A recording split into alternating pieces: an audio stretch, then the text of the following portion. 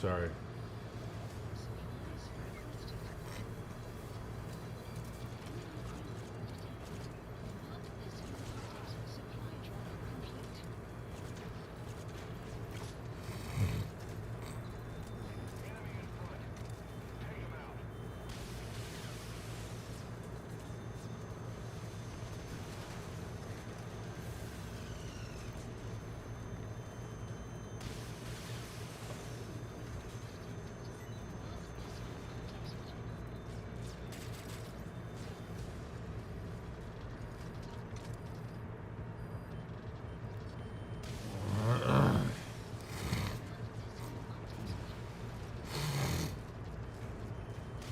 Ugh.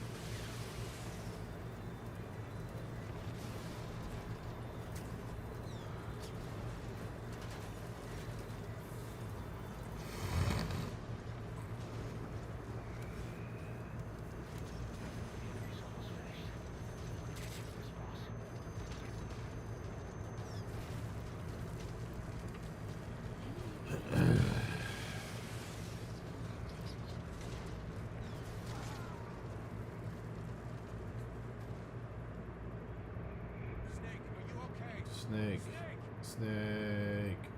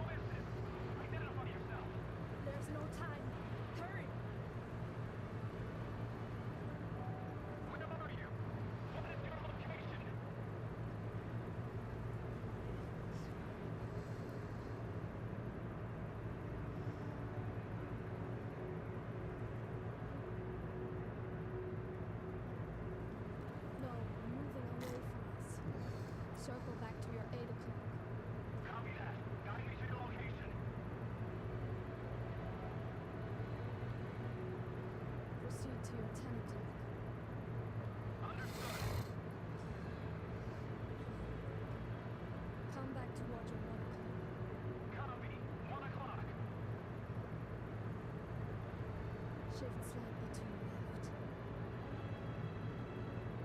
Now proceed straight. 1.5 miles.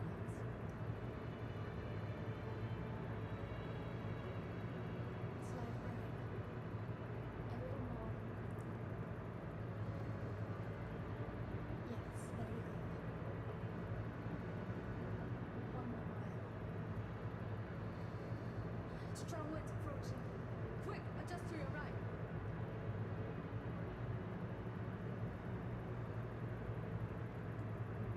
Left. A little left. Yes. Now hold your position and proceed straight. Half a mile to go.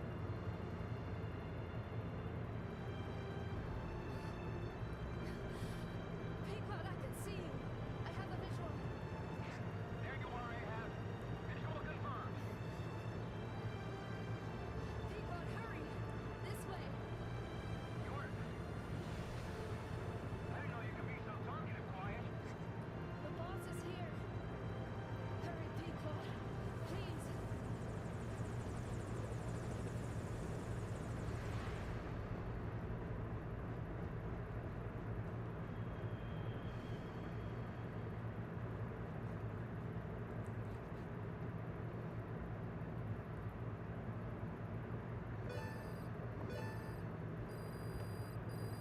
Can love bloom on the battlefield? Development project has been added.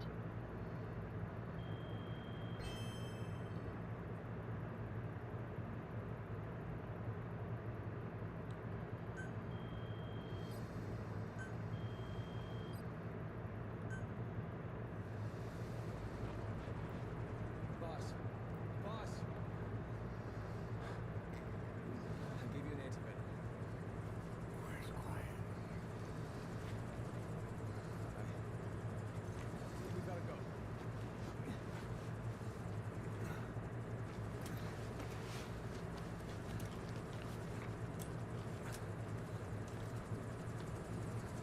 Let's go, boys.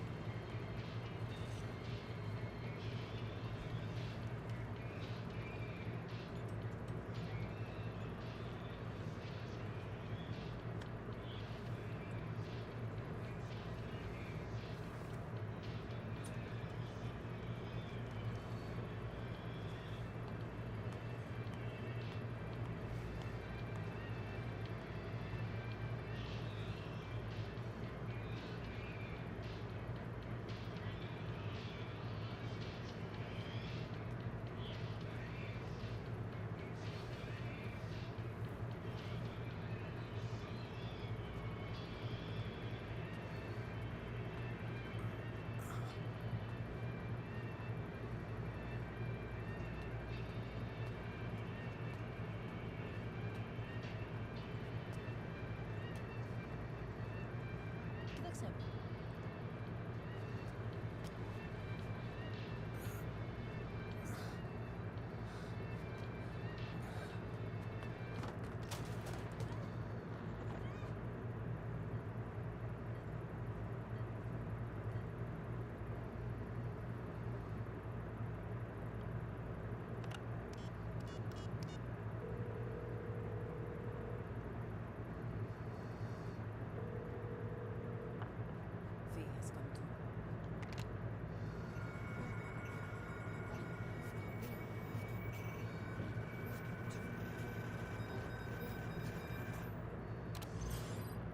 V has come to. V has come too.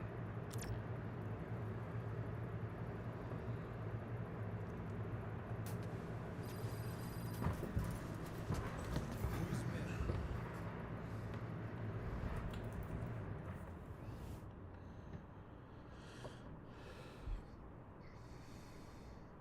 Ακούς με?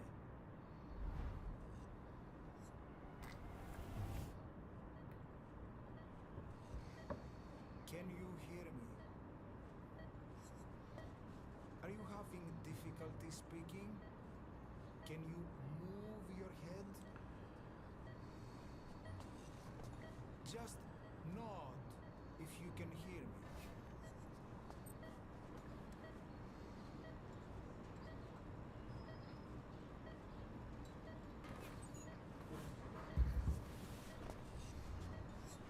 Look up, please.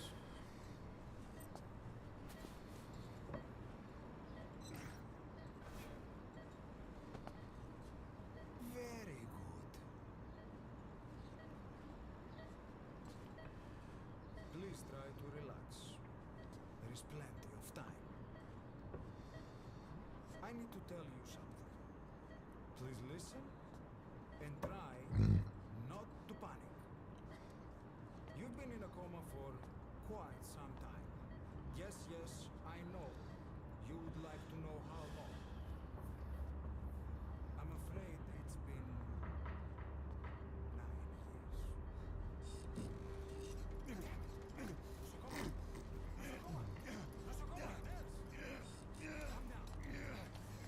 Calm down. Try not to panic. Try not to panic. You'll be all right.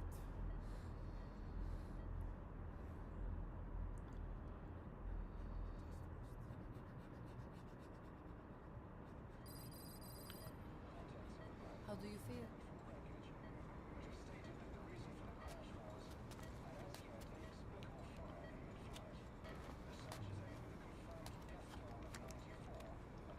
It's been 1 week since you came to. Now, let's try getting you out of that bed. Nurse.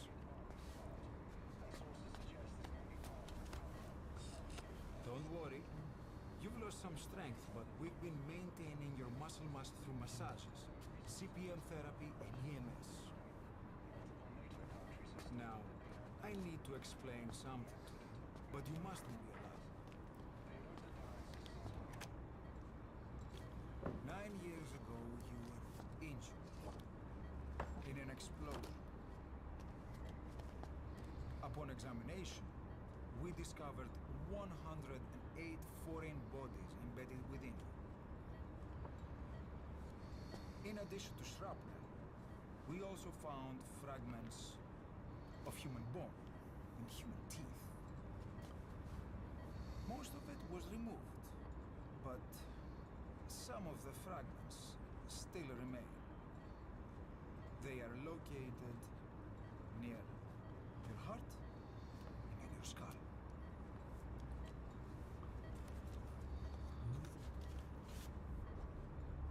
Look at this. The fragments are lodged deep within your cerebral cortex. We couldn't give you an MRI, the metal you see. But even if we were to extract it, you would most likely suffer a brain hemorrhage. Mental and physical impairment are unavoidable.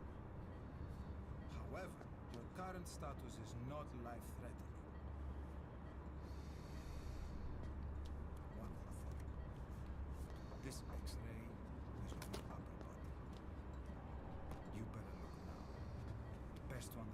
situation sooner than later. I know it's difficult, but please look down. It's best to see with your own eyes. Be brave.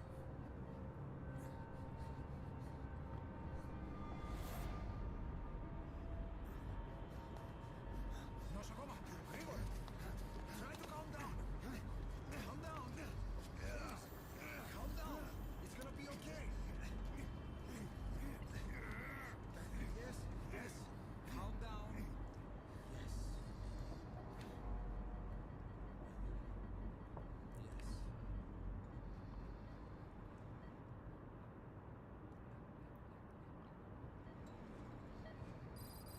Έλεξε κατάσταση οπλαστική εγχείρηση.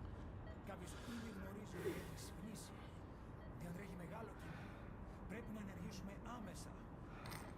Προετοιμάστε την εγχείρηση. Πιστεύω. It's true. There are those who wish you would never woken up.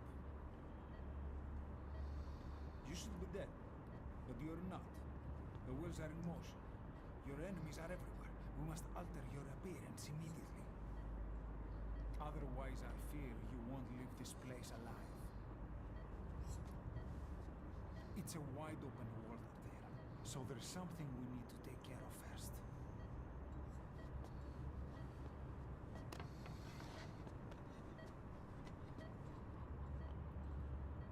This is you as you've lived until this day. I'm going to change your appearance. We have no other choice.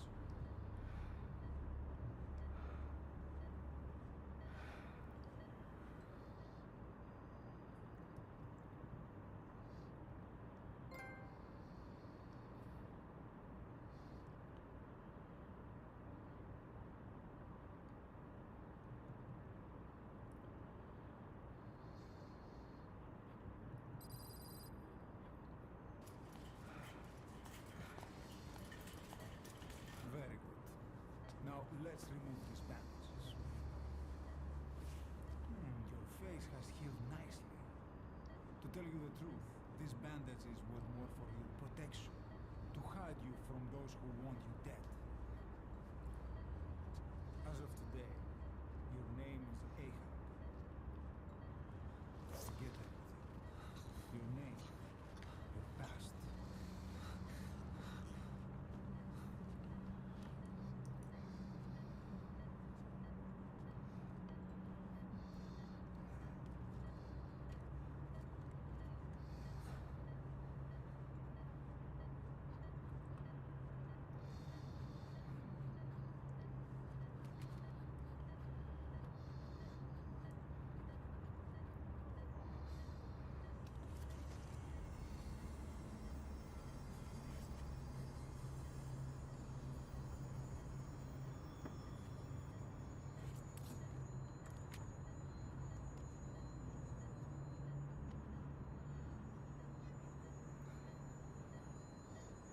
Everything feels all right.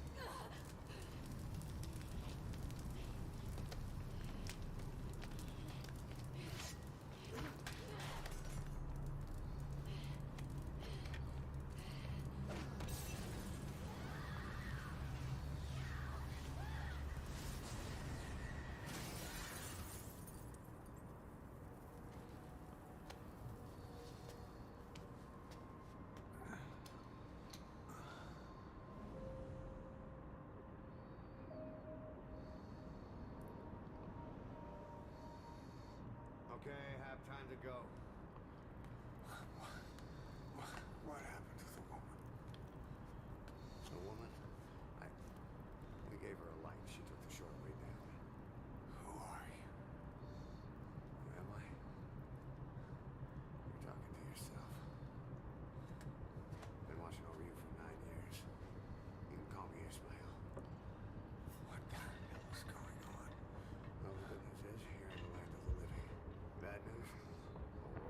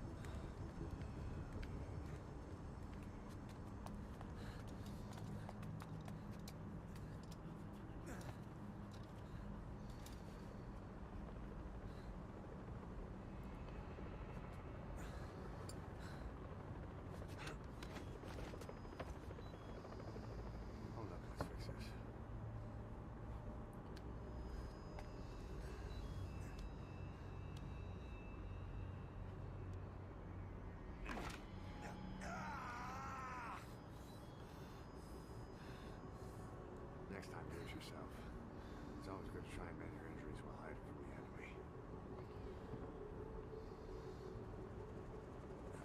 Over there.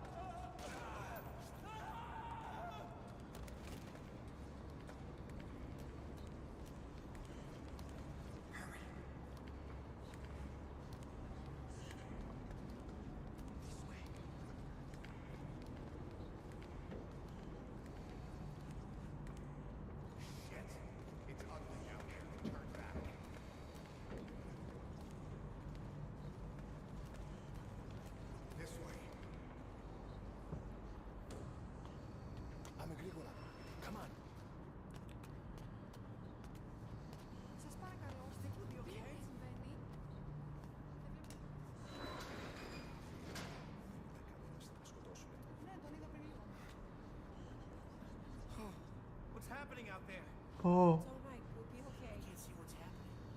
I can't see what's happening. Do you hear that? What's going on out there? It's okay. Oh, proszę. Hey. Hey. Hey. Can't see what's happening.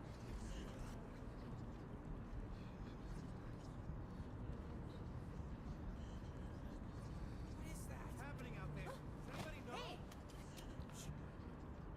You hear them coming?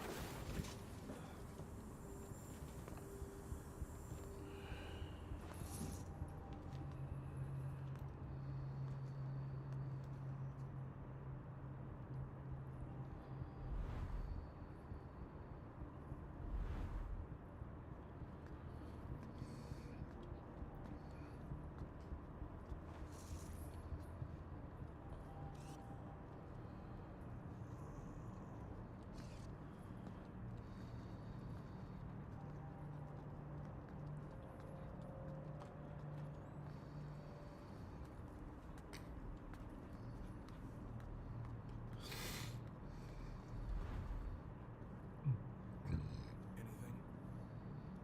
Negative. Negative. Keep looking. Negative. Double kill.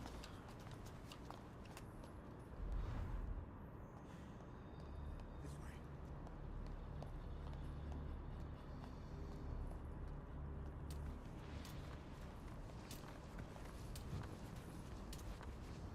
This way. We're sitting ducks.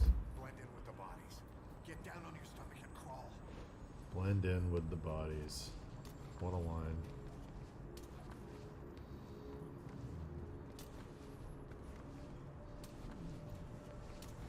If you move, we're done for. Lay dead.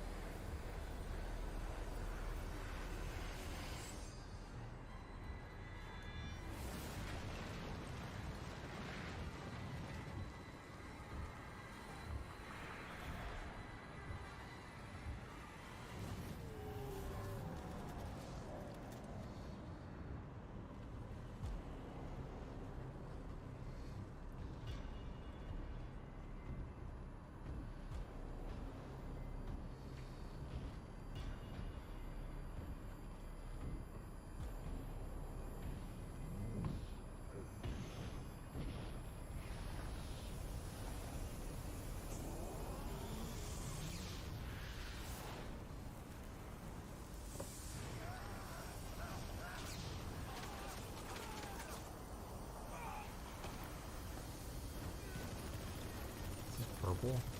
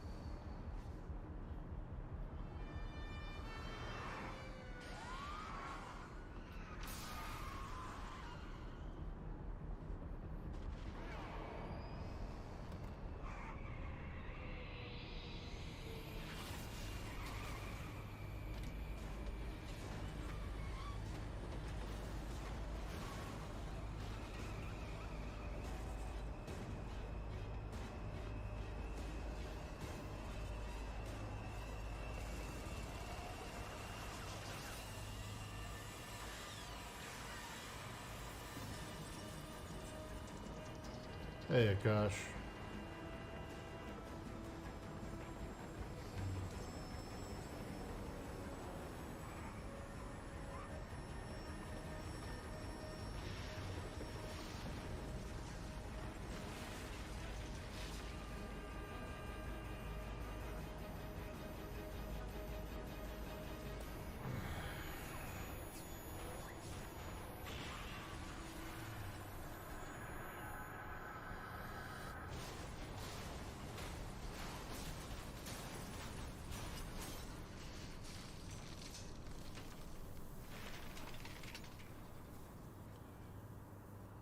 Jeez.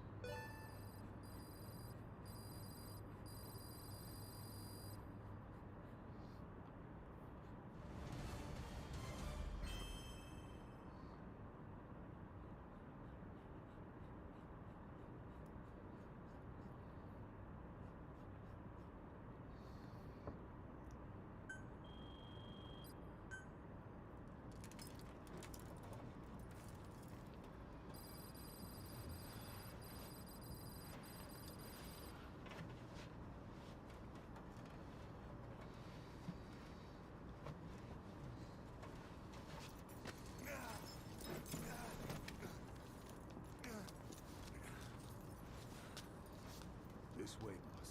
Hurry.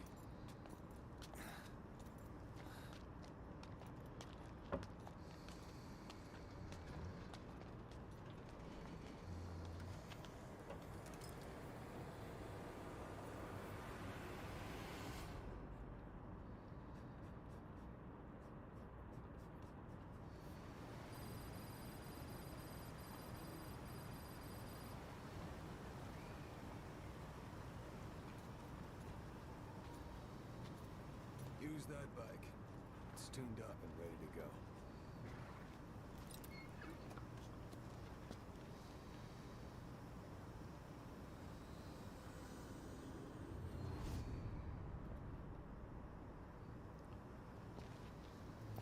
I'll handle the rest. Here. That's your name as of today. Best change your face, too. This one, he'll take your place. From here on, he's Snake.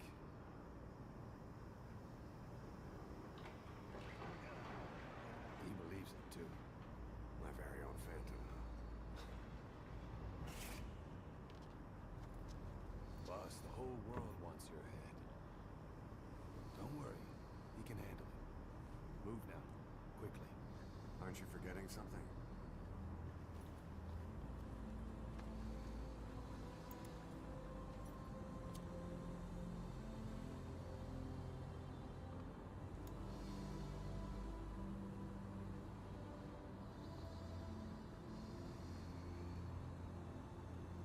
We'll meet again. Right.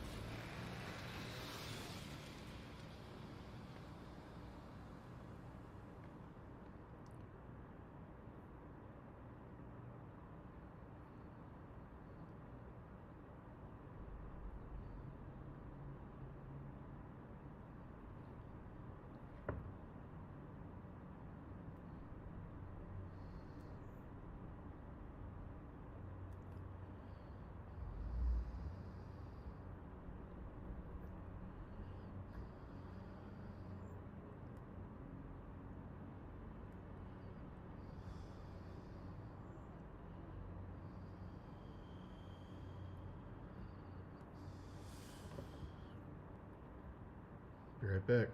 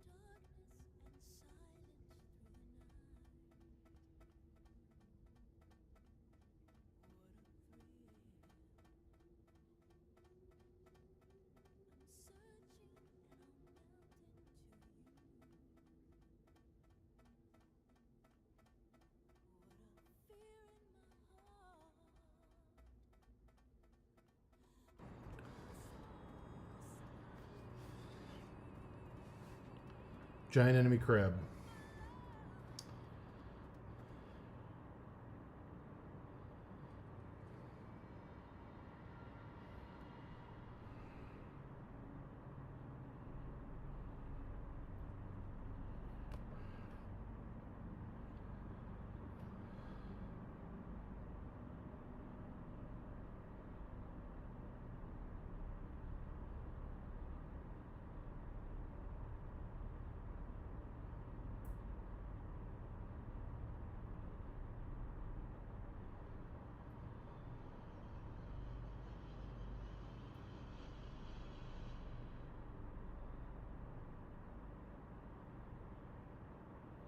Wow.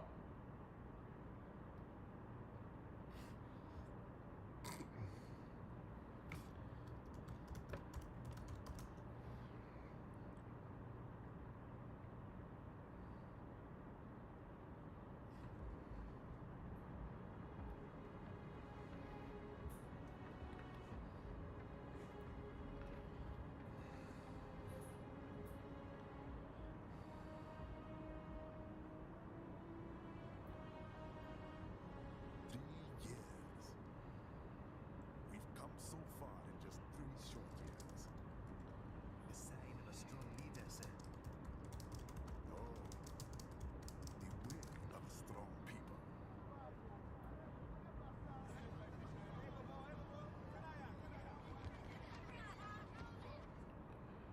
And one very able advisor. Thank you, sir. Your team deserves credit as well, Mr. Lightning Bolt.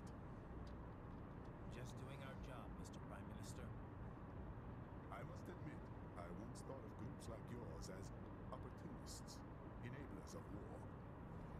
But you've trained our new army well. Order has returned to...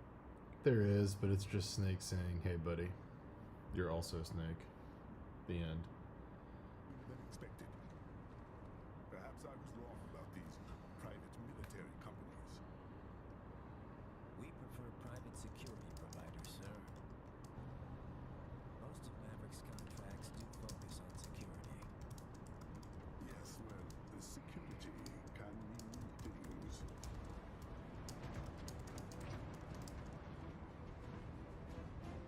There's a saying I like. One sword keeps another in the sheath. Sometimes the threat of violence alone is a deterrent. Sometimes by taking a life, others can be preserved. It's the code the samurai lived by. A soldier and a philosopher. You are full of surprises, Mr. Lightning Bolt. I could say the same about you, Mr. Prime Minister. Sharky said it's before MGS4. Am I wrong? What is happening? Someone's blocking the lead vehicle. Hold on. Clear the road! This is official state business!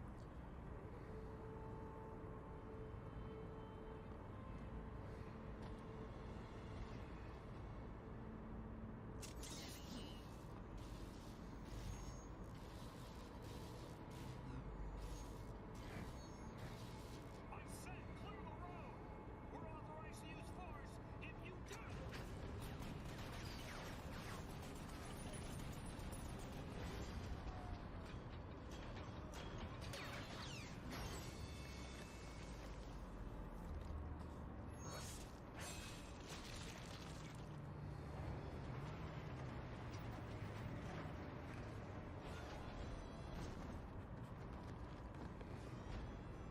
Leopard 1, U-turn. Turning back.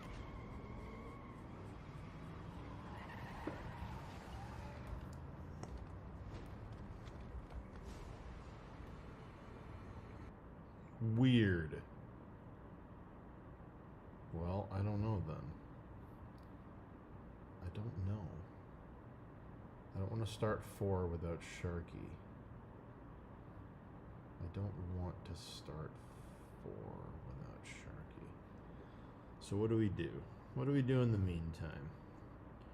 Let's think.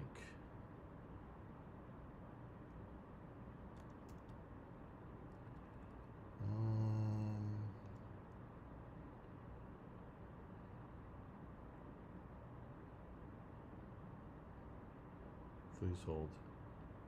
Please hold while I zone out.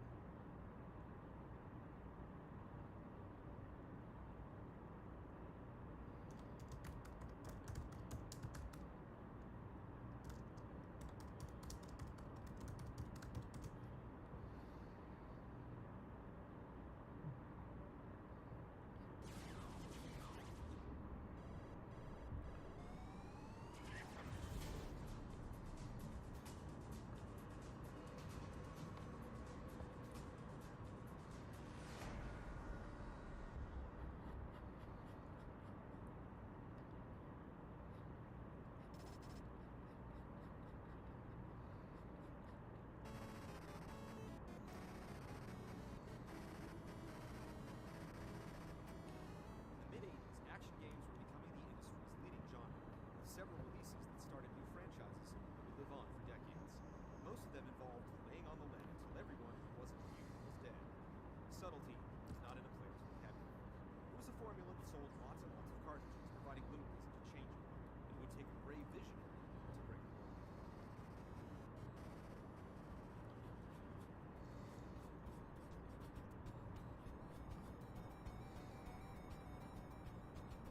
23-year-old Hideo Kojima joined the MSX division of Konami in 1986.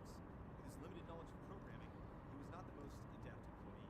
Kojima assistant-directed Penguin Adventure, the rousing sequel to 1983's Antarctic Adventure. He also wrote and directed an action platformer he dubbed Lost World, a title that combined the words war and world. Like Thanks, many of Nicholas. Hideo's early ideas, World was tossed out. This is one of the weirdest ones. Kojima's last chance to save his job was a war-inspired shoot-'em up for the MSX2, the same computer line that introduced Konami's Bomberman in 1983. His pitch was initially hard for Konami executives to get excited about. Instead of having gamers charge forward, guns blazing, the game would encourage them to hide. It felt backwards, but Konami gambled on Kojima's vision and released Metal Gear on July 12th, 1987.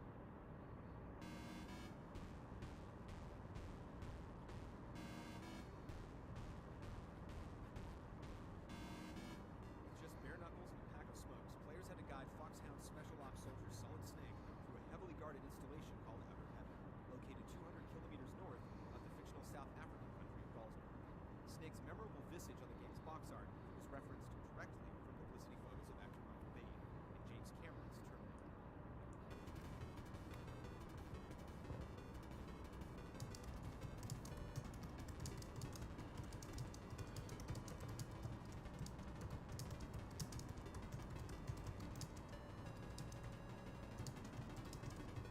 Snake's mission was named Operation Intrude N313, following N312, an earlier botched attempt to infiltrate the compound by an operative known as Grey Fox. Grey's last communication contained only 2 words: Metal Gear. Taking commands from an officer called Big Boss, Snake had to break in, rescue Fox and other hostages, and uncover Outer Heaven's secret project.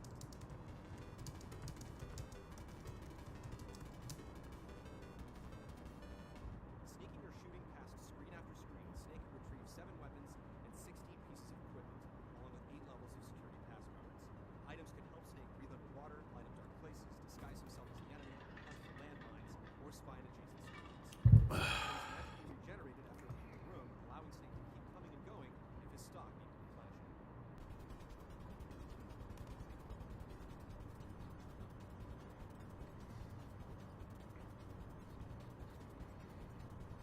Fortunately, the guards regenerated as well. If players navigated outside of an insurgent's direct line of sight, they could conserve ammunition. Gas-filled corridors, security cameras, breakaway traps, hidden doorways, electric floors, and infrared lasers also served as deterrents. And if an alarm was triggered, the base's defenses would rush the area. One exclamation mark above a guard's head meant you could slip away to safety on another screen. If they flashed 2, you had to escape to another floor or clear the opposition. Bosses, on the other hand, like Yep. Shotmaker, Machine Gun Kid, Fire Trooper, and Dirty Duck, were unavoidable adversaries. Hostages relayed tips and useful intel once you untied them. Releasing 5 boosted your rank or class, increasing your maximum health and allowing you to carry more ammo. Discovering Grey Fox gave Snake his real objective: stopping Metal Gear. The walking tank was capable of launching a nuclear assault from any position on the planet, and it was moments away from becoming operational.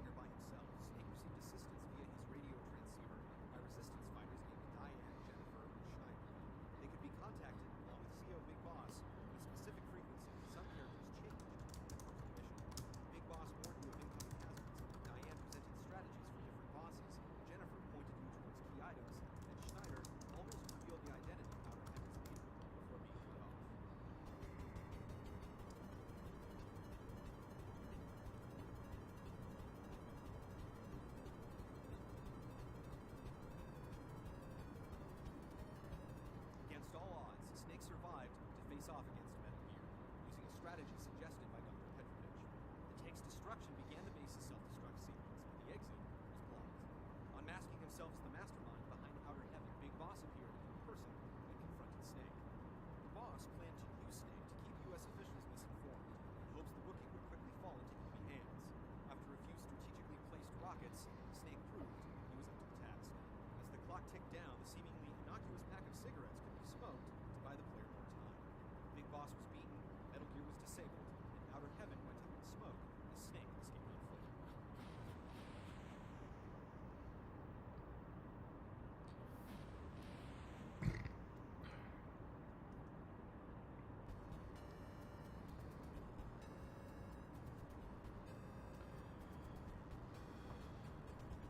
Metal Gear on MSX2 garnered glowing reviews and a loyal following in Japan and Europe, and created the stealth genre as it's known today.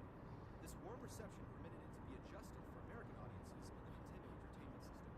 The port, which launched in Japan 5 months later and in the US in June of '88, was not overseen by Kojima, and as a result, several revisions were made. On the MSX, Snake snuck into Outer Heaven grounds through an underwater passage, and on the NES, he dropped in via parachute. It appeared Snake was deployed with 3 other soldiers, but he never reunited with them while on the ground. These alternate insertion points altered the initial buildings and outdoor areas.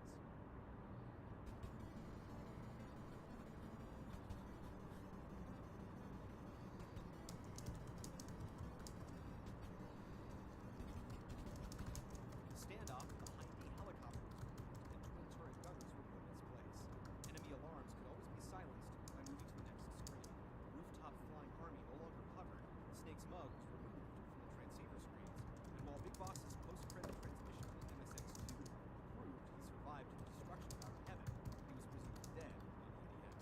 The climactic battle with Metal Gear was also stripped away, instead forcing Snake to bomb a supercomputer that controlled Mega Weapon's functions.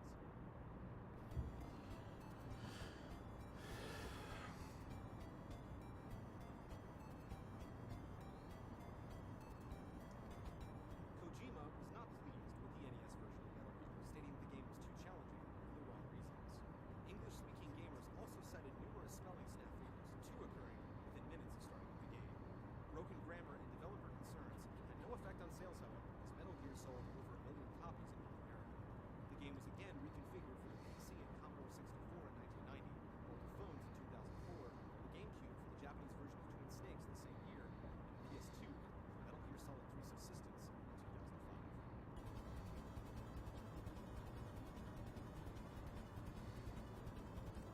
2005. No! The sun. It was so beautifully overcast. Kojima's sneaky idea was a hit on both coasts, but the NES won the popularity contest. Ultra Games, the same publisher responsible for Skate or Die and Teenage Mutant Ninja Turtles, got the go-ahead to create an NES exclusive sequel to Metal Gear. Having never thought of a sequel to his breakout game, Hideo Kojima was again not involved in the development process. Snake not only came back in 1998, he sought revenge.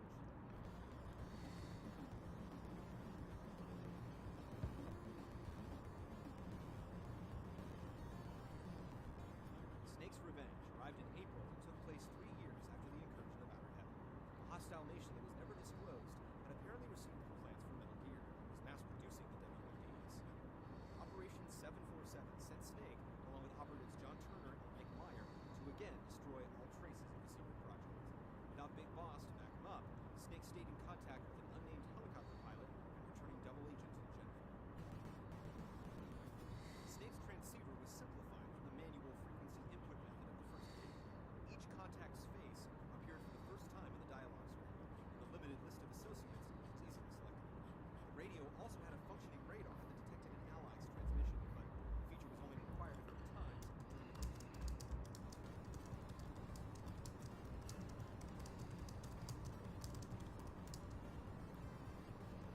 Snake ditched his green camouflage for a bright orange jumpsuit. It contrasted just about every environment he explored, making it a questionable fashion choice. But the Foxhound soldier did have an edge the second time around by starting the mission equipped with a pistol and a knife for close-range one-hit kills. The newly added power armor bulked Snake up for moving heavy objects, and truth gas allowed Snake to question officers for vital hints. Doing so advanced his rank, along with rescuing hostages Audio on the floor. up. The shotgun and flare gun were added to the arsenal, but the gas mask, cardboard box, and life-saving cigarettes were removed from Snake's equipment.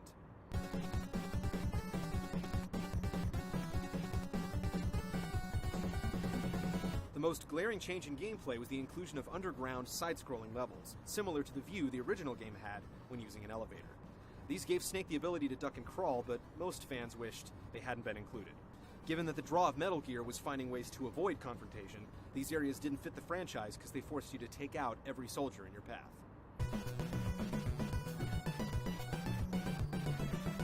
While the game was riddled with these frustrating interludes, the sequel's environmental diversity was a clear improvement. The road to Metal Gear 2 cut through a forest, a cargo ship, a moving train, a desert base, military buildings connected by a trolley, and a fortified castle. The ready and waiting bosses included a scrimmage line of armored football players, a trio of grenadiers, a bridge-defending tank, and your supposed comrade, John.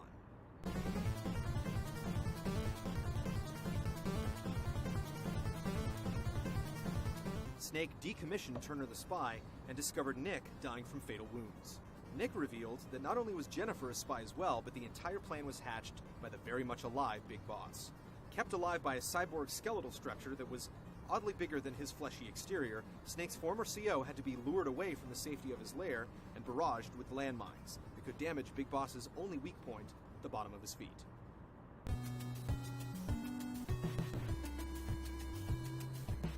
Despite her traitorous actions, Snake rescued Jennifer, who pointed him in the direction of Metal Gear 2.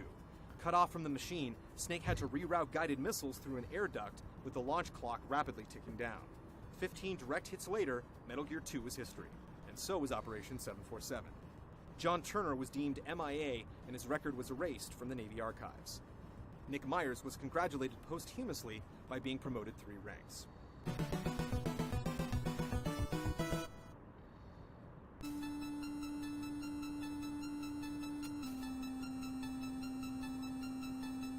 Snake's Revenge was, for all US gamers knew, the sequel to 1987's Metal Gear. It had more areas, more weapons, and was a longer operation overall. But even the crew working on it didn't consider it a true continuation of Kojima's groundbreaking work. They were just building on a great idea. In the late 80s, Kojima wrote and directed a cyberpunk adventure called Snatcher, and had put Metal Gear behind him when he bumped into a Snake's Revenge developer on a train in Tokyo. With the eager fans' encouragement, Kojima agreed to continue the series. The very next day was working on Snake's official return.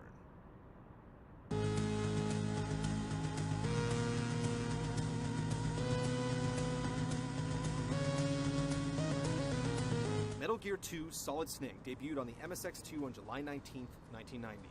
Hideo invented the Central Asia province of Zanzibar land Asparagus to set is the great. stage for Operation Intrude F-014. Snake had left Foxhound following N313, and after briefly working for the CIA, he retired into the Canadian wilderness. Foxhound's new leader, Roy Campbell, asked for Snake's assistance in rescuing a scientist pivotal to refueling the world's depleting energy resources.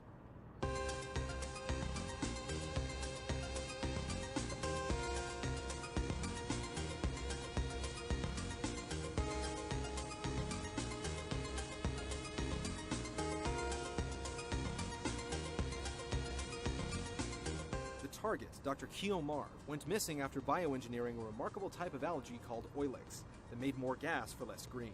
With a stockpile of nuclear weapons, Marv's kidnappers held the entire world hostage.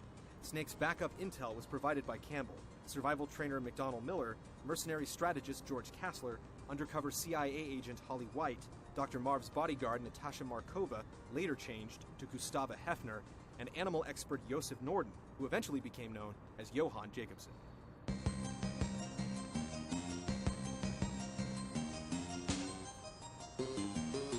Each contact's face, along with Snake's, was shown during the transceiver conversations, making it easier to figure out who was talking.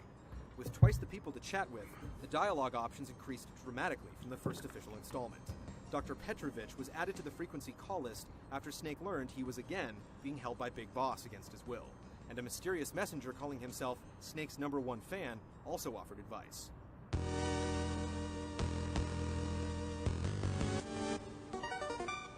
Sneaking around was much more challenging, as guards gained a 45-degree field of vision and the ability to turn their heads sideways or diagonally. Their patterns weren't limited to a single screen, and they would curiously follow intentional and unintentional noises made by the player. A second alert phase was added in between the original attack and patrol modes that meant even if Snake cleared the first rush of guards, the remaining forces would still be aware of his presence.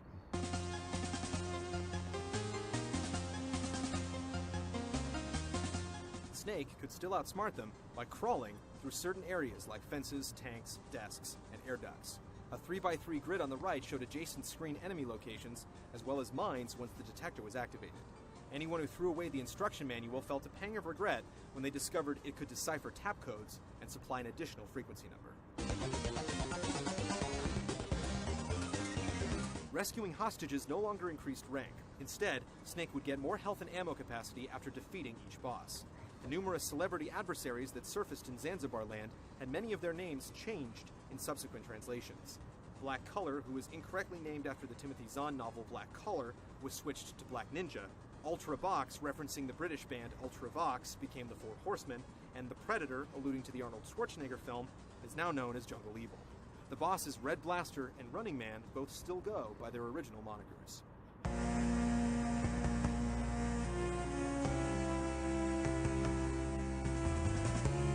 Black Color, or Ninja, turned out to be Schneider from the first Metal Gear, and now had a first name, Kyle. After being captured, tortured, drugged, and run through a secret NASA project, Kyle joined the organization he originally opposed. Drago Modnar also switched sides, joining the Metal Gear project willingly. After you discovered Dr. Marv had succumbed to extensive torture, Petrovich attacked, and Snake had to put him down. But the biggest betrayal occurred when Snake's #1 fan turned out to be Gray Fox, now piloting a souped-up Metal Gear D. Fox killed Gustava, and after retrieving the Oilix formula, Snake was forced to confront his old friend, buckled inside of his old nemesis.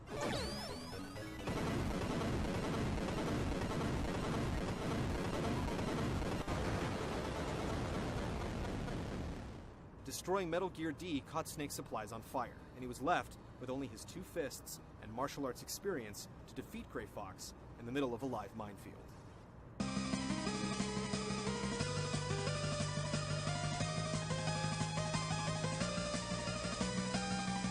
With Fox immobilized and Metal Gear D demolished, Big Boss challenged an unarmed Solid Snake. Snake proved once again that all you need to save the world is a pack of cigarettes and a lighter by fashioning a flamethrower with an aerosol can and torching Big Boss, this time for good. Holly delivered the Oilix formula to Roy Campbell, and Snake vanished into the wild for a second time.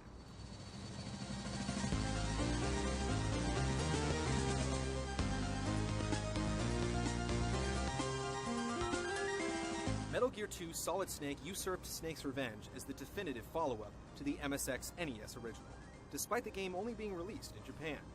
It was eventually ported to mobile phones in 2004 and finally landed stateside in 2006 as a part of Metal Gear Solid 3's subsistence. The character names were changed to their current versions, frequency numbers were saved in a memory window, and other adjustments were made to reflect the changes the series had undergone in the 16 years since MG2's original release. Hey, sure.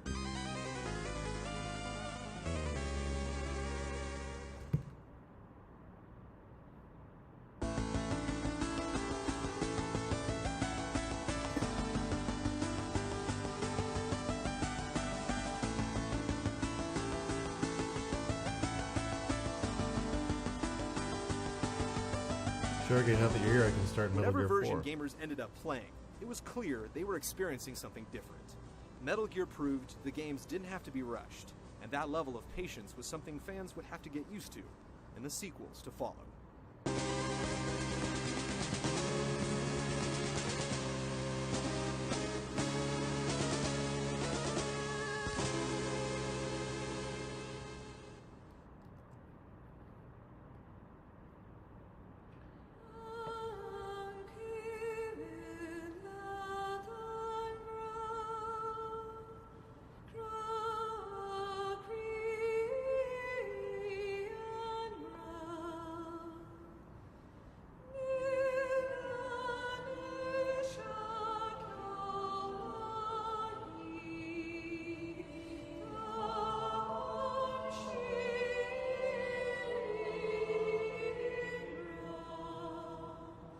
Join us next week as Metal Gear goes underground, only to resurface as one of the industry's most solid franchises.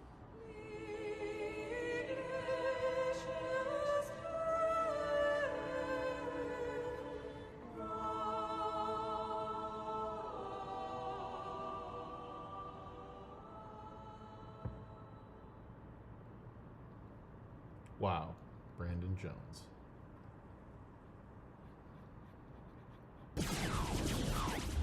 Metal Gear.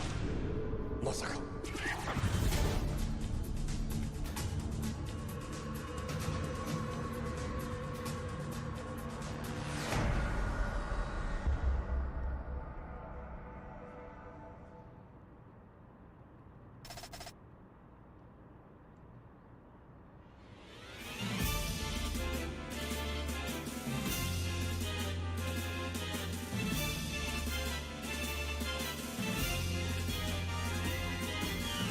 Leaving Zanzibar land for the outer reaches of space, Hideo Kojima wrote and directed the graphic adventure Police Knots in 1994. Advancing the point-and-click futuristic model he introduced in Snatcher, the game was originally released for the PC-98 and was quickly ported to the 3DO. While working on Panasonic's CD-based console, Kojima kept hearing incredible things about the brand new PlayStation. When he finally experienced the system's potential for himself, he went on high alert.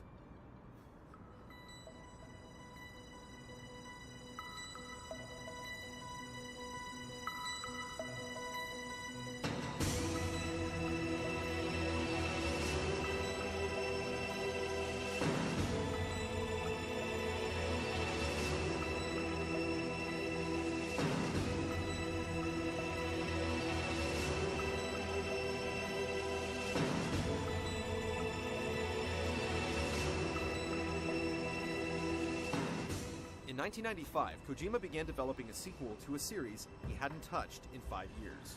Konami created their Computer Entertainment Japan division solely to supervise the project. The debugger for Police Knots, Yoji Shinkawa, designed the characters. This was a first for both Yoji. Shinkawa was a debug programmer and got their start. That's how they got their start? Hold on. Created their Computer Entertainment Japan division solely to supervise the project. The debugger for Police Knots, Yoji Shinkawa, designed the characters. This was a first for both Yoji and Solid Snake. What? Snake's first close-up on the MSX differed greatly from his... I didn't know that. That's fucking crazy. You're a debug program and you become like one of the most prolific character designers of all time? Two profiles in Metal Gear 2 based on actors Mel Gibson and Michael Madsen. Shinkawa regurgitated his own concept that removed the G.I. Joe Snake in favor of a darker, less saturated approach. The new model was added to the earlier games when they were re-released.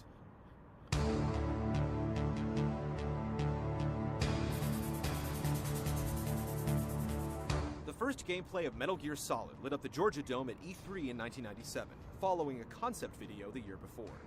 Other hot games featured at the event were Banjo-Kazooie, Star Fox 64, GoldenEye, Ocarina of Time, Symphony of the Night, What a time and to be Final alive. Fantasy VII. What a time to be The alive. 2-minute, 37-second trailer showcased pre-rendered characters, stealth, gun, and hand-to-hand Listen to that lineup from that year's video event. the year before.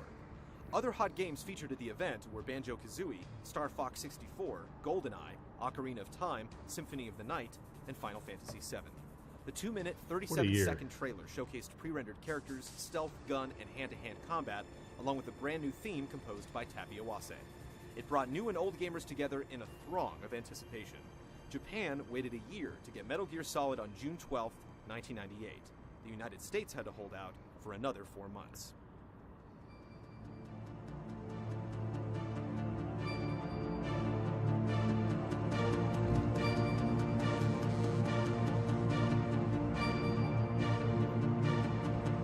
Six years after Zanzibar land, in the strange futuristic era of 2005, a new mission squashed Snake's plans of retirement by stuffing him in a submersible and firing him towards Shadow Moses Island.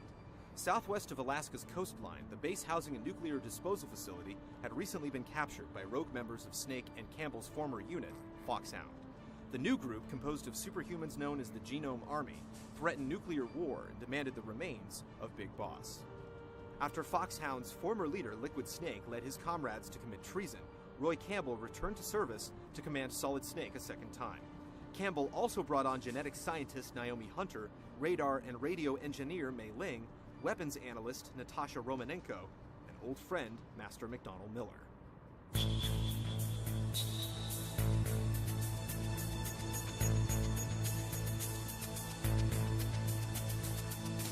Other than stopping the terrorist plot, Snake also had to rescue Kenneth Baker, president of the fictional weapons manufacturer ArmsTech, and Donald Anderson, chief of the non-fictional Defense Advanced Projects Agency, or DARPA, formed after the Soviets launched Sputnik in 1957. Anderson told Snake about Metal Gear Rex, the most recent incarnation of the dreaded mech. Recruiting additional help while on the inside, Snake sought assistance from a regretful programmer named Hal Emmerich, aka Otacon, who switched sides when evidence arose that he was working for the bad guys, and Roy Campbell's daughter, Meryl Silverberg, who was trapped in the cell next to Anderson. The camera in Metal Gear Solid stayed close to the perspective demonstrated in Kojima's first 2 games in the series. Environments were viewed from a top-down angle, allowing the player to see places Snake couldn't. The revolution this time around was a corner cam that activated when Snake stuck himself to a wall, and a first-person vantage when surveying a room, hiding underneath objects, or spying through binoculars.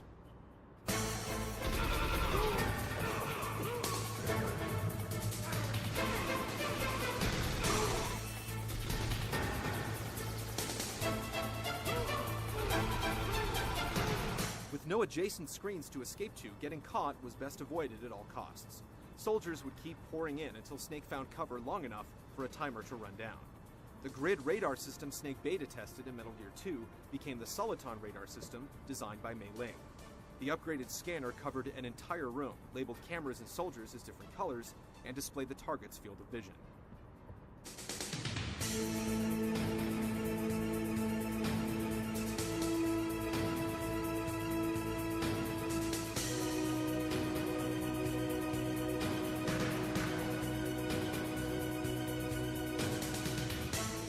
PS1 hardware helped Kojima unhinge the camera for cutscenes run on the in-game engine. The technology produced hours of widescreen action few thought the PlayStation 1 was capable of, and drew the player into a never-before-seen cinematic journey. Snake's arrival on Shadow Moses, which served as a mini-tutorial, continued the opening credits over the player-controlled gameplay, setting up the experience as an interactive movie. The credits also introduced Metal Gear Solid's voice cast, a first for the franchise. In Japan, Snake was voiced by Akio Otsuka, who also verbalized the characters of Judge Cabranth in Final Fantasy XII, Ansem in Kingdom Hearts, and Xehanort in Kingdom Hearts 2. Xehanort. In the US, Snake was portrayed by David Hayter, an actor and screenwriter who penned the scripts for X-Men, X2, The Scorpion King, and The Watchmen. Well, I know I won't be bored for the next 18 hours.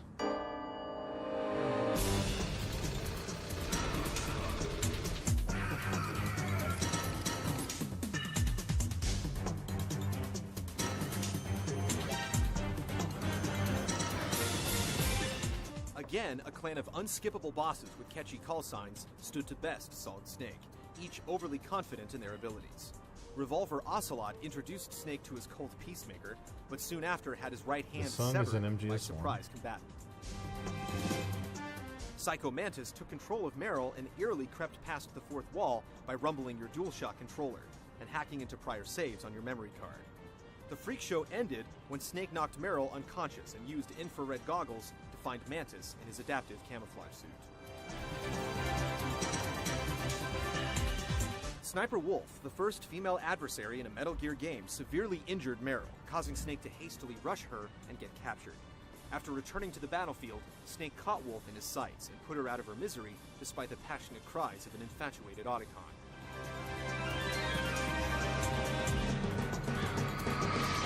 A tank holding Vulcan Raven took a shot at Snake early on, and after the armored vehicle was destroyed, Raven returned with a Gatling gun.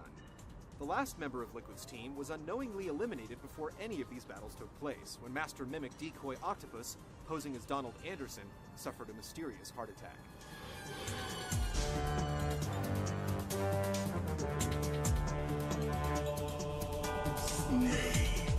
A cyborg ninja also appeared to wreak havoc on Shadow Moses, but neither side claimed responsibility for it. The operative dismembered Ocelot, sashimi'd a wave of genome soldiers, and fought Snake in front of Otacon. Sashimi. After a quick clash, Snake identified the cloaked assassin as Grey Fox, who presumably survived the incident at Zanzibar Land. He appeared to have no allegiance, but returned in the nick of time to turn the tide of the final battle.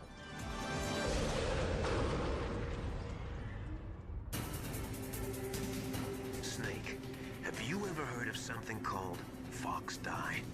Upon Master Miller's suggestion, Naomi Hunter was revealed as a spy.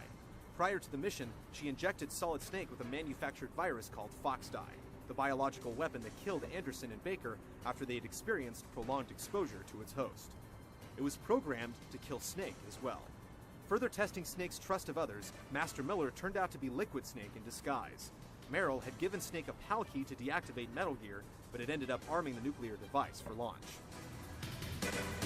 Liquid piloted the mobile launcher and seemed to be an unbeatable adversary when Gray Fox flipped in to even the odds. Ninja Fox disabled Metal Gear's radar, and Liquid exposed himself to visualize his target. Stamping Fox out like a bug, Metal Gear Rex turned to Solid Snake, who picked apart the monster with an assault of lock-on missiles. Liquid then stepped out of its burning carcass and squared off against Solid Snake, a wounded Meryl lying unconscious nearby. You can't fight your genes, it's fate. Liquid confessed to Snake that he was Solid's test tube brother, as both of them were attempts to clone Big Boss. Calling in for support, Snake was greeted by Secretary of Defense Jim Houseman, who had just arrested Roy Campbell and authorized a nuclear strike on Shadow Moses. After brawling with his chemical brother and proving himself the superior sibling, Snake and Meryl escaped through a tunnel in the Jeep. With his heart still beating, Liquid pursued and amazingly gained the upper hand. Solid Snake was an easy target, but Fox Die confused the identical twins and crippled Liquid in the nick of time. Metal Gear Solid had two possible conclusions depending on whether you succumbed to Ocelot's torture or muscled through the pain. The alternate endings had you snowmobiling into the sunrise with either Otacon or Meryl. Campbell immediately called off the airstrike and officially declared that Solid Snake had been killed in action. Live, Snake.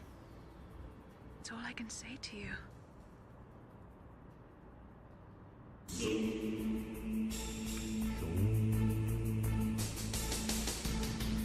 Solid was the first Metal Gear game for many, but longtime fans that had played Metal Gear 2 Solid Snake noticed several remarkable similarities between the two games. So many, in fact, that some believe Solid to be a remake of the MSX2 sequel.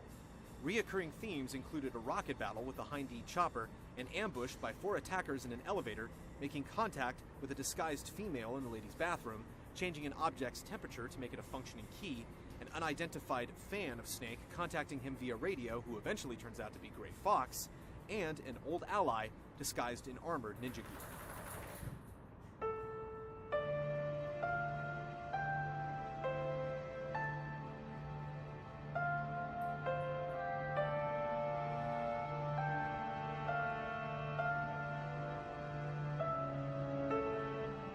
Metal Gear Solid sold 350,000 copies in its first weekend, and over 6 million have been sold worldwide since its release. A few publications criticized its length and lack of difficulty, but it was tough for them to foresee the numerous copycat franchises the game would spawn, and since then, no best games list has ever excluded it. MGS received several perfect scores, the Excellence Award for Interactive Art at the Japanese Media Arts Festival in 1998, and is considered by many to be the greatest PlayStation action game in the console's history.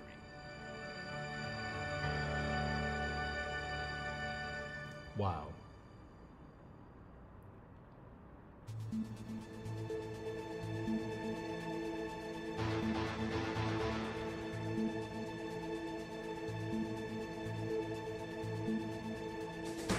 Stealth fans wanted more of Kojima's duck-and-cover combat, and Konami rapidly dished out a massive content just over a year later. Metal Gear Solid Integral brought to Japanese players the content revised for the English port, along with the downloadable Pocket Station minigame. We're going to start Metal Gear 4 VR shortly. missions, a continuation of training from the original.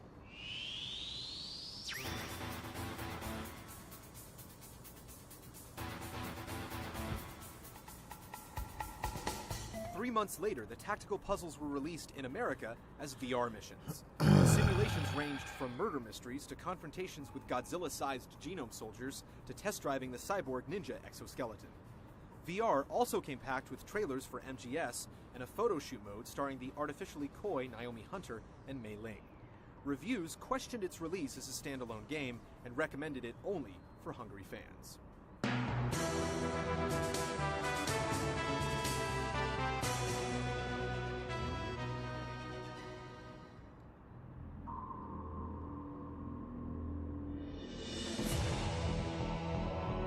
Brian Jones did the best retrospectives in the biz. Full game trailer shut down.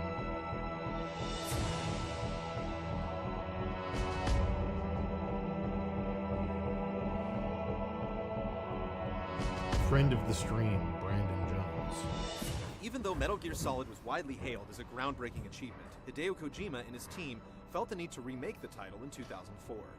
While having lunch with his greatest influence, Shigeru Miyamoto, the Zelda creator urged Kojima to make a Metal Gear game for the GameCube.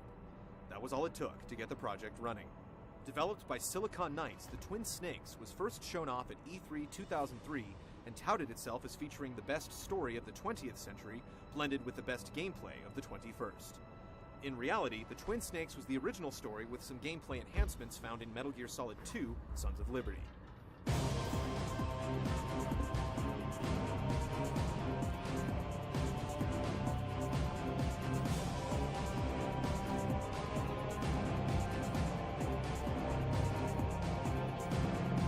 Although Twin Snakes was created by Silicon Knights, its cutscenes were developed in-house at Konami and directed by Japanese film director Ryuhei Kitamura. Kitamura was widely known for his utilization of the bullet time effect, a trick excessively overdone since its breakthrough in the 1999 film The Matrix. Originally, Kitamura's vision was simply to stick as close to the original cinematics as possible, but when Kojima was shown the cuts, he rejected them and demanded they be redone to be more original.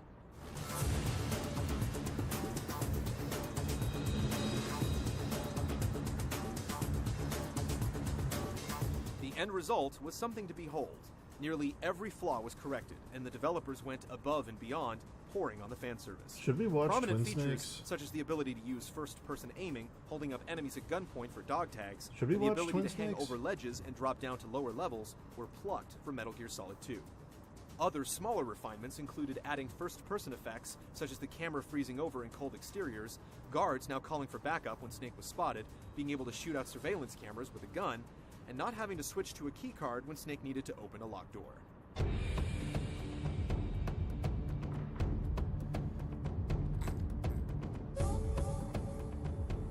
The creators also made sure to sprinkle in plenty of Easter eggs for returning soldiers.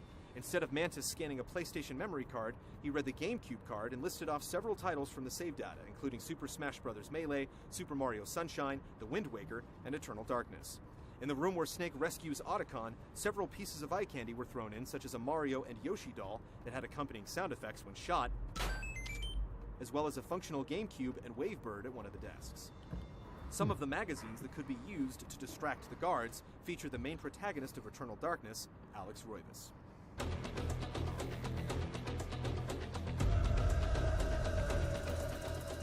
Of course, not all changes were for the best. None of the sample VR missions were included. During the battle with Gray Fox, there originally was a sequence that involved shooting the ninja to finish him off. In the Metal Gear Rex battle, missiles had the ability to lock onto Snake in the original, which was changed to make the fight a bit easier. Players who were new to the series could start off on the newly added very easy difficulty setting, and veterans who did not wish to endure the rather lengthy codec sessions could now quickly skip through them. Finally, almost all of the original score was rewritten, with the exception of the ending theme. The best is yet to come.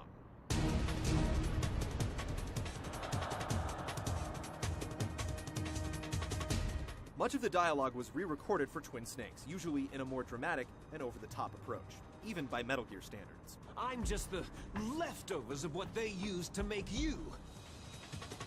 Gray Fox, as well as the DARPA chief Anderson, was originally voiced by Greg Eagles, but Rob Paulson took over in the GameCube version.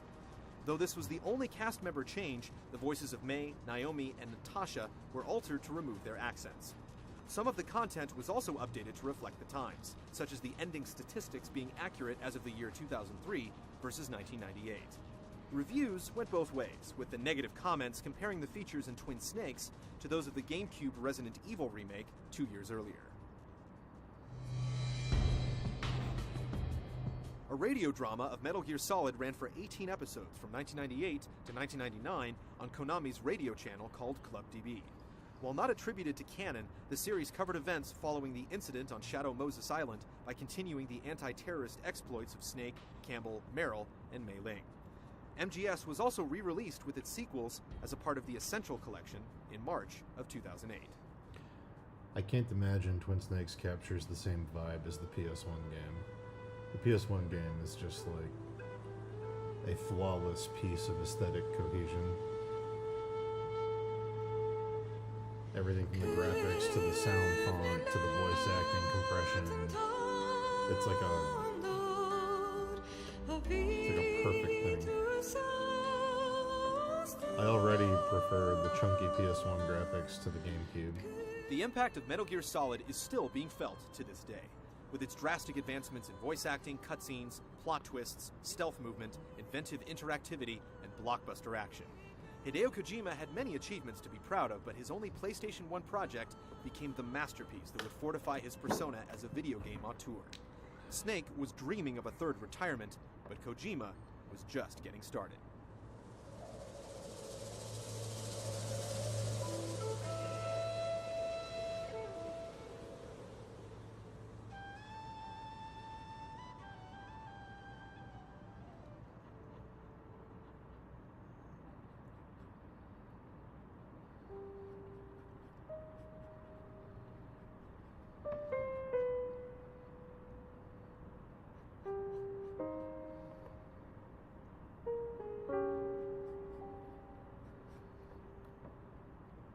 Reprogram this frequency number next week as Metal Gear Solid 2 infiltrates the PlayStation 2. In this new generation, the rules of engagement change. Beloved heroes retreat into the shadows, and a military family is formed.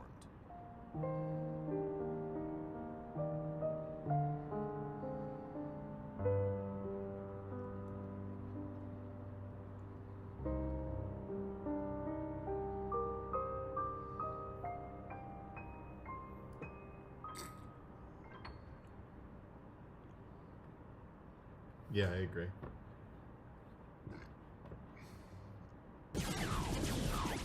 Destroy the final weapon.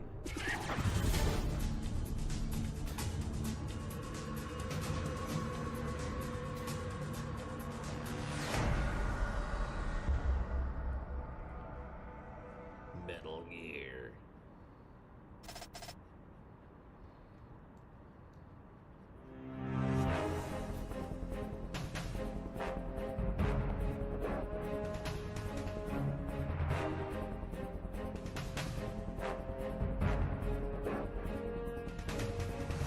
The sequel to Metal Gear Solid began development before the original title reached the US. Kojima and his team started pre-planning for the introductory portion of MGS2, and internal videos circulated at Konami in the months immediately following. At the same time, Sony was busy polishing the PlayStation 2, and it was decided Snake's new mission would be launched on the updated console. Initially, concept work depicted characters using the now famous toon rendering technique, though in the end, the developers opted for a more realistic visual style. Finally, at E3 2000, the world got its first glimpse at the fourth official installment in the Solid franchise, Sons of Liberty.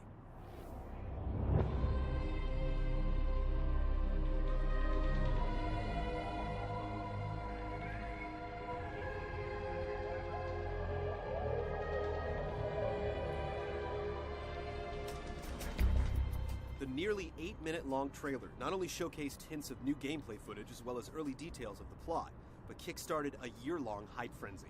Trailer after trailer revealed more and more of the story and gameplay, and fans couldn't wait until the title's anticipated release sometime in the fall of 2001. The greatest bait To help and ease switch the of all wait, a time. demo version of Sons of Liberty was included with another Kojima title, Zone of the Enders, when it was released in March. The demo contained just the beginning portion of the game. More trailers were shown at E3 and TGS, but Kojima tormented fans by submerging in the time leading up to the release, claiming no new info would surface until the game was about to come out. Sons of Liberty finally arrived in North America on November 14th, 2001, the very same day as the launch of the Xbox. It surfaced 2 weeks later in Japan.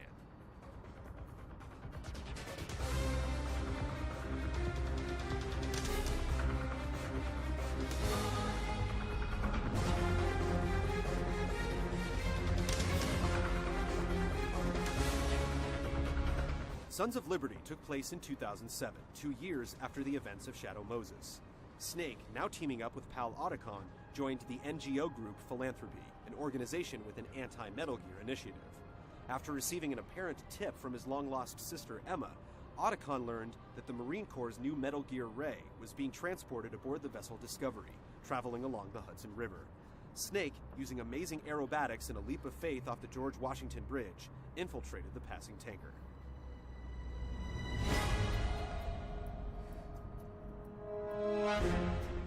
Soon after scoping the immediate area, a team of Russian soldiers carried by Kasatka, the Russian Kamov Ka-60, took control of the ship, sealing off the cargo hold with Metal Gear Ray and rigging the craft with explosives.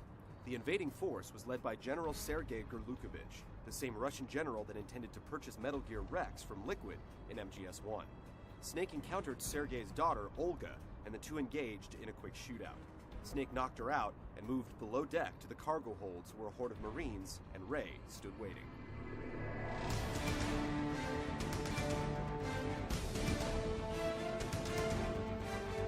Snake's objective was to photograph Ray and prove the Marines were involved. After snapping a few pics and uploading them to Otacon, Revolver Ocelot and Sergei captured the Commandant of the Marine Corps, Scott Dolph. Ocelot revealed that he had no intention of giving Ray to Gurlukovich, and the quick-draw specialist wiped them all out. Before Ocelot could escape, Snake confronted him, prompting a peculiar reaction from Ocelot's right arm. Seeking an amputee donor, Ocelot had surgically attached Liquid's appendage to his old wound, and it apparently possessed the ability to overtake Ocelot's mind. Ocelot blew the Discovery sky high, escaping with Ray. Snake was left behind with the sinking tanker and was presumed to be dead.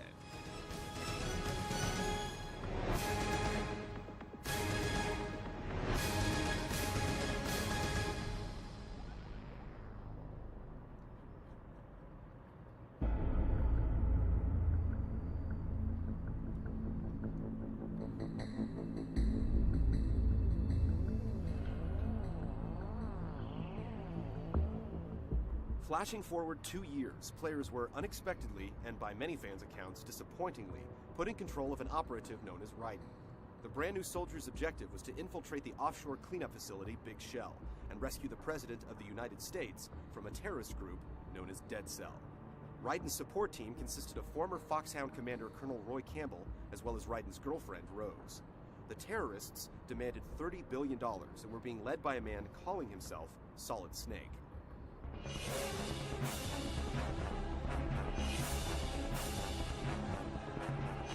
As Raiden gradually made his way through the complex, he was quickly introduced to two members of Dead Cell. Vamp, with a taste for blood, superhuman speed and agility, and the ability to survive mortal wounds. And Fortune, the daughter of Scott Dolph, who apparently couldn't be hit by any weapon or attack.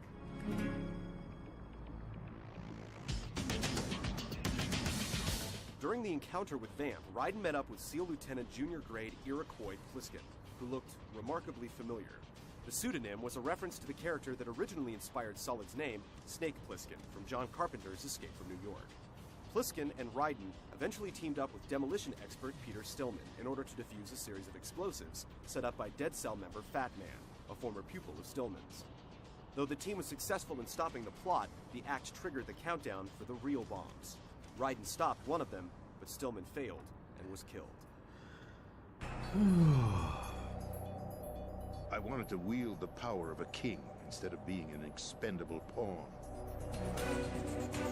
With the help of a third cyborg ninja named Mr. X and DIA operative Richard Ames, Raiden finally located President James Johnson. Johnson told Raiden that everything he knew about the mission, as well as the nation, was a sham. The president was a willful participant to the terrorist activities in hopes that he could bargain his way into becoming a member of the Patriots, an omnipresent organization that apparently ruled the United States of America. The leader of Dead Cell, another clone of Big Boss, known as Solidus Snake, was the former president during the events of Shadow Moses, George Sears. By deleting such information, the Patriots can shape the course of history as they see fit. The entire Big Shell facility was a ruse for the new Metal Gear project, Arsenal Gear. Raiden was instructed to give a disc containing a virus to Emma Emmerich and to end the president's life. Raiden refused, but Ocelot killed the president and let Raiden go free. Raiden successfully made it to Emma, but not before a fateful encounter with Dead Cell member Vamp. Emma was rushed to the entrance of Arsenal Gear and uploaded the virus before passing away in front of her brother.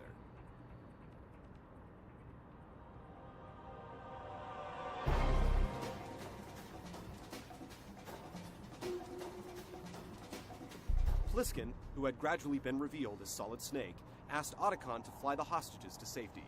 Raiden and Snake prepared to enter Arsenal Gear when Mr. X appeared and revealed herself to be Olga. Snake apparently switched sides, and Olga knocked Raiden unconscious. Raiden awoke in a chamber much like the one on Shadow Moses and planned an escape. While fleeing the compound, both Rose and the Colonel began to act strangely, with the Colonel asking Raiden to reset the game. Honestly, though, you have played the game for a long time. Don't you have anything else to do with your time? Eventually, Snake and Raiden were reunited, and Snake revealed he had to use Raiden to gain entry into Arsenal.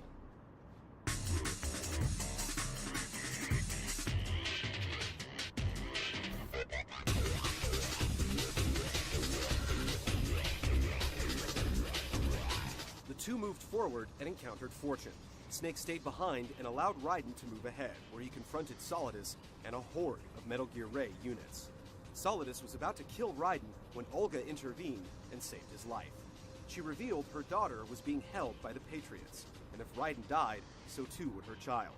Solidus killed Olga and ordered the Ray units to strike. Raiden dismantled the hordes of Rays, and eventually the virus Emma uploaded kicked in. Arsenal Gear was thrown into a state of chaos and began a crash course for New York City. New York City. Atop Arsenal Gear, Solidus and the members of Dead Cell held Snake and Raiden hostage. Just when Snake, Raiden, and the player seemed to have everything sorted out, Ocelot dropped the bomb that all that had occurred was the will of the Patriots. Shocked and in disbelief, Fortune attempted to kill Ocelot, only to feel his bullet strike her in the chest. Even her good luck was a gift from the Patriots, and the result of their technology.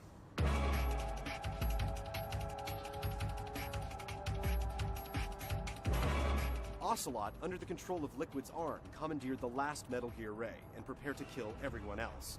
But Fortune shielded the group from the attack. Liquid escaped with Ray, Solid gave chase, and Arsenal Gear crashed into Manhattan, throwing Solidus and Raiden atop the Federal Reserve Building.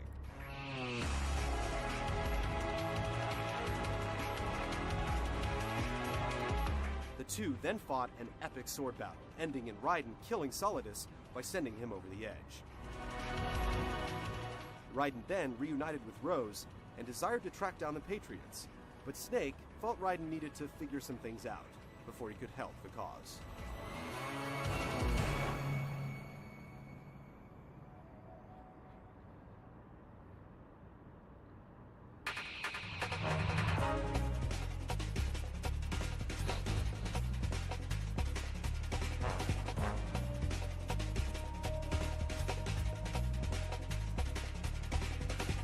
Sons of Liberty contained the same essential gameplay made popular in MGS1, though several tweaks were added, as well as new features made possible by the power of the PlayStation 2.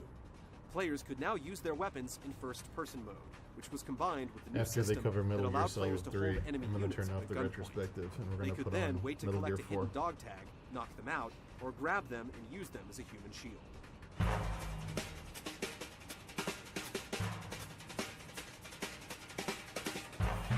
Snake could no longer leave bodies lying around in the open, as other guards would see it and send it backup.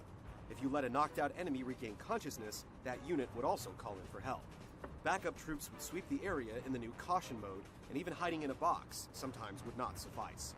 When the player was outright spotted, units would work to cut off any escape routes and order additional forces, typically carrying protective shields and heavier firepower. Snake or Raiden would need to find a safe place to hide or take out the immediate soldiers in the area in order to exit the alert mode. The game would then enter caution mode, thus enforcing a higher penalty on players who were discovered and reinforcing the notion of stealth gameplay. At points, even Snake's shadow was detectable by enemy guards. The attention to detail was also second to none at the time, filled with tons of visual eye candy. Players could go into a full-service bar and shatter every single one of the glasses, each leaking their own unique contents. In a pantry shootout, watermelons would explode and bags of flour would pour onto the floor. The player could even shoot out a huge piece of glass in the early part of the tanker, bit by bit, until it shattered into thousands of pieces.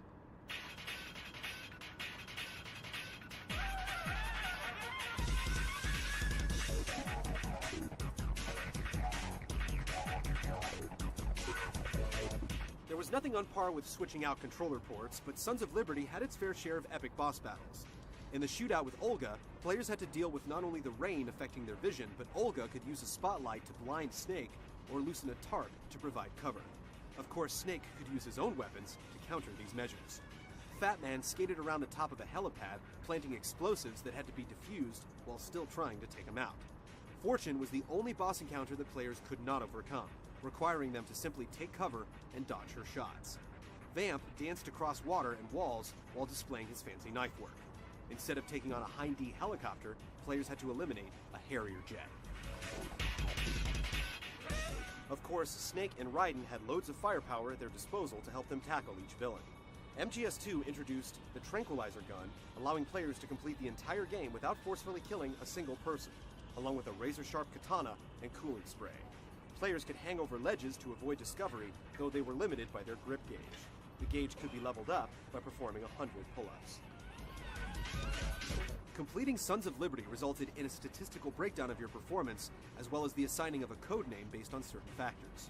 While the original merely displayed such results, Sons of Liberty provided an additional code that players could input on the official MGS2 website to enter into a worldwide ranking system. The feature premiered in the trial build and drew an overwhelming reception. The rankings updated weekly until they were eventually taken offline.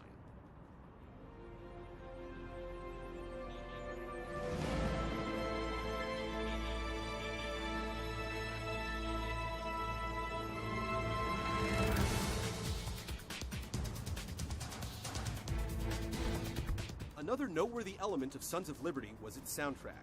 The original featured an impressive score, but Kojima upped the ante by bringing on Harry Gregson Williams, who had worked on such titles as Shrek, Chicken Run, and The Replacement Killers, to compose much of the soundtrack for Sons of Liberty, along with Norihiko Hibino, who had worked previously on Metal Gear Ghost Babel. Rika Muranaka, who composed and arranged The Best Is Yet to Come, returned to provide the ending theme, Can't Say Goodbye to Yesterday.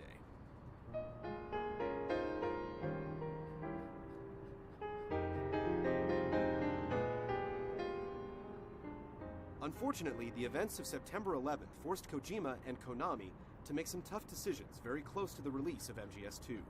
Before its launch, it was known that Sons of Liberty took place in New York City and featured terrorist activities.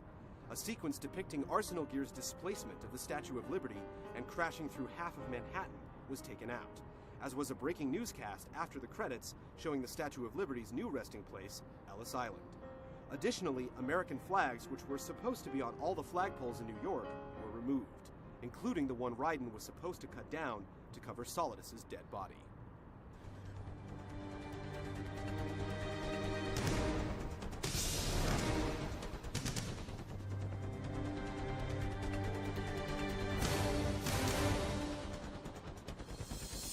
Similar to the Integral package following Metal Gear Solid, Konami compiled an expanded collection that marked the debut of the franchise on Microsoft's console. Metal Gear Solid 2 Substance was released in 2002. It was initially an exclusive for the Xbox, with PlayStation 2 and PC users having to wait until March of the following year. However, only the PlayStation 2 version contained every single feature, including a skateboarding mode based on the Evolution skateboarding engine.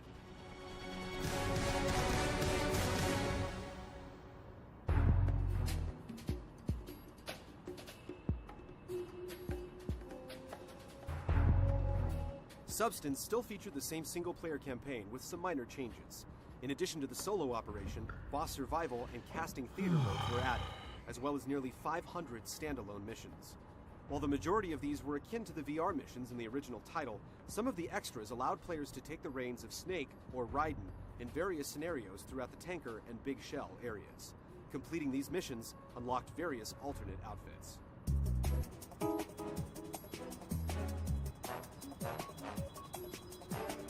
Perhaps the biggest bonus, however, was the inclusion of 5 plot-based storylines titled Snake Tales.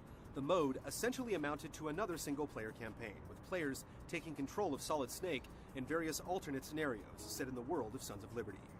The stories ranged from rather mild tales like stopping an insurrection by Fat Man and helping Otacon's sister Emma thwart a drug cartel, to a diabolical boss battle between Snake and Meryl, and the wildly incomprehensible task of taking down a gigantic enemy soldier dubbed Gurlagon in order to stop Solidus from taking over alternate realities.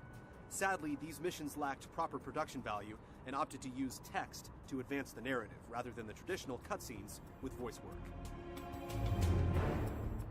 MGS2 enjoyed an immense following after its release, and further expanded the popularity of the franchise. Kojima's team put together the document of Metal Gear Solid 2, a complete lexicon and making-of feature that showcased not only how the creators put together the title, but included raw footage, artwork, models, and documentation that gave players a deeper insight into the inner workings of the development process.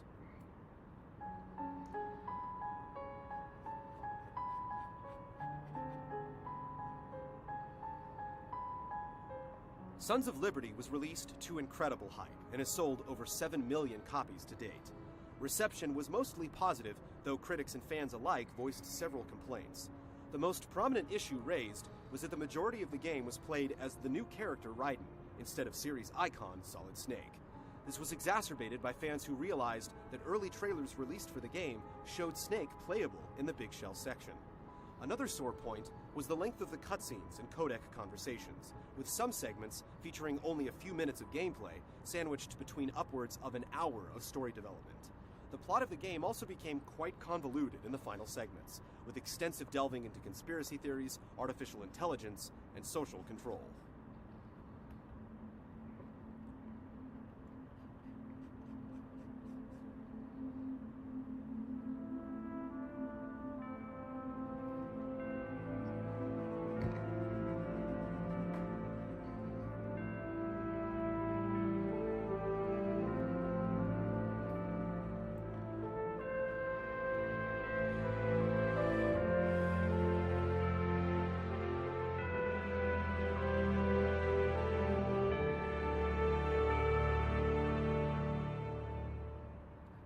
Despite these gripes, Sons of Liberty remains one of the finest pieces of cinematic gaming on the PlayStation 2.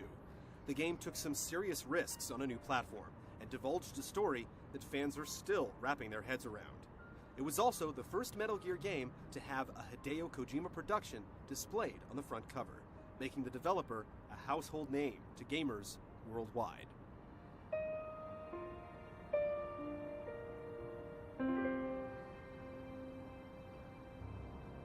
Something that would bite him in the ass years later.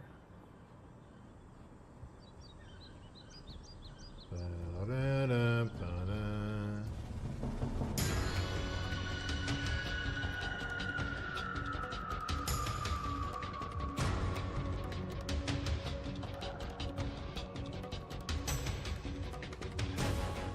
Turn back the clock next week as we retreat to the beginning of the conflict.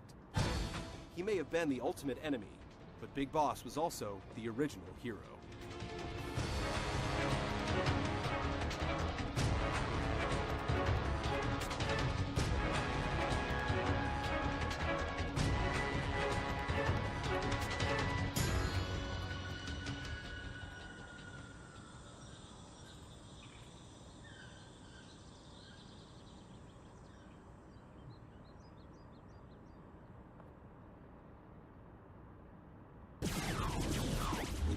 Not taking out any Metal Gears.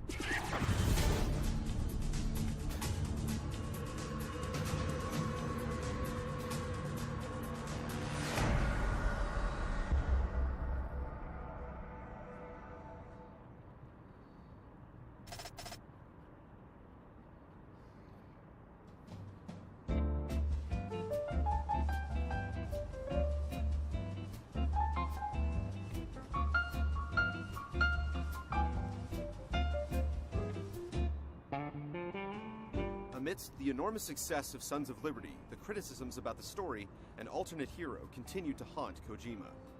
The developer decided to take the next Metal Gear back to its roots. Kojima stated that Metal Gear Solid 3 would take place in the wilderness, a stark contrast with MGS 1 and 2. Previous games were primarily set indoors because current consoles were not powerful enough to portray a true jungle setting, with changing weather, a natural landscape, and roaming wildlife.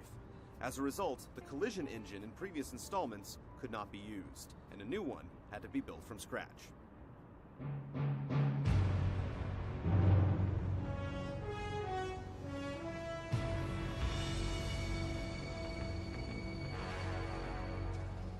What a thrill At the Tokyo Game Show in 2003, Kojima introduced the world to the newest international incident in the Metal Gear Solid series, Snake Eater. The gameplay sequences surprised many, but the most shocking revelation was the time period. The trailer clearly identified a soldier named Snake as the hero, but it seemed to take place sometime before Metal Gear Solid. The title graphics and music had a very classic James Bond style to them, suggesting the title could be set in the 1960s or 70s. Speculation ran rampant over the following months, but Kojima put assumptions to rest at E3 2004, announcing the game would take place in 1964 during the Cold War. Metal Gear Solid 3 was released later that year on November 14, 2004 in North America, to significantly less fanfare than its predecessor. Snake Eater dropped in Japan a month later.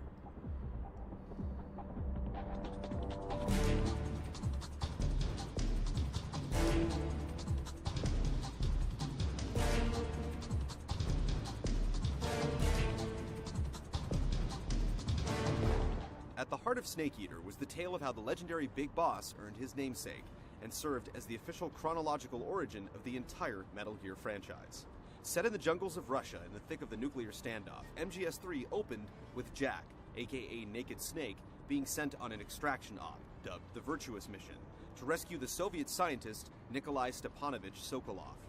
Backup consisted of medical specialist paramedic, Snake's former mentor, the Boss, and Fox Unit Commander, Major Tom.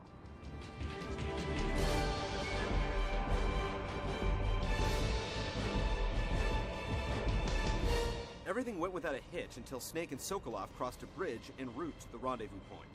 The Boss confronted her old pupil and revealed her defection to the Soviet Union.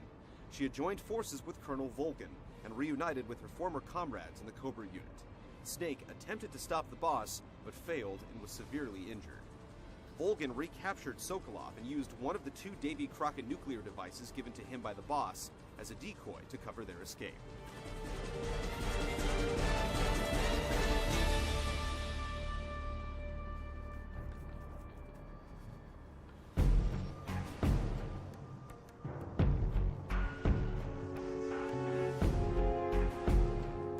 One week later, Major Tom contacted a recovering Snake to inform him the Soviet Union was blaming the United States for the nuclear explosion, and the US government had to prove their innocence immediately or face a full-scale nuclear war. In response to this declaration, the 36th President Lyndon B. Johnson promised he would stop Volgin's regime, destroy the tank called Shagohod Volgin planned to use, and eliminate the Boss as a traitor.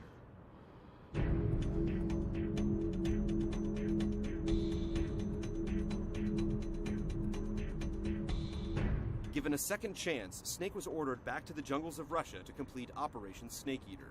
The Fox unit reunited, this time manned by Major Zero, who swapped his codename after realizing Tom was not the name of the final tunnel used by Allied POWs in the movie The Great Escape, but rather one of the tunnels that collapsed.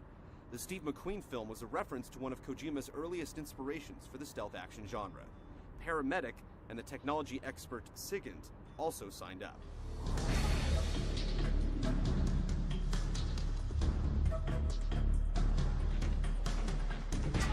Snake returned to the facility where he rescued Sokolov in order to meet with a double agent codenamed Adam, but instead was greeted by ex-NSA operative Eva. Their meeting was cut short by a young Revolver Ocelot.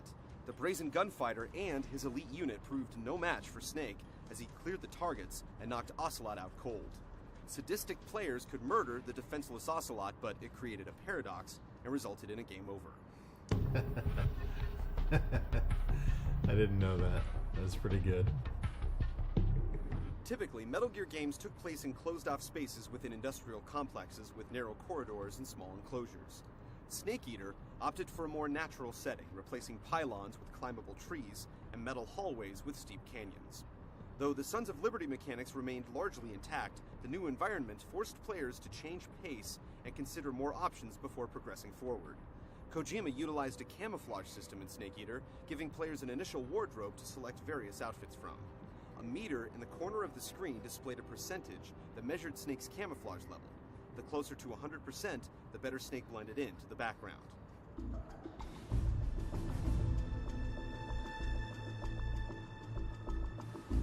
Instead of just keeping an eye on his life meter, Snake had to maintain stamina as well. When it depleted, his performance would drop. Players had to use the local wildlife such as alligators, rats, and even birds for nourishment. These items could be stored, though some would spoil if they sat in the inventory too long. Snake's supplies had to be traded for spaces in his backpack, with some contained in storage and others available for immediate use.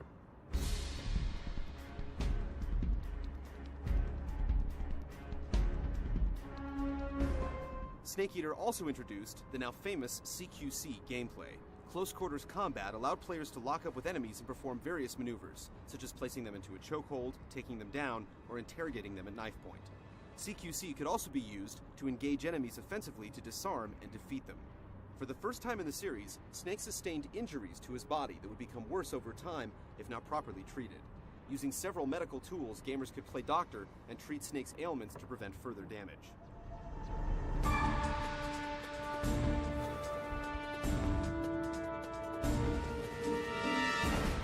With the various members of Cobra all gunning to test their skills against the legendary Son of the Boss, further damage was inevitable. After a second shootout with Ocelot, Snake flung himself into a ravine. As he made his way through the watery caverns, he encountered Cobra's first stepping stone, the Pain. The Pain had the ability to control a swarm of hornets, forcing Snake to take cover underwater and surface at the opportune moment. In a small area enclosed by the jungle, Snake faced the Fear, a foe with an uncanny tongue and unnatural agility. The Fury, a cosmonaut pyromaniac outfitted with a spacesuit and jetpack, attempted to cremate Snake in a concrete shelter. Upon defeating each of these Cobra members, they would unexpectedly explode.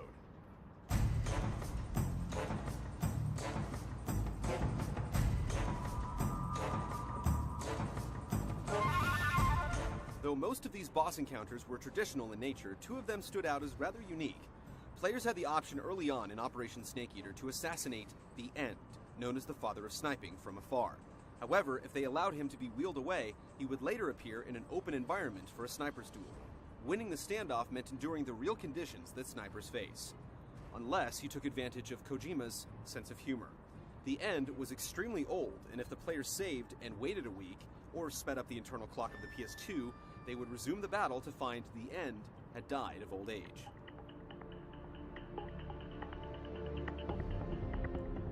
In the encounter with the Sorrow, the boss's old war buddy, players had to play defense like the Fortune fight in Sons of Liberty.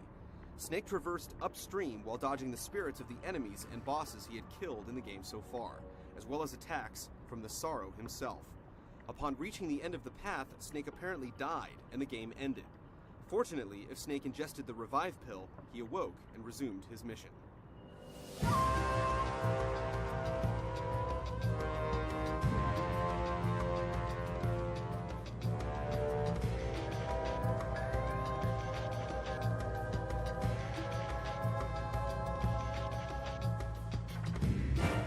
Eventually, Snake made it to Volgan's military fortress, Groznyjgrad, with the help of Eva. Snake attempted to infiltrate the fortress to rescue Sokolov and was forced to pass himself off as Major Ivan Rydenovich Rykov, who bore a striking resemblance to the MGS2 protagonist.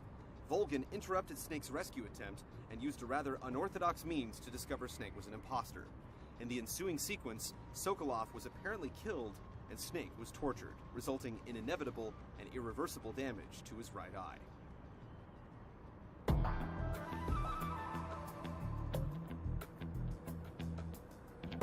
Lucky players who saved in the jail cell following and later resumed from that point were treated to a very unusual Easter egg. After loading the file, instead of being Snake, you became a nameless character in the middle of a strange warehouse. A horde of zombie-like creatures attacked, and players could engage in combat resembling Devil May Cry. The impromptu hero could perform a wide variety of moves and enter an overdrive state, which gave the swordsman animalistic traits. Eventually, the sequence ended as Snake awoke, passing it off as a nightmare. With the help of Eva, Snake escaped and moved on to the facility where Shagohod was stored.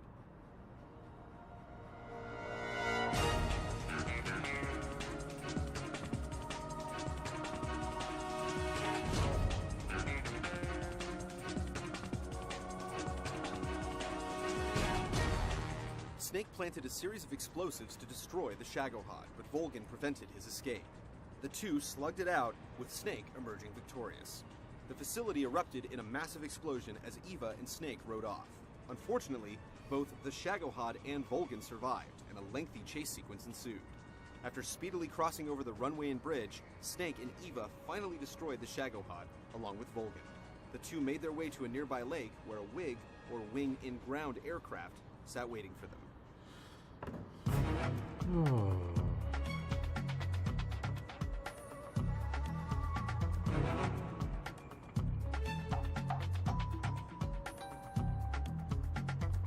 Eva prepped the plane while Snake confronted his mentor for one final battle.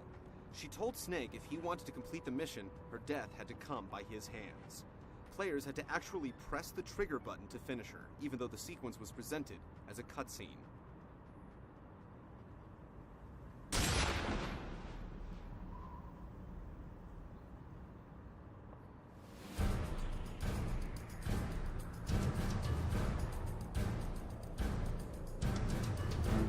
Eva and Snake prepared for takeoff, but Ocelot attempted a final time to stop Snake by shield jetting onto the plane.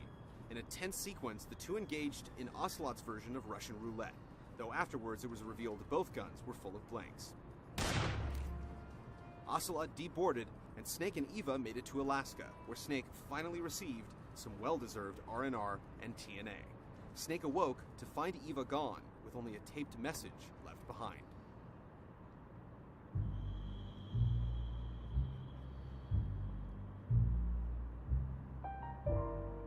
The recording told Snake Eva was actually working for the Chinese government, and Big Boss's death was an intentional play to appease the Russians and prevent a nuclear holocaust.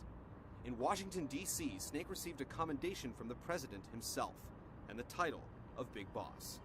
Snake, disgruntled at what had transpired, left the celebration abruptly to visit an unmarked grave. Snake placed the boss's gun and some flowers upon the tombstone, one of thousands lined in the rows.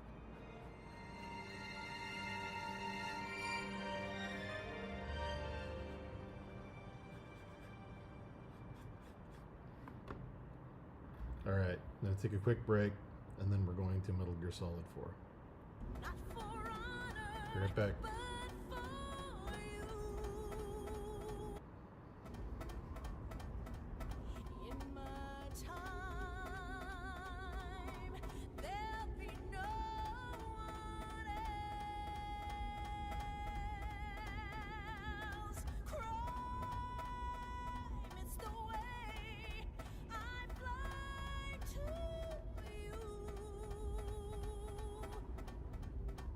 I'm still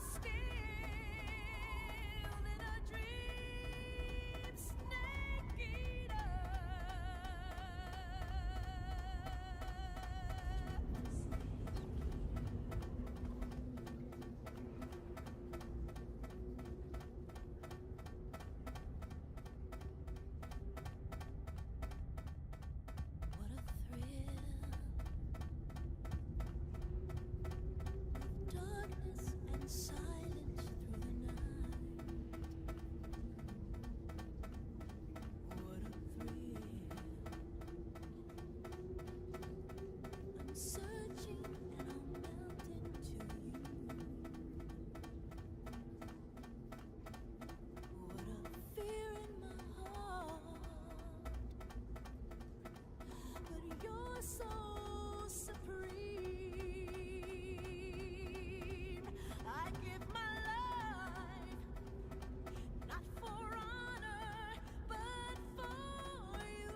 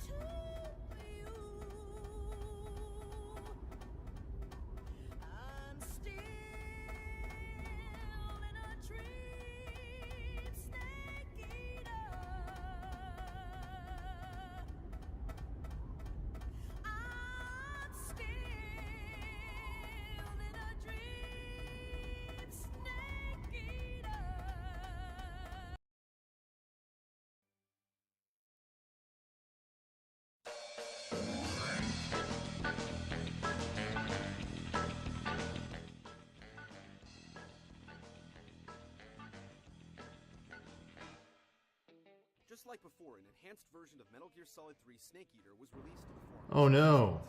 PS2 exclusive Giffler. December 22nd, 2005. Mr. Tom, I missed you guys. Sorry, I stepped away to stretch my legs because I was sitting for hours. I'm back.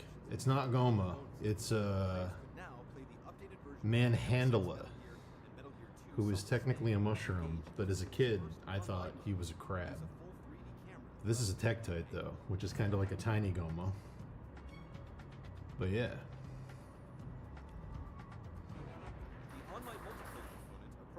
Sorry, I was not here when you appeared.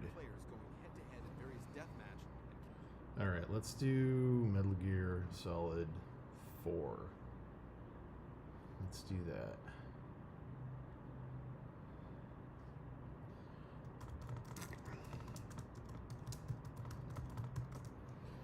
Alright.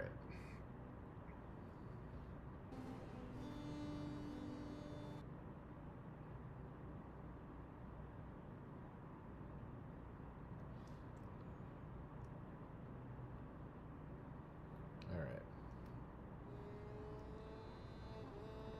War.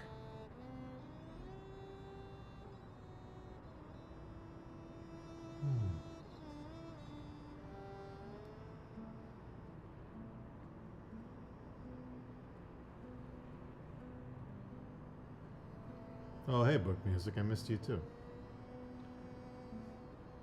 What would be your process on deciding what is a project worth pursuing?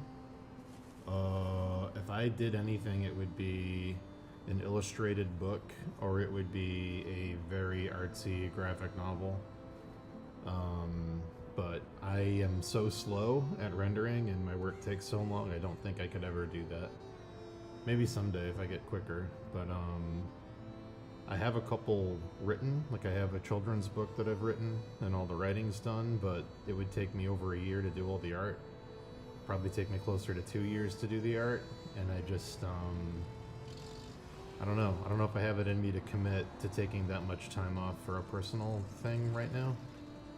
Maybe in the future, but yeah, I have stuff I'd like to do, and a lot of it's already been, you know, scripted out, but it's just, I'm too slow. Has changed.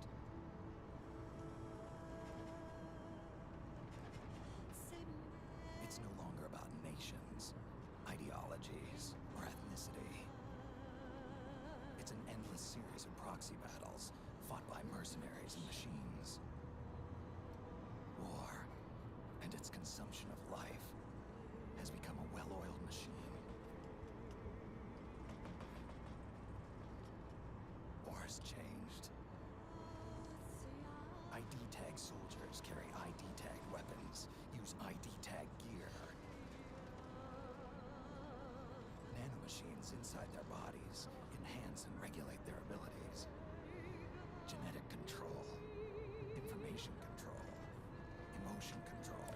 I have a kid's book that I've written, and I have a graphic novel that I have outlined and done like the chapter summaries of, but oh boy, would it take a long time to do them.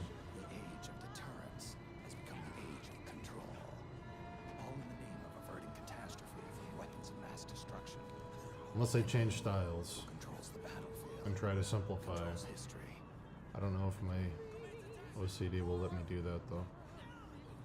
War has changed.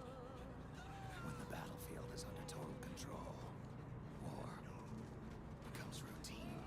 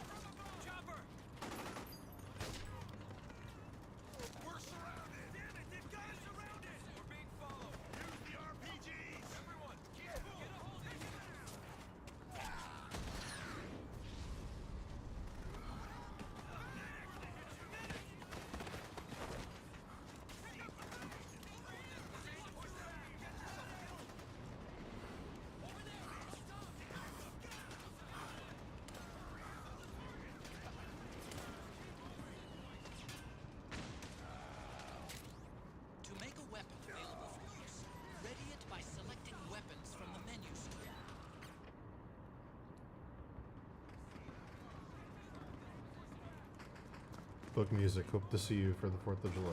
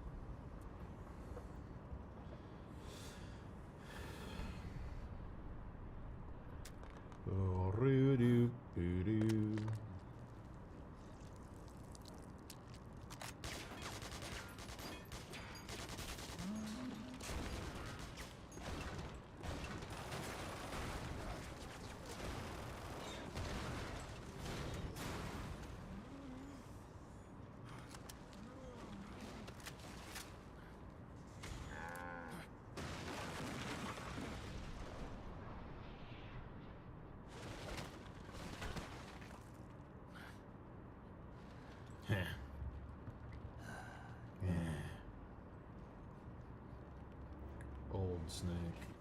Hell yeah.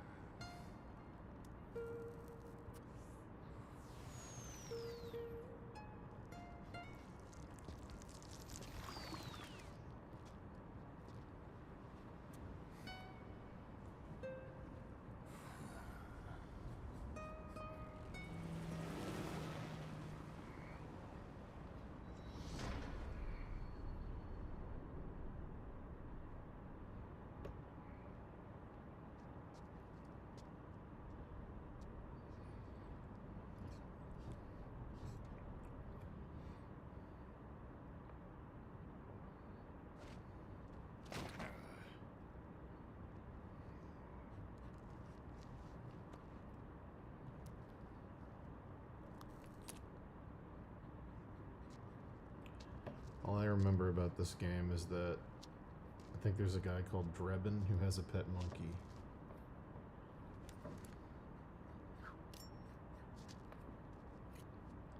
That's it. And I remember you go back to Shadow Moses, which is the best part of the game.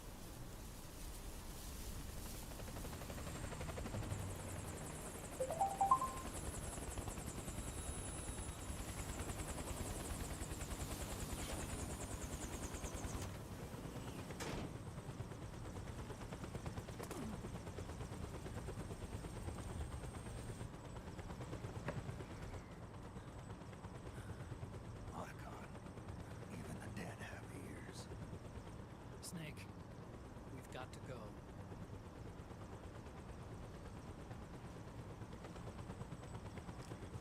You've got an old friend waiting for you. Otacon. Test results. Excellent, Sharky. Proteome analysis was positive, but the mRNA analysis turned up negative. Wrinkled skin, hardened arteries.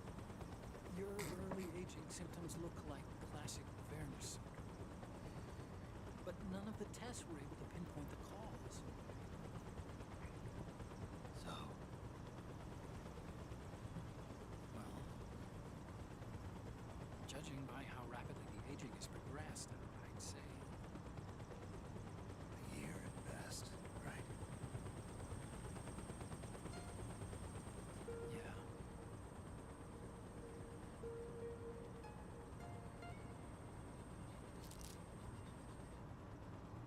Snake, let's try another doctor. It won't make any difference. I'm not an ordinary man to begin with. Not to mention Fox die.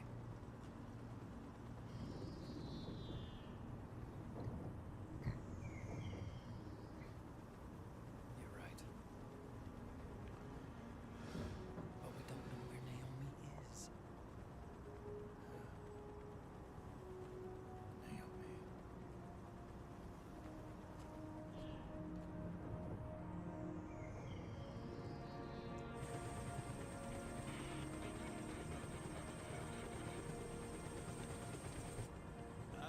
Snake. Colonel. Good to see you. Well, I'm not a colonel anymore, Snake. I figured the only place I'd see you dressed like that would be at your daughter's wedding. What are you doing these days? I'm working for an organization under the UN Security Council. The Analysis and Assessment Staff of the PMC Oversight and Inspection Committee. Yeah, I remember the resolution being passed a few years ago. Snake, I came across some information in my work. We found him. In the Middle East.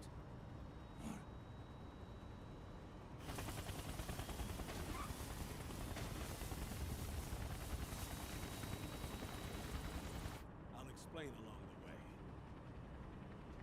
We've got to stop him. Now. Before it's too late. Liquid's made his move. We found him.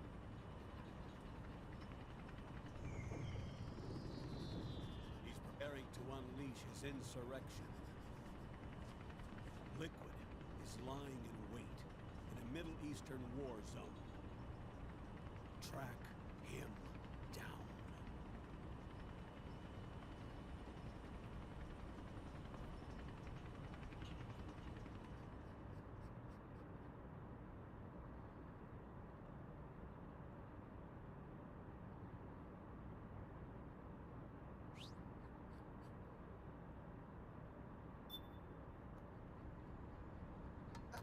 Only 2 eggs today?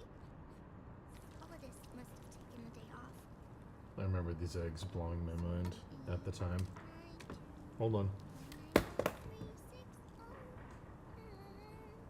Hello.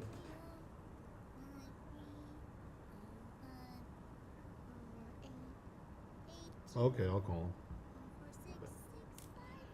Sorry, chat. Gotta take a quick break. Gotta take a small break.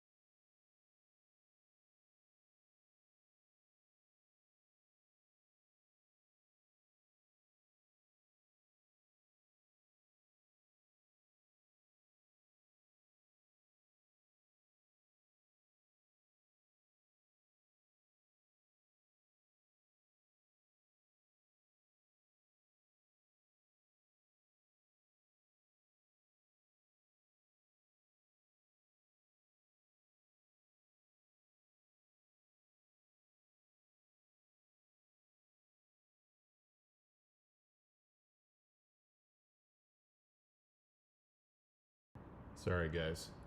I had a I'm doing some business stuff for the trying to help my mom out with the family restaurant. They needed some renders for a permit, and it's much easier to get a permit if you know how to use Photoshop.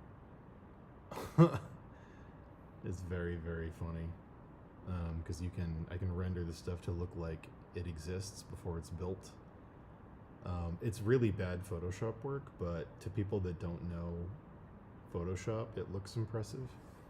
Like, this is completely broken. Like, the perspective on this, like, I had to add this front row of columns, and I had to add this fake shed roof in the front. All of this I had to tack on because they want to extend that roof. Like, it's a very bad Photoshop job. All the perspective is totally fucked, but to people that work at the town that don't know Photoshop, they look at that and they're like, oh, someone already built it.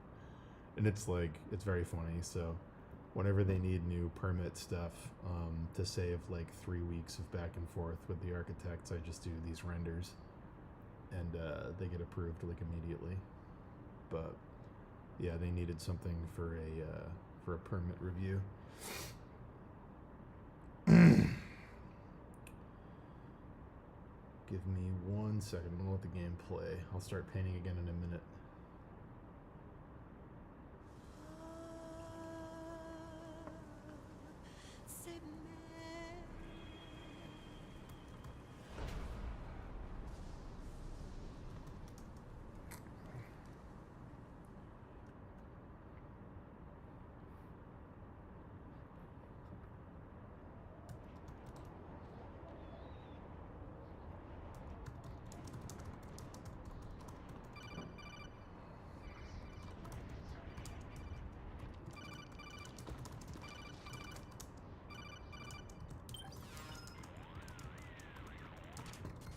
This is Snake. Do you read me? What's the situation? I'm just inside the city limits. This place is crawling with lizards. AT Corps' unmanned bipedal weapons, officially designated Irving by the U.S. military. They've spread like wildfire among the PMCs. There are more of those things now in service than tanks. They've got tough armor plating and are highly agile to boot. Your best bet is to stay out of their sights. Unmanned. Pretty soon they'll have put living, breathing soldiers out of work. Even so, that's an awful lot of gecko for this scenario. Gecko. Their numbers exceed the war price for that region. It must have something to do with Liquid's arrival on the scene. You really think he's here? You'll have to find the Army's operatives and ask them yourself. Oh, and Snake, I went ahead and used the Mark II to scout out the area before your arrival. You'll find it up ahead. Mark II? It's a remote mobile terminal. Sonny and I built it. The Mark II will provide you with a map of the area as well as any battle situation data. You should find it before you do anything else. Okay, got it. The rendezvous point is marked on your map. I'll be waiting for you there.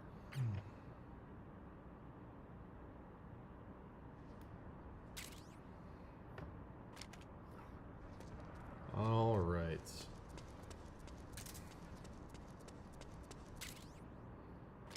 Cool.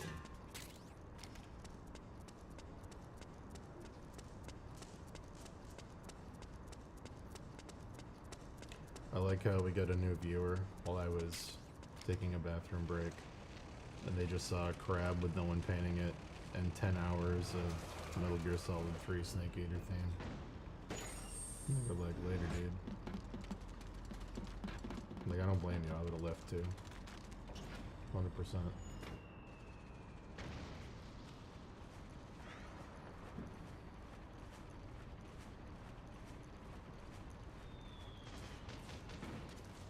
Avoid unnecessary combat whenever possible.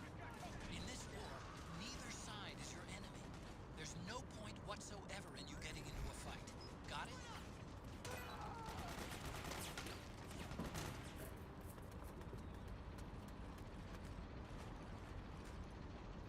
It's also a litmus test for the stream, though. If you can't vibe with 10 hours of Snake Eater, we don't need you in outer heaven.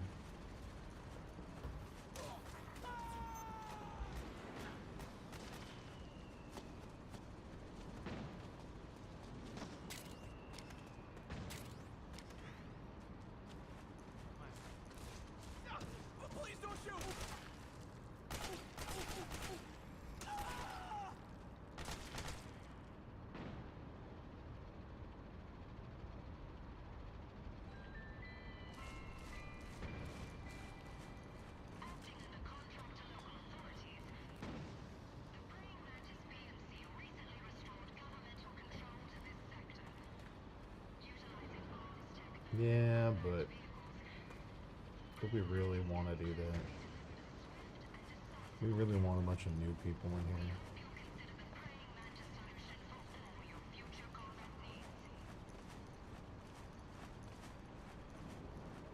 Maybe.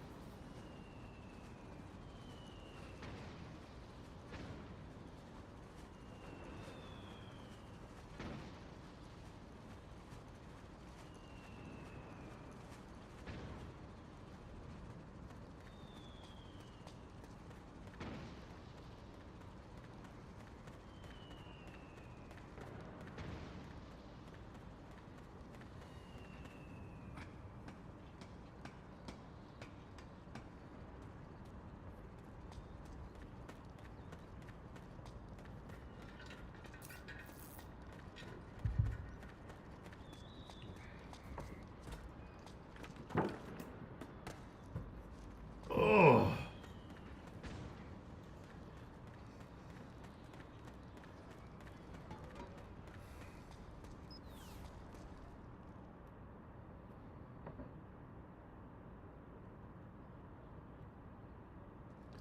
I'll give my life.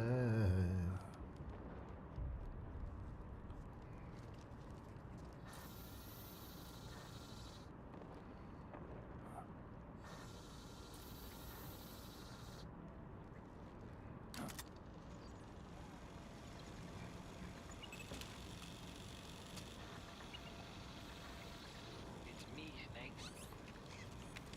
Snake, it's me. Otacon. Sorry to keep you waiting, Snake. Allow me to introduce Metal Gear Mark II. Metal Gear. That's right. Just like Rex.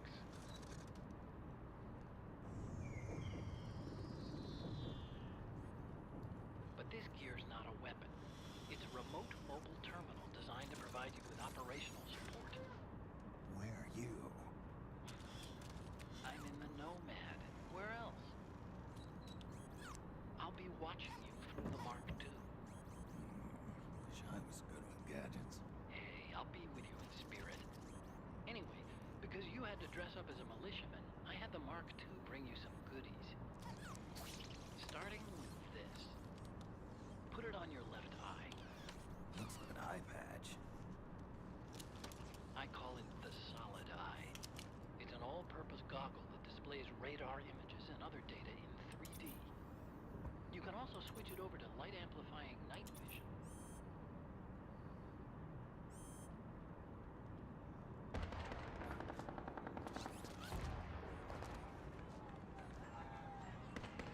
The rebels are out there. It looks like they've got the government's PMC troops beat, at least in numbers. And this is their own turf. Snake, I know this is a sneaking mission, but you'll need to protect yourself.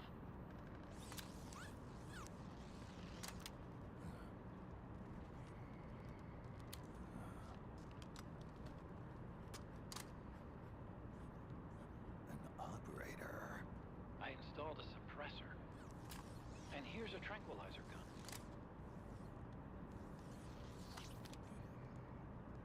He does have a mustache now. It predates the implementation of the system. By some miracle, it was never recycled. It's getting tough these days finding decent guns that aren't controlled.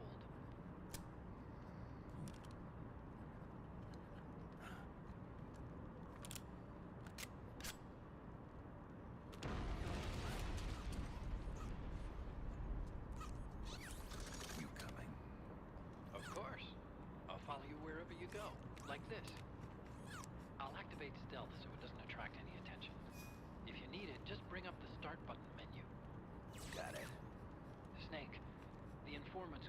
saw liquid here should be a little further up. Head for the rendezvous point. I've placed a mark on the radar in the upper right corner of the solid eye. It's a war zone out there. Stay on your toes.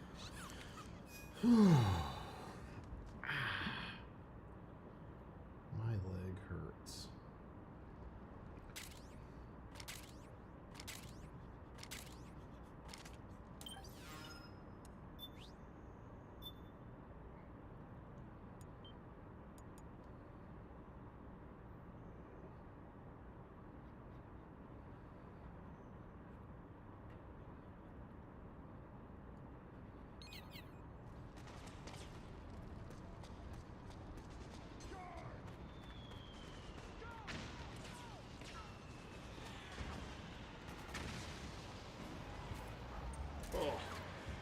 I've gotten up a few times. Also, my stomach's upset today, so if I take a bunch of breaks, I apologize.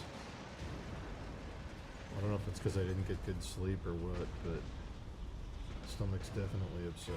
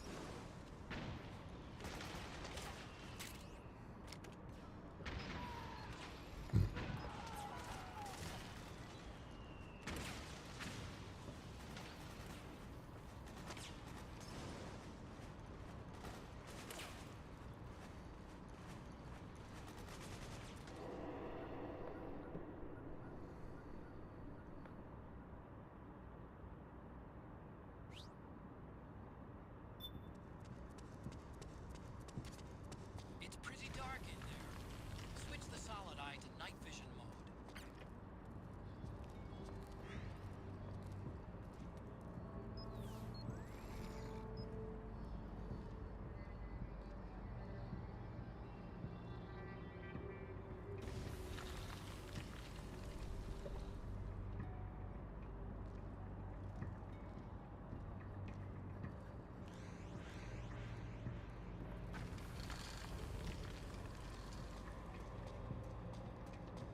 I gotta stretch my leg. I'm sorry. This is so painful. I'm sorry to keep pausing today. It's an off day. I'll be right back.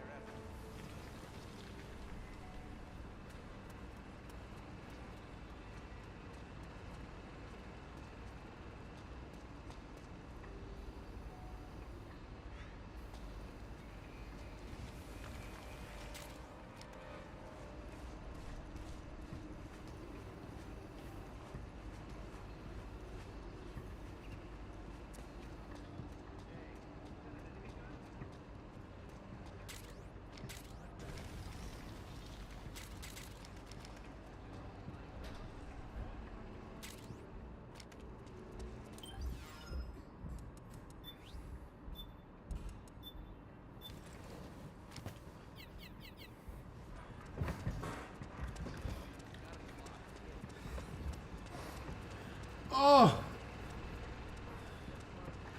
Alright, time to rewind the game and make you listen to all that again.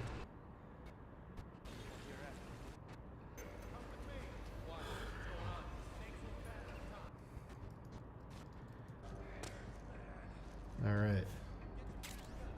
Oh.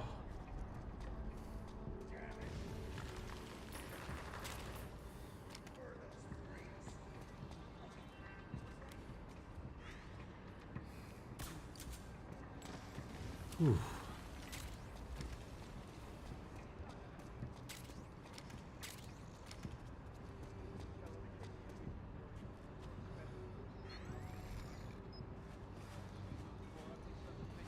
Well, nothing much is gonna happen again. Thank you.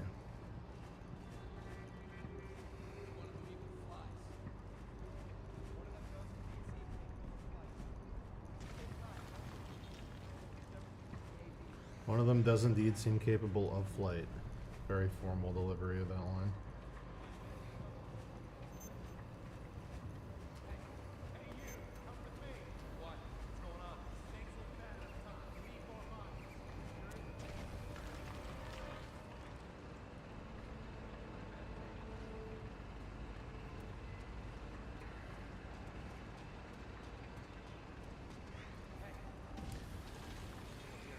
I don't know about these little scoop claws.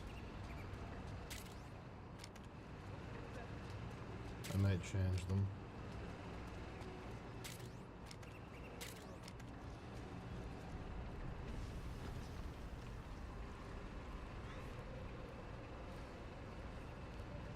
I may change them to like, yeah, I think I'm gonna actually. I don't think I'm gonna make them claws. I think I'm just gonna make them little pincers. Yeah. Yeah.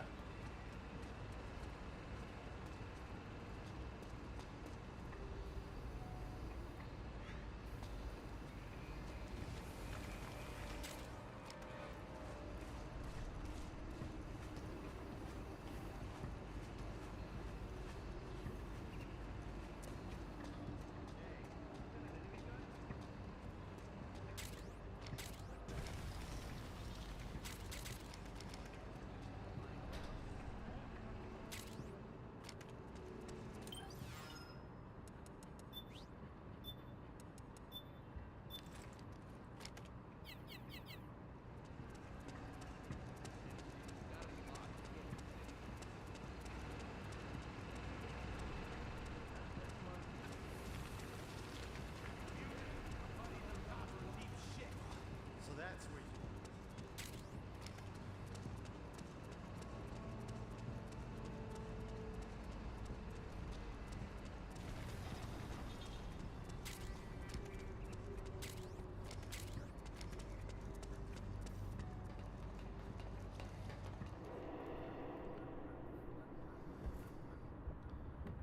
So, you like Metal Gear?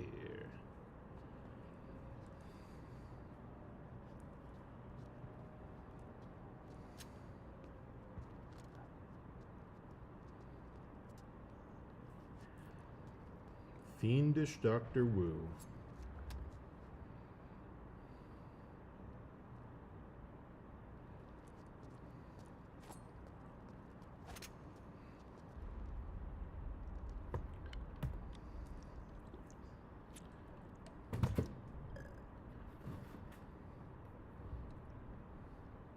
This must be Drebin.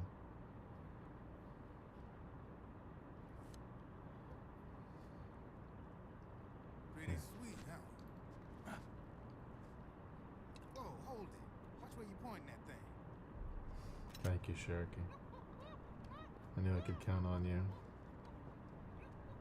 Who are you? I knew I could count on you, Cherokee.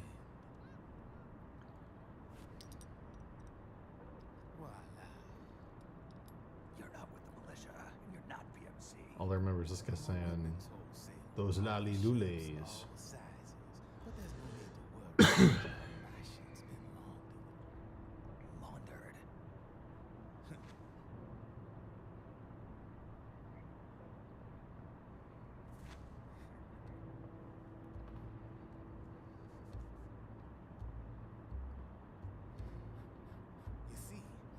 take ID guns like the PMCs use and make some mods. Then you can use them without having to match IDs. In other words, I'm a gun launderer. You can call me Drebin. Drebin? Yeah, they use that for all of us. There are more of you. All over the world. Not that I ever met any of them personally. Me, I'm Drebin number 893.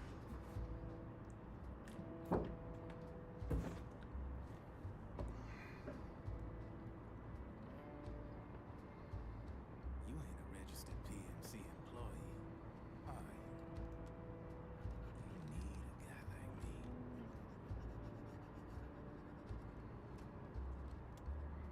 Consider it a welcome gift. Take it.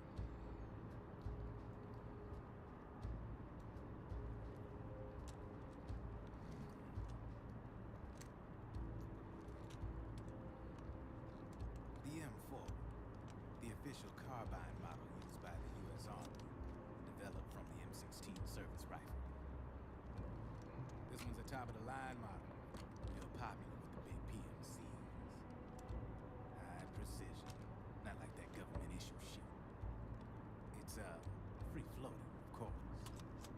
Relax, that barrel's clean. Is the hider CQC compatible? The beauty of this sucker is that it's got a lot of customizable parts. Change it up the way you want to meet your everyday needs. Flip-up sight, rail system. Not bad. Yeah, well, you know, I get a lot of noobs around here. And if you need them, I got a wide selection of aftermarket parts as well. Frame's pretty rigid. No rattle. Go ahead, give her a squeeze. Can't pull the trigger. Really? That's weird. What's weird? Wait, I got it. I bet you're using an older generation of nanomachines. Older generation? Sometimes they don't really jive with the new system. Seriously, who are you? Whoa. Slow down.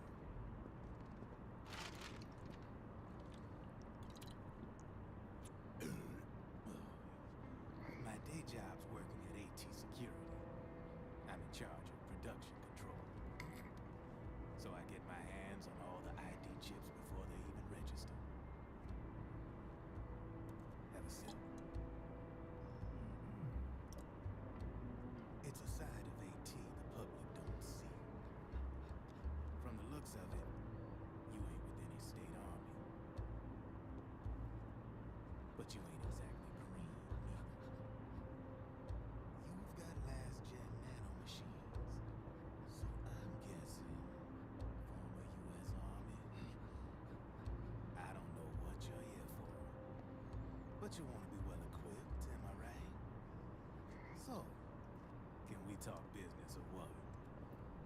You won't regret it.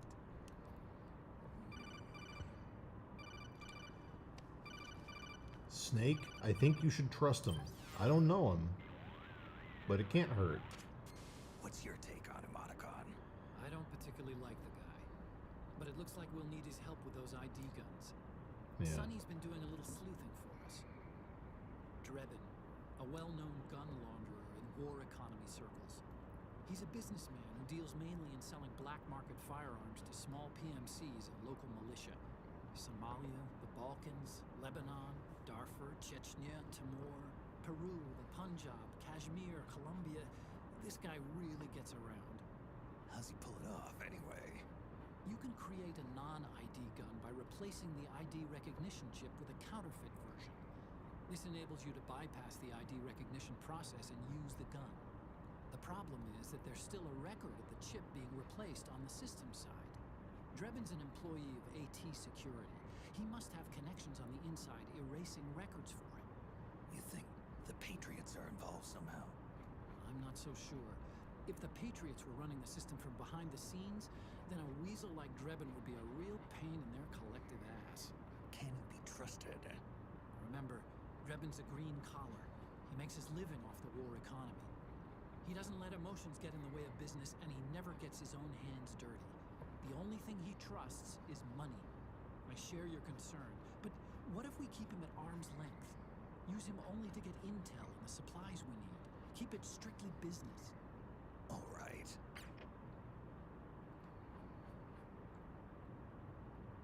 So, we ready to make a deal or what? Okay then, let's talk business. This is a war zone. There's product coming in here by the truckload. And you'll be picking up a lot of guns in the field, I'm sure. Whatever guns you don't need, I'll take and buy them off you. That'll earn you points you can cash in for services.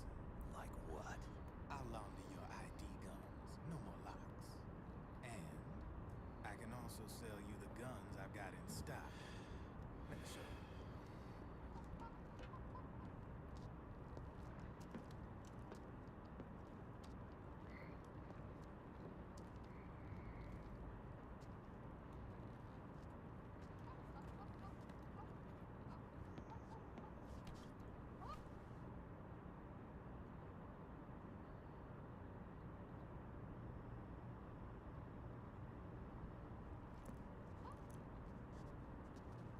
To ensure you can use non-ID guns, I'm gonna have to suppress the old nano machines you got in you. Otherwise, they'll interfere with the system. Here, stick yourself with this. It's full of suppressor nano machines. Relax, it won't hurt. You're scared of needles or something?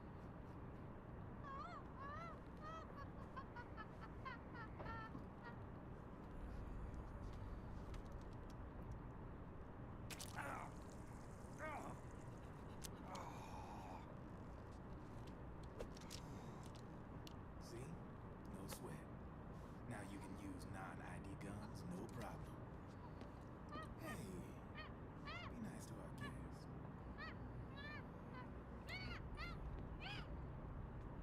Step outside.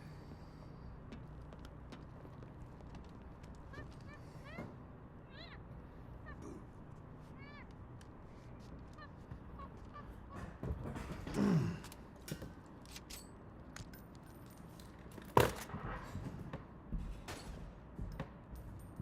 you see, no problem. From now on, when you pick up an ID gun that says lock, you just let me know. You name it, I can launder it. Of course, it'll cost you. The going rate depends on the war price at the time.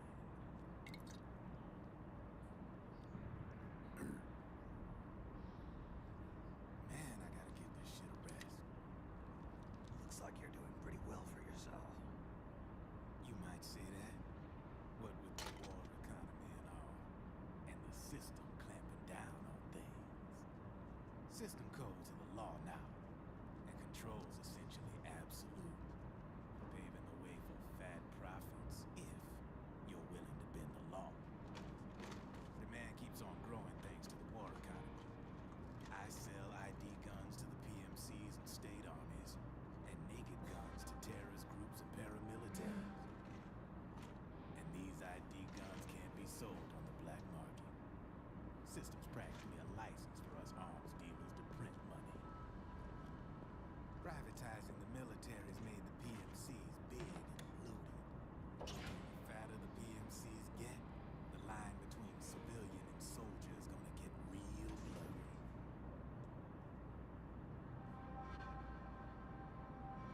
Sooner or later, the whole damn human race is gonna be green collars. More like we're all gonna be fighting proxy wars. But hey, this war economy puts the food on my table. You're a green collar too, aren't you? Yeah, it's in your eyes. You've seen it. Thanks. Thank you. Nothing to be ashamed of. I'm the same way. I grew up here too. I got no interest in the outside world. All right then. If you need me, holler. We specialize in speedy service. Catch my drift?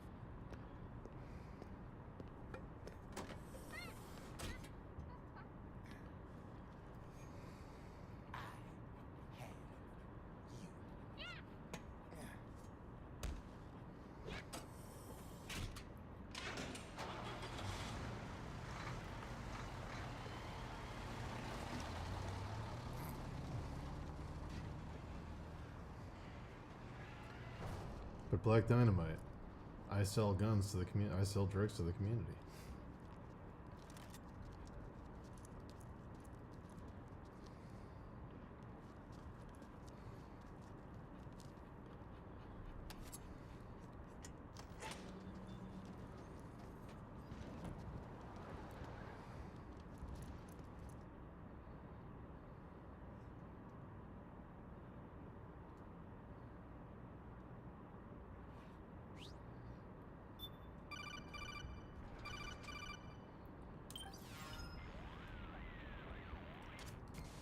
I know what you're thinking, but Drebin does have a point.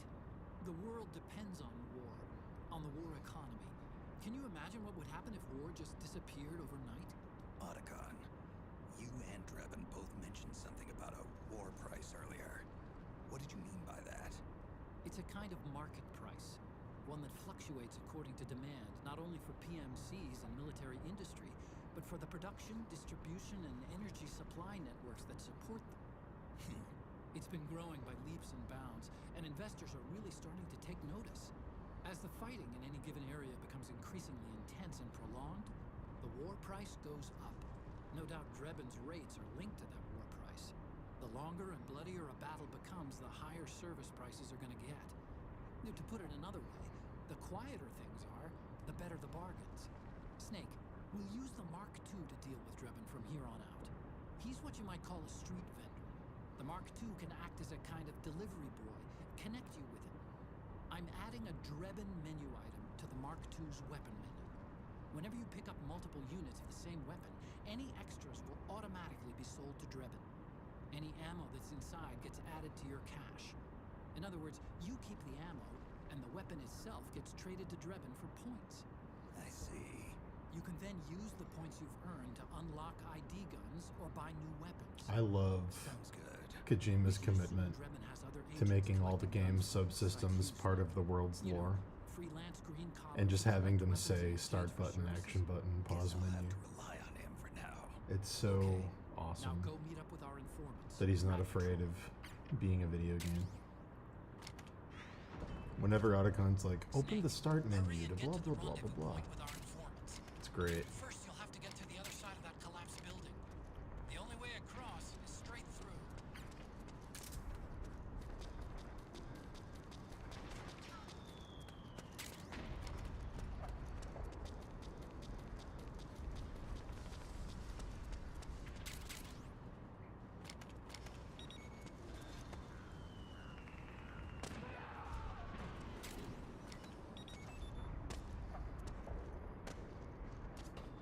Careful, Snake.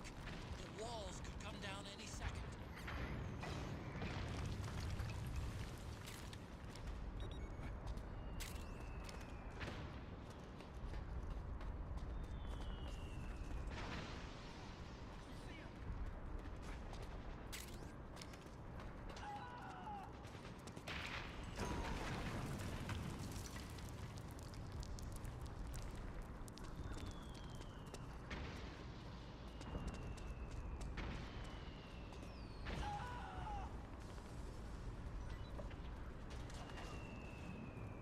Yeah, it's the best.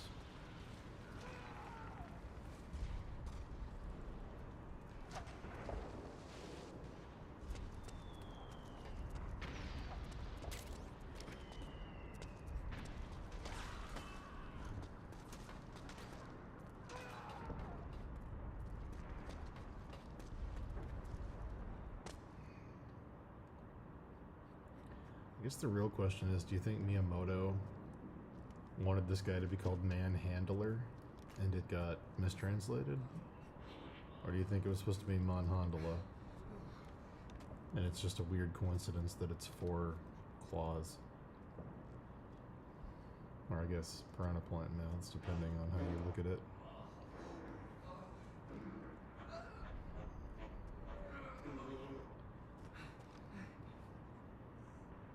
Who's there? Go away! I'm not done yet!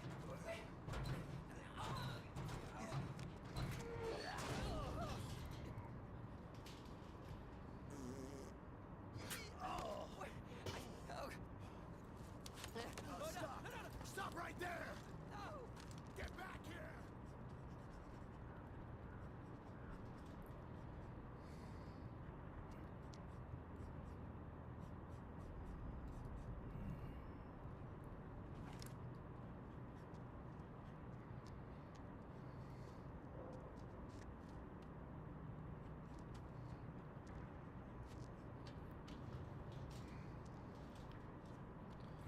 It's true, he's not.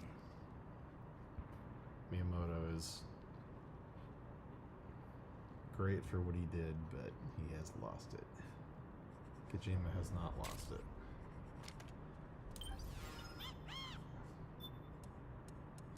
That Star Fox game he made on the Wii U was fucking abysmal.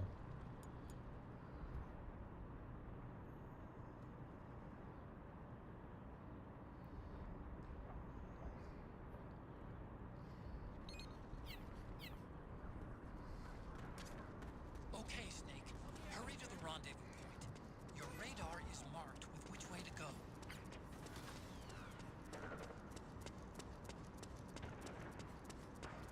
Help me out here! Over here! Form up!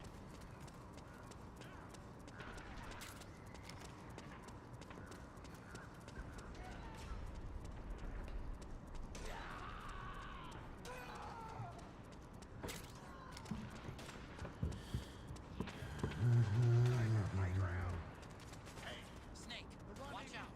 That area is covered by PMC snipers. Boy, this is gonna be tough. If only you could find a route that takes you behind them. Avoid them altogether.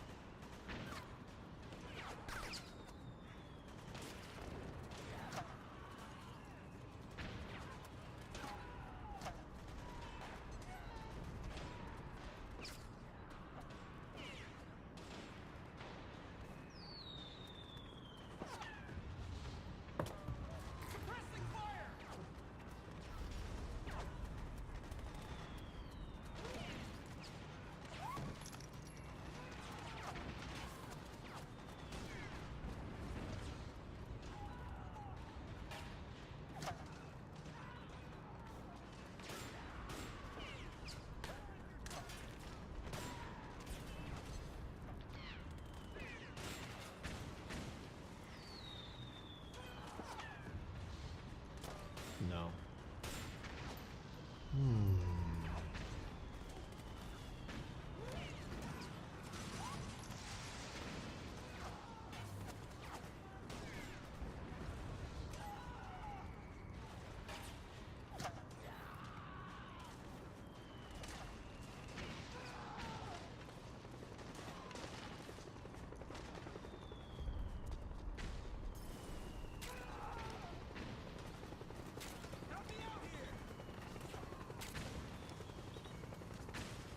Snake! PMC airstrike!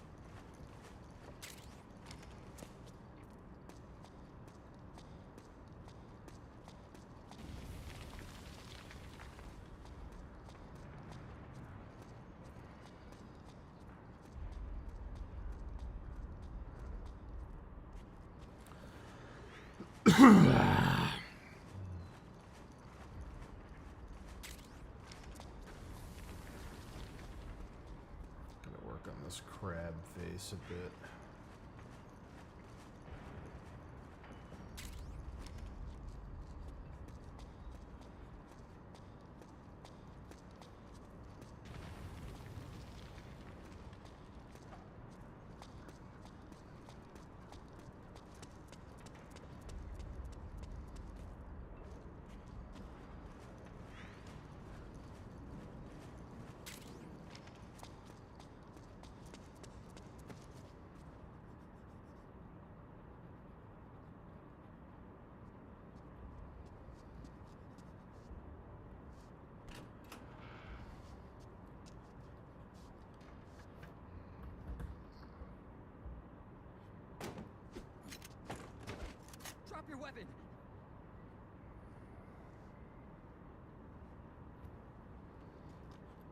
Drop your weapon!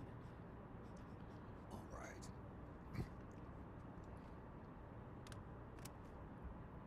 Here. Easy now.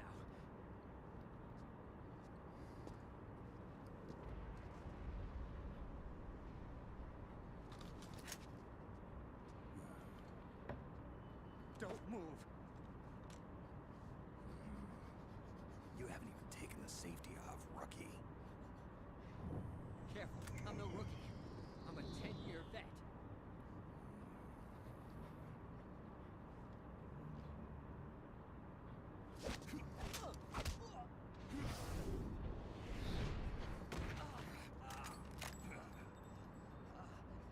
How the hell did you ever survive 10 years? Don't move.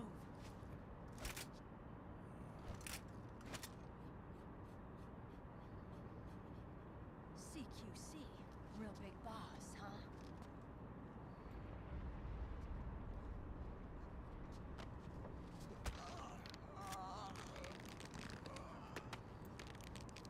Lower your weapon. Slowly now. I wouldn't try anything funny if I were you. Fox. Snake? Snake? Meryl. Is that you?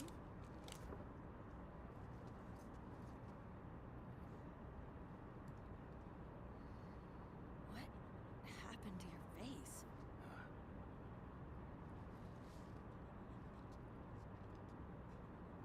Accelerated aging. They don't know the cause. Oh my god. Meryl, you're my informant in the U.S. military. And you must be the inspector sent by the UN.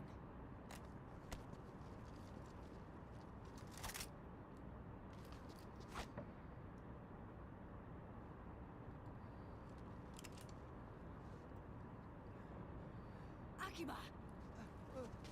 Commander!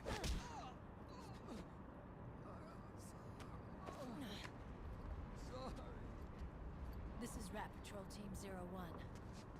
We're with the CID, one of the bodies investigating PMC activity. First hounds, now rats. Here, you can have this back.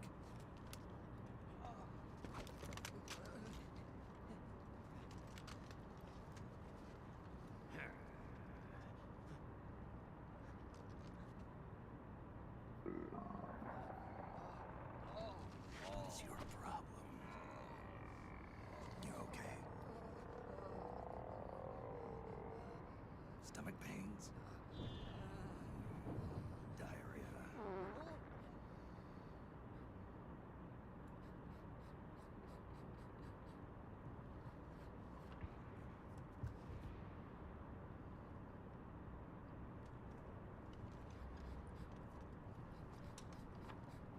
It's been 4 days since Liquid arrived in the area. And since then, this woman's been with him. She doesn't look like a combatant. Probably some kind of advisor, maybe a scientist.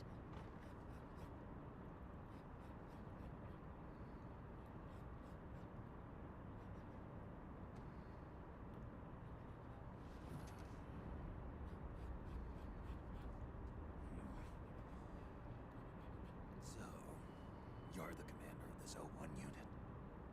Why? Something wrong with that? Here, I'll introduce you to the team. That's Ed, our radio man and sniper. The sleeping giant is Jonathan.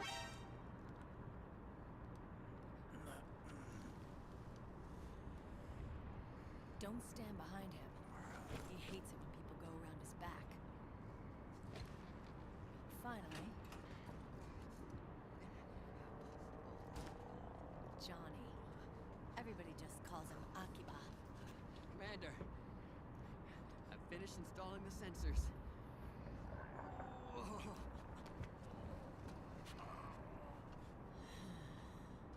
Okay, Akiba. Anyway. You're all grown up. Maybe it's because someone taught me well. A certain legendary hero who suddenly disappeared. You quit the unit. Me? I never gave up on you. Or on Foxhound. Back then, I just wanted you to accept me. I wanted you to turn around and see who I was. But I've put the past behind. I'm done playing little love games.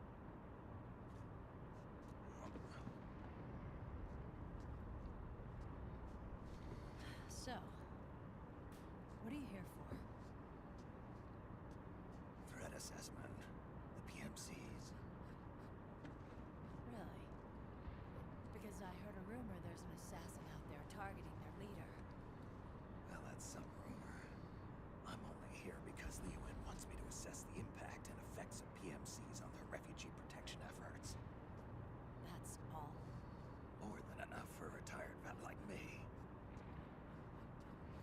I know he's plotting an insurrection. But as long as AT Security's system is in place, there's no way he'll succeed.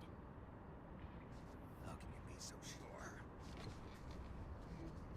They've implemented a system that monitors in real time every single soldier engaged in combat action, whether he's State Army or PMC.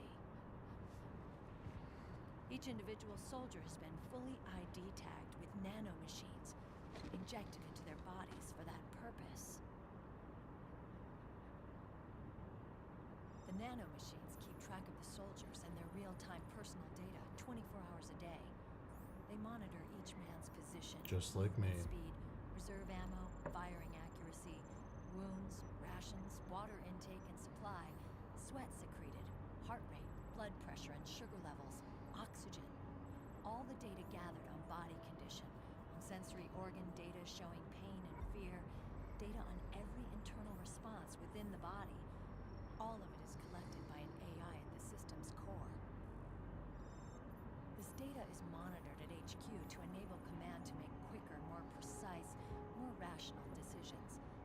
It also enables crisis management for each individual soldier. It's being used by the US military, by state armies in allied countries, by PMCs. Even police agencies are starting to adopt it. Unless they agree to implement the system, PMCs aren't permitted to send troops anywhere. You've got these system nanomachines in you too. Of course. Our unit plays by the rules, same as everybody else. It was creepy at first, knowing you're being watched 24/7, but I've gotten used to it. It gives us a lot of advantages in the field, too. We get a clearer picture of what's going on around us, so there's less confusion during missions. And our nanomachines communicate with each other, making teamwork a lot smoother. And that's not all the system does for us. It's also a security guarantee against the PMCs. Security guarantee. Do you guys think that new Neuralink stuff that came out this week is real? Without states or ideologies. They're not fighting Or do you think they for staged it? nationalism or for a cause. They don't care why the war is being fought. They're just bodies. I was thinking about Metal Gear when I watched the presentation. Mercenaries, a commodity. So it's easy to imagine them betraying their clients by joining the enemy or refusing to fight or committing humanitarian atrocities. To keep these things in check, they ensure that no one can use firearms or military vehicles without the proper system ID. It's true for every piece of equipment out The there. Neuralink stuff. So even if the PMCs tried to mount a terror Neuralink basically came out and said they had a big breakthrough and they were able to install threads deep enough in the brain that people can control a computer cursor with like very, very fast reaction times. Like they broke a bunch of records, and also that they've created a fake eyeball that can be installed that can allow you to see an infrared, X-ray, temperature, like a cybernetic eyeball. A bunch of other stuff, but yeah.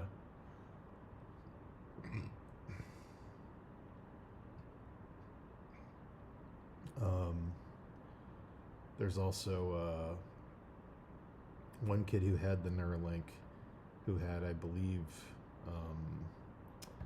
what did he have? He had something debilitating where he couldn't move certain parts of his body, and it allowed him to do a bunch of really cool stuff that he couldn't do before. And then his brain threads receded from where they implanted it, and he lost the ability to do all the stuff that it gave him the ability to do.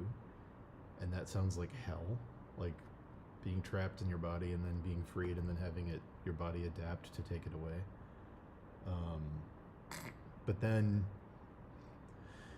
oh god, the other thing was they're calling it telepathy, where the other thing they had the breakthrough on was if two people have a Neuralink and they can speak without opening their mouths,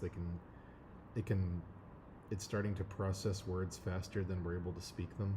And if two people are hooked up to it, they can communicate quicker than speaking back and forth, because the two chips will talk to each other faster than the human mouth can keep up. And then they showed a group of 5 people playing Mario Kart using Neuralink. So it's now capable of not just mouse movements, it's capable of complex, without eye tracking, moving a 3D object in space and targeting things. I don't know why they suddenly had all these breakthroughs. I don't know what's going on or like what happened, but apparently they had like a major, like this last presentation they did this week, like a major milestone. Yeah, I don't know. I didn't know if anyone else watched it, but I was wondering if any of it, if it's real, it's pretty fucking nuts. I wouldn't put it past Elon to stage it and assume that they would be there in like a couple years and just like, you know, kind of say we're already there. But I don't know if he did. I think the people that sign up for it are people that have debilitating issues with their body where they're like paralyzed or they can't speak or they're like locked in, and it's like, how much worse is it really going to get, you know? Like, I think that it's mostly people that are willing to take a big risk on potentially turning their life around, which yeah, for one guy who couldn't speak, it like allows him to play music now. He like can't move his hands and he can't speak, and it allowed him to like play music through a MIDI interface. It's pretty crazy. So I don't know. If anyone else watches it, let me know what you think about it, because it felt like a bunch of Metal Gear shit. Like we're actually here with like having a cybernetic eyeball that can see infrared in real time. And then they said that this is the craziest part. This actually feels like a Metal Gear thing. Because Elon is funding Neuralink and Tesla, he announced that Tesla is going to start using its plants to make cybernetic replacement body parts that are going to be equipped with Neuralink. So like robotic arms, robotic legs, robotic eyes, robotic organs that can all hook up to this device that chips into your brain. So Tesla's pairing with Neuralink now. So like they're actually using the term cyborgs. They're referring to their test subjects as cyborgs. So like it's pretty nuts. Yeah, you guys should watch it and then we can talk about it. First attack or coup d'etat, their weapons and equipment would automatically be locked down. Like if this was 10 years ago and somebody was moving a mouse on a screen and they told me it was because of eye tracking, or if somebody had a fake arm and it was reading impulse from the brain through like the severed nerve endings to do fine movements, that's not mental control. That's like reading the motor signals in your body and then having a machine interpret them. But it seems like they finally jumped the gap of now it's actual mental control. So kind of wild. We can watch it on stream actually.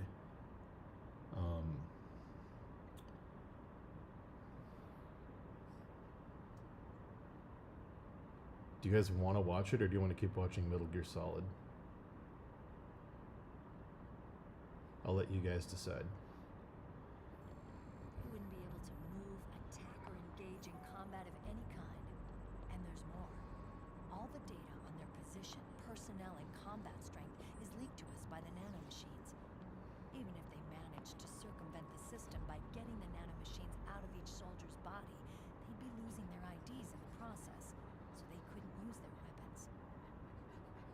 Okay. Patriots are behind this. Let's watch it.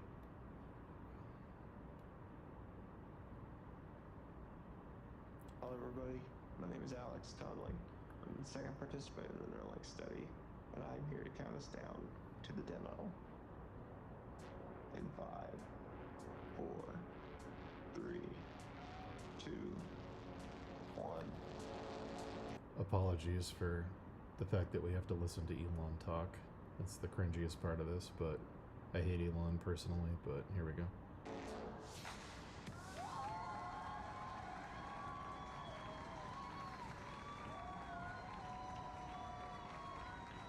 Hi everyone. Welcome to the Neuralink presentation. This is an update for the progress of the Neuralink team. It's been an incredible amount of progress. This is, we're going to start off high level, generally describing what Neuralink's doing, and then we're going to have a very deep technical dive so you can actually get an understanding of what exactly we're doing at a granular level and what we can do to enhance human capabilities and ultimately build a great future for humanity. So that's those are neurons firing. It's funny to think that me talking right now is a bunch of neurons firing that then result in speech that you hear and cause neurons to fire in your brain. Part of this presentation is about demystifying the brain. It is a remarkable organ. I mean, we are the brain, basically. When you say you, that really is, you're the brain. Like you can get a heart transplant, you can get a kidney transplant, but I don't know anyone who's gotten a brain transplant. So you are your brain. And your experiences are these neurons firing with trillions of synapses that somehow lead to conscious comprehension of the world. This is something that we have only begun to understand. We're really just barely at the beginning of understanding of what is the nature of consciousness.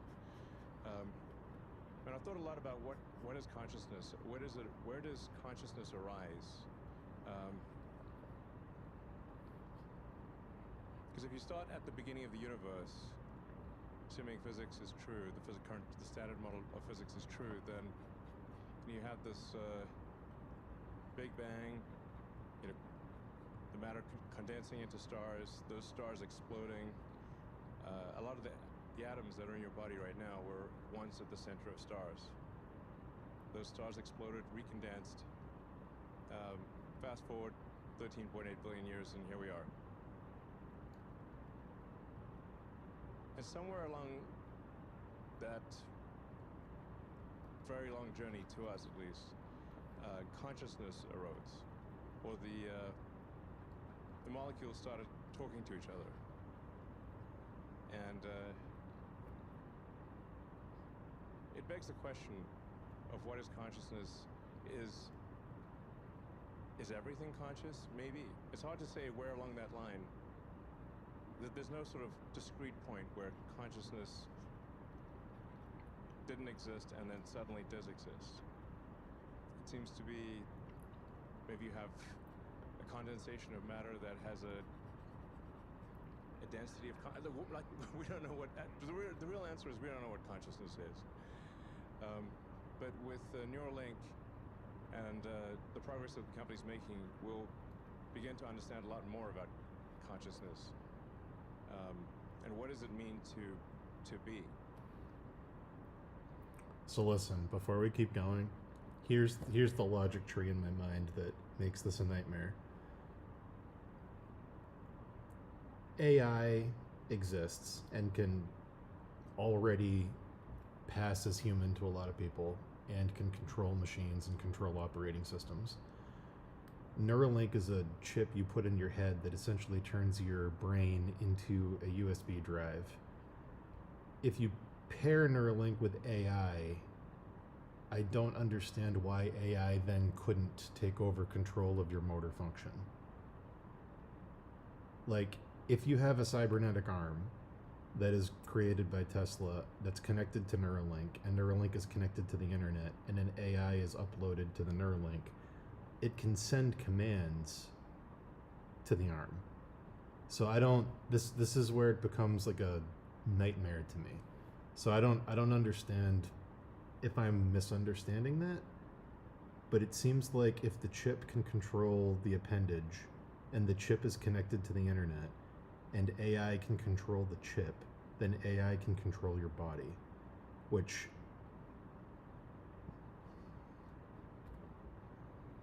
nightmare. Along the way, we're going to solve a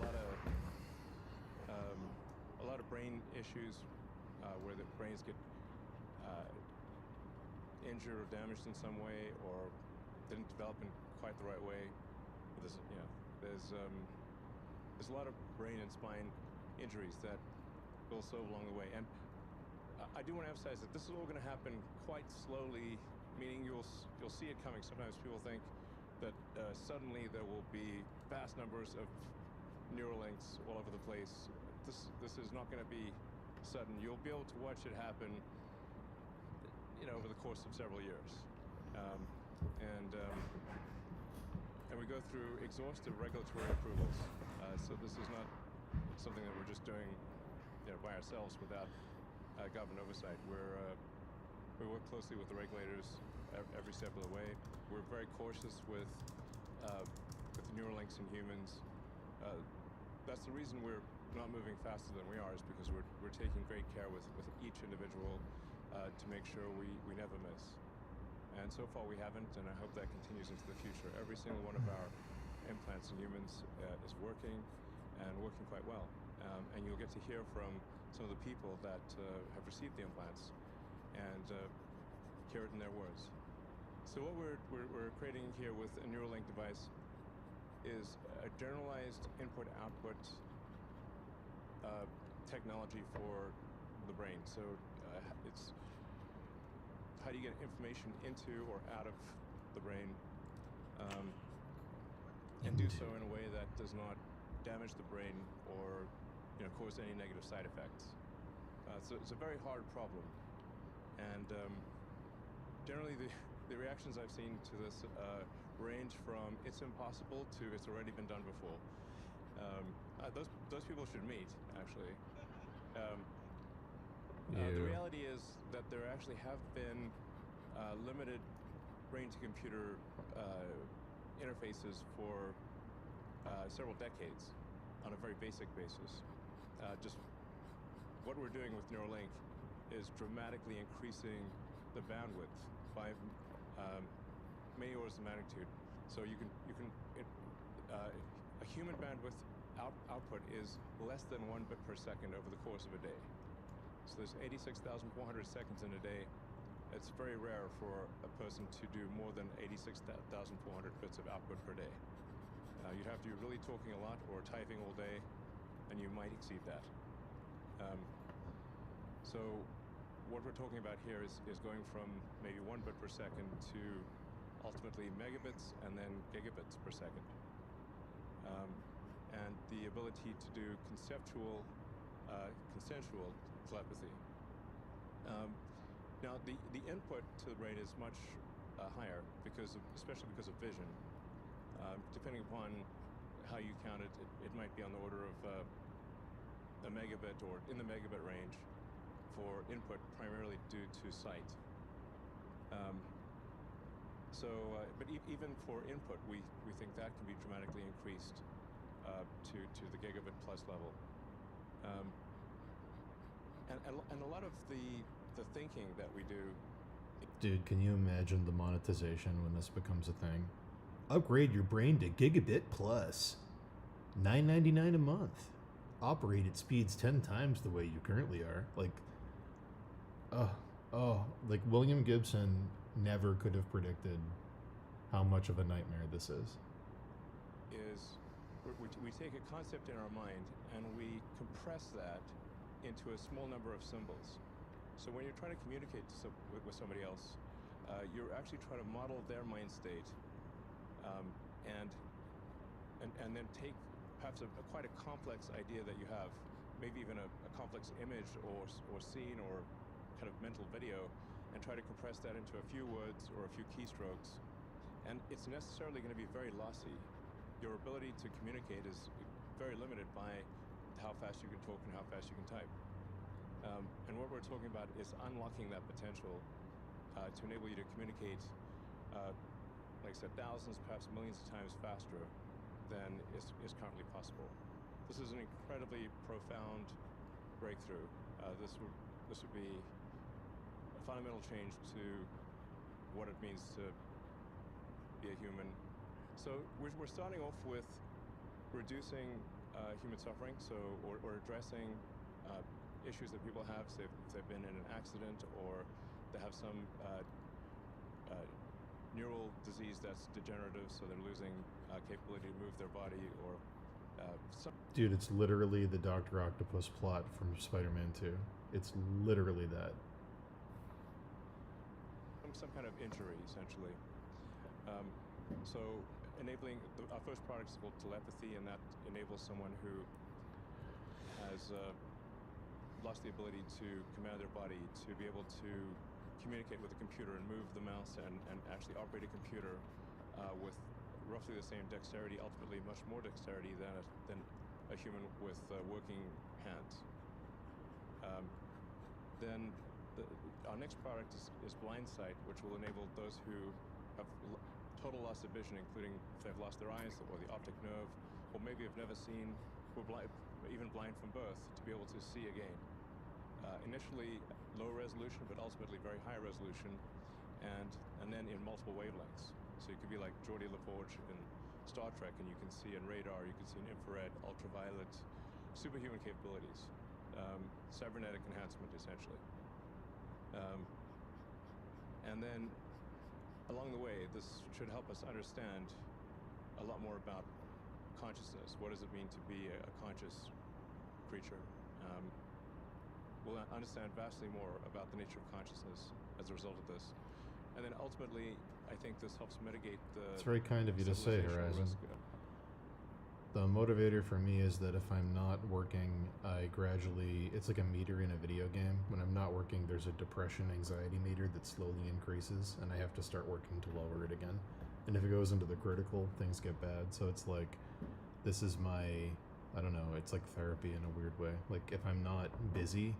It's that quote from Teddy Roosevelt where, like, dark thought seldom catches the rider whose pace is quick enough. It's like if you stay busy, you don't get sad and life doesn't suck, is kind of like the thing I subscribe to.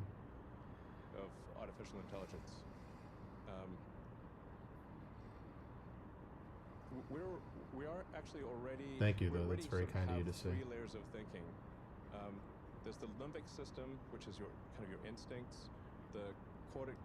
Your cortical system, which is your higher level planning and thinking, and then the tertiary layer, which is the computers and machines that you interact with, like your phone, all the applications you use. So people actually are already a cyborg. You can maybe have an intuitive sense for this by how much you miss your phone if you leave it behind.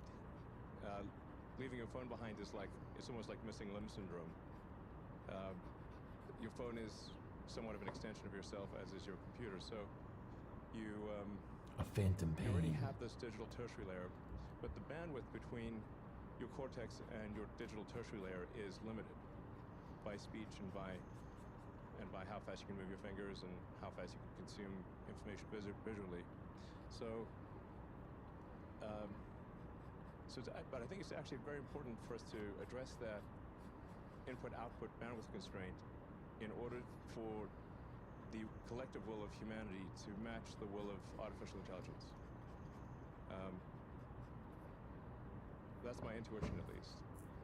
So, let's see. And what this presentation is mostly about is attracting smart humans to come and work with us on this problem. So this is not a presentation to raise money or anything like that. We're actually, very well funded. We have a lot of great investors. Some of the smartest people in the world are invested in Neuralink. But we need smart humans to come here and help solve this problem. So with that, let's proceed.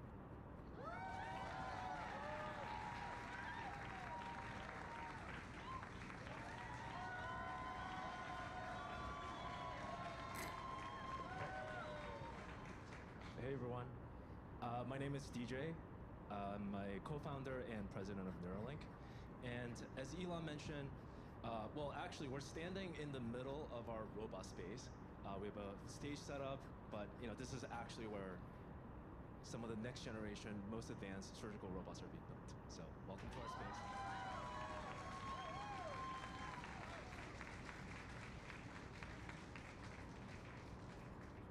It's important to highlight that this technology is not. I need you guys to think about the fact that this is a sure thing, okay? This is not a maybe. Teslas have been around for 10 years now, and we still see news reports a couple times a year of insane accidents that Teslas get into with the self-driving stuff. This will also have stuff like that. So try to imagine the equivalent of an auto-driving car accident for a chip that you put in your brain that controls your body. And try to imagine what that is. Not being built in the dark. This is not a secret lab where we're not sharing any of the progress. In fact, we're actually sharing the progress very openly, and as well as also telling you exactly what we're going to be doing. And we're hoping to progress on that as diligently and as safely and as carefully as possible. So to start off, 2 years ago when we did our previous fundraising round, we outlined this path and timeline to first human.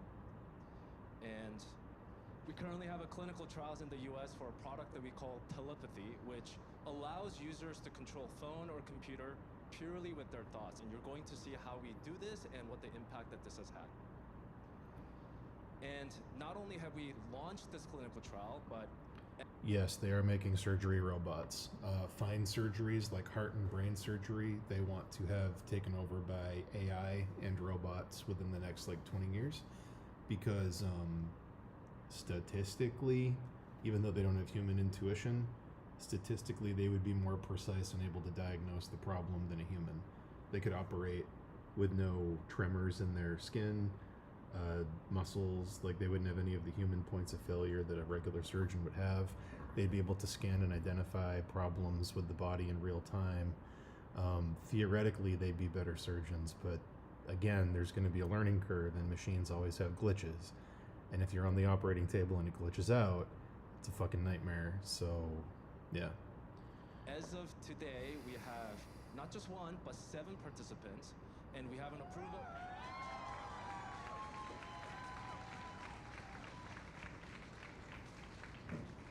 And we also have an approval to launch this trial in Canada, UK, and the UAE.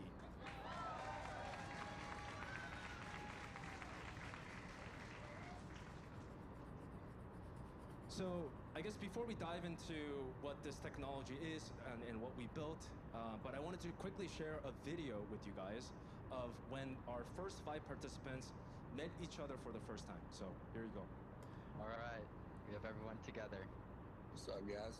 Thanks everybody for joining. Definitely want to introduce all of you. Yeah, I'm Nolan, aka P1. My name's Alex. I am the second participant in the Neuralink study. I am Brad Smith, the ALS cycle P3. My name is Mike, P4. Have ALS like process.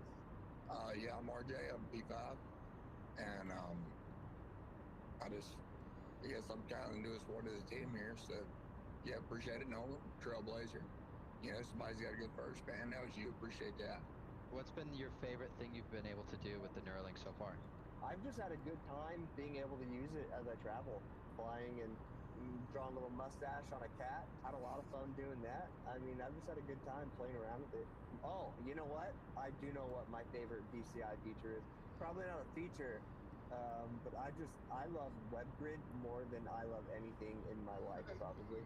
I think I could play that game nonstop forever. Has to be Fusion 360. Being able to design parts.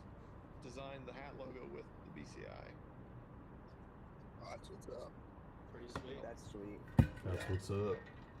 I have a little Arduino that takes input from my quad stick, converts it into a PPM signal to go to a RC truck. Like, and again, the flip side, this is fucking dope for the ALS guy. Like, this is great. So like, there's definitely a trade-off, and there's definitely people this is really good for. The entire premise of it is fucking horrifying though. But like, there's definitely people this is gonna help. Cool. Little rock crawler. Well, with the BCI, I wrote code to drive the plane with the quad stick. That's awesome. The best thing I like about Neuralink is being able to continue to provide for my family and continue working. I think my favorite thing is probably being able to turn on my TV. Yeah, like the first time in 2.5 years I was able to do that, so it's pretty sweet move. I like shooting. This feels like what Gandalf says about giving him the One Ring. He would use it out of a desire to do great good, but through him, it would have the capacity to do unspeakable damage. So it's like, what are the safeguards is the big question. Zombies, that's kind of nice. Excited to see what BCI's got going on. I got a question. What's your shirt say? It says I do a thing called whatever I want.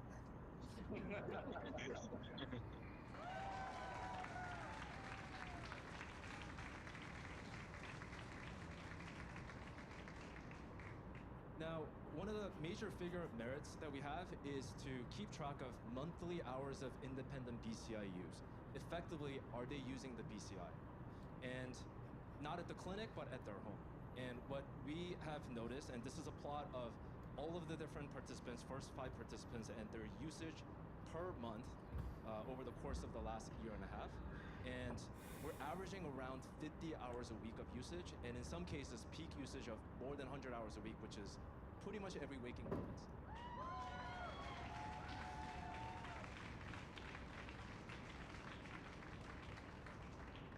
So I think it's been incredible to see all of our participants demonstrating greater independence through their use of BCI.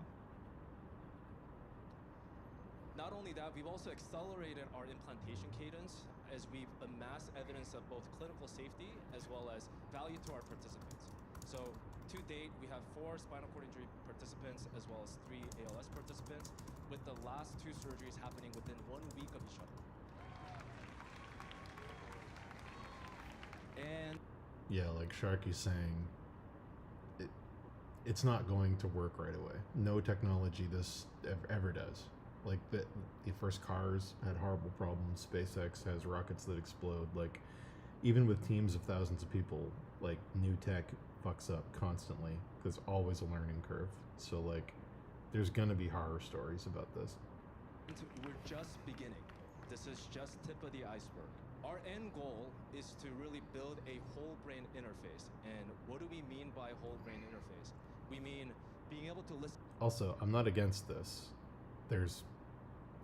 I am against it. Like, I wish it hadn't become a thing. But now that the genie's out of the bottle on it and everybody around the world is looking into it, this is inevitable. So like, I'm okay with them maximizing the good things, but I don't know what the guardrails are going to be, because the capacity for this to be really fucking scary is like huge. It's like, I just kind of wish it never happened. This is like the classic meme of scientists asking, can we instead of should we? That's what this feels like to me.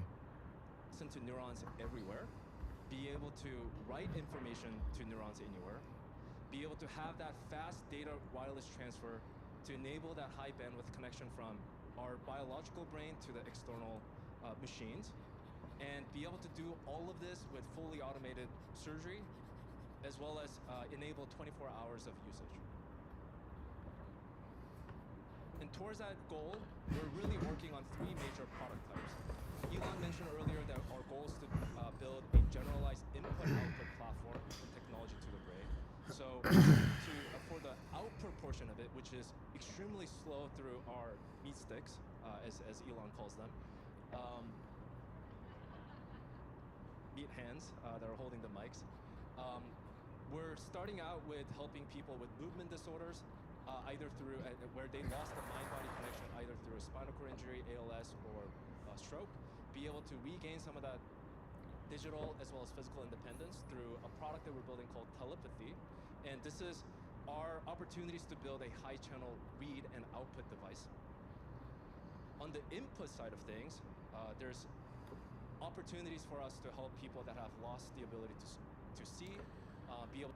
Well, Sharky, not just that. Think about this. If your brain becomes a computer and you can upgrade the parts in the computer by upgrading your Neuralink chip, and more upgrades obviously equals more money, it's kind of like the rich kid that you knew growing up who had a supercomputer that his parents got him, but wasn't good at video games. He just had it. It's like, by definition, if this is the thing, the people with the most money will become the best humans. Not best morally, but best ability-wise. If you have the most money, you can get the most RAM, you can download the most stuff, you can get the biggest chip, you can get the fastest connections. Like, it's going to make money equal better in a way that, like, we've never seen before. Like, we've seen money have access and influence, but this is going to actually make money equal ability, which is not something we've seen before. We've only seen access and influence, but this is going to be actual ability. Able to regain that sight again through a product that we're calling Blind Sight. And this is our opportunity to build high channel write capabilities. And last but not least, be able to also help people that are suffering from neurological debilitating dysregulation or psychiatric conditions or neuropathic pain by inserting our electrodes in reaching any brain regions to be able to insert them not just on the cortical layer, but into the sulci as well as deeper parts of the brain, the so-called limbic system, to really enable better opportunities to just regain some of that independence. Our North Star metrics is, one, increasing the number of neurons that we can interface with, and second, to expand to many diverse areas, any parts of the brain, starting with microfabrication or lithography to change the way in which we can actually increase the number of neurons that we can see from a single channel, and also doing mixed signal chip design to actually increase the physical channel count, to increase more neurons that we can interface to sort of allow more information from the brain to the outside world. And then, everything we built from day one of the company has always been read and write capable. And with Telepathy, our first product, the focus has been on the read capabilities or the output. And we want to hone in on our write capability and also show that through accessing deeper regions within the visual By default it will. cortex, that we can actually achieve functional vision.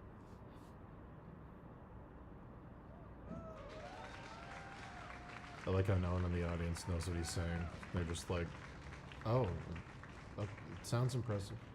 So now, just to step you through what the product evolution is going to look like in the next 3 years, today what we have is 1,000 electrodes in the motor cortex, the small part of the brain that you see in this animation called the hand knob area, that allows participants control computer cursors as well as gaming consoles. Next quarter, we're planning to implant in the speech cortex to directly decode attentive words from brain signals to speech. And in 2026, not only are we going to triple the number of the electrodes from 1,000 to 3,000 for more capabilities, we're planning to have our first blind sight participant to enable navigation.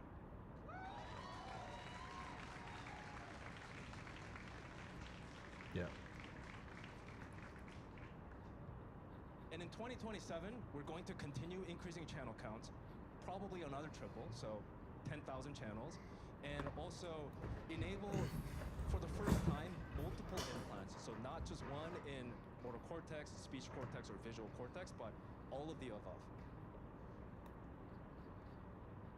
And finally, in 2028, our goal is to get to more than 25,000 channels per implant, have multiple of these, have ability to access any part of the brain for psychiatric conditions, pain, dysregulation, and also start to demonstrate what it would be like to actually integrate with AI.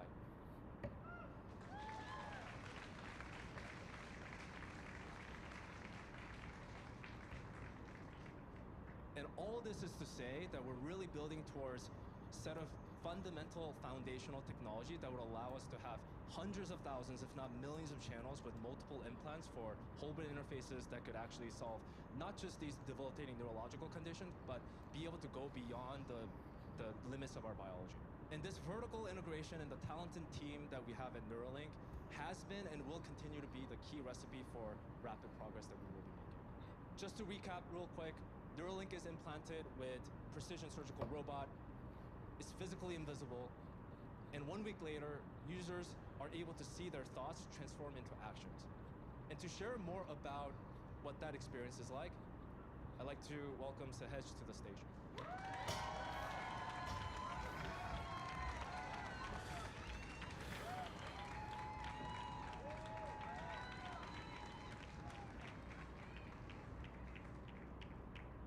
What's up, guys? My name is Sahej. I'm from the Brain-Computer Interface team here at Neuralink, and I'm going to be talking about two things today. The first thing is, what exactly is a Neuralink device capable of doing right now? And the second one is, how does that actually impact the day-to-day lives of our users? Very simply put, what the Neuralink device does right now is it allows you to control devices simply just by thinking. Now, to put that a bit more concretely, I'm about to play a video of our first user. His name is Nolan, if you remember from DJ section. And what Nolan is doing is he's looking at a normal off-the-shelf MacBook Pro. And with his Neuralink device, as you're going to see, he's going to be able to control the cursor simply with his mind, no eye tracking, no other sensors. And what's special about this particular moment is this is the first time someone is using a Neuralink device to fully control their cursor. This is not your ordinary brain-controlled cursor. This is actually a record-breaking control, literally on day one, beating decades of brain-computer research. And I'm about to show you the clip. On day one, Nolan breaking the BCI world record. Like, do you guys think this part's real? Oh shit. Yeah. Congrats. Oh, well done, man. Well done. Do you guys think that's real? He's a new world record holder. Oh, no way. The first day. There's all the confetti. Yes. This was a surprise. This one for 1 5. I thought it was higher. I thought I would have to get to 5 or something. Oh my gosh, that's crazy. It's pretty cool. So far, that's the one thing in the video that I think could have been staged. So I'm skeptical. I want to know what you guys think. Yeah, another really fun thing you could do with the Neuralink device outside of controlling a computer cursor is you could actually plug it in through USB through a lot of different devices. And here we actually have Nolan playing Mario Kart. Now, what's special about this particular clip is Nolan is not the only cyborg playing Mario Kart in this clip. We actually have a whole community of users, as mentioned earlier, and this is literally 5 of our first users of Neuralink playing Mario Kart together over call. Now, what do you guys think of this? To play Mario Kart, they would need to be thinking of what 2 controller sticks are doing, as well as the C buttons, as well as the camera.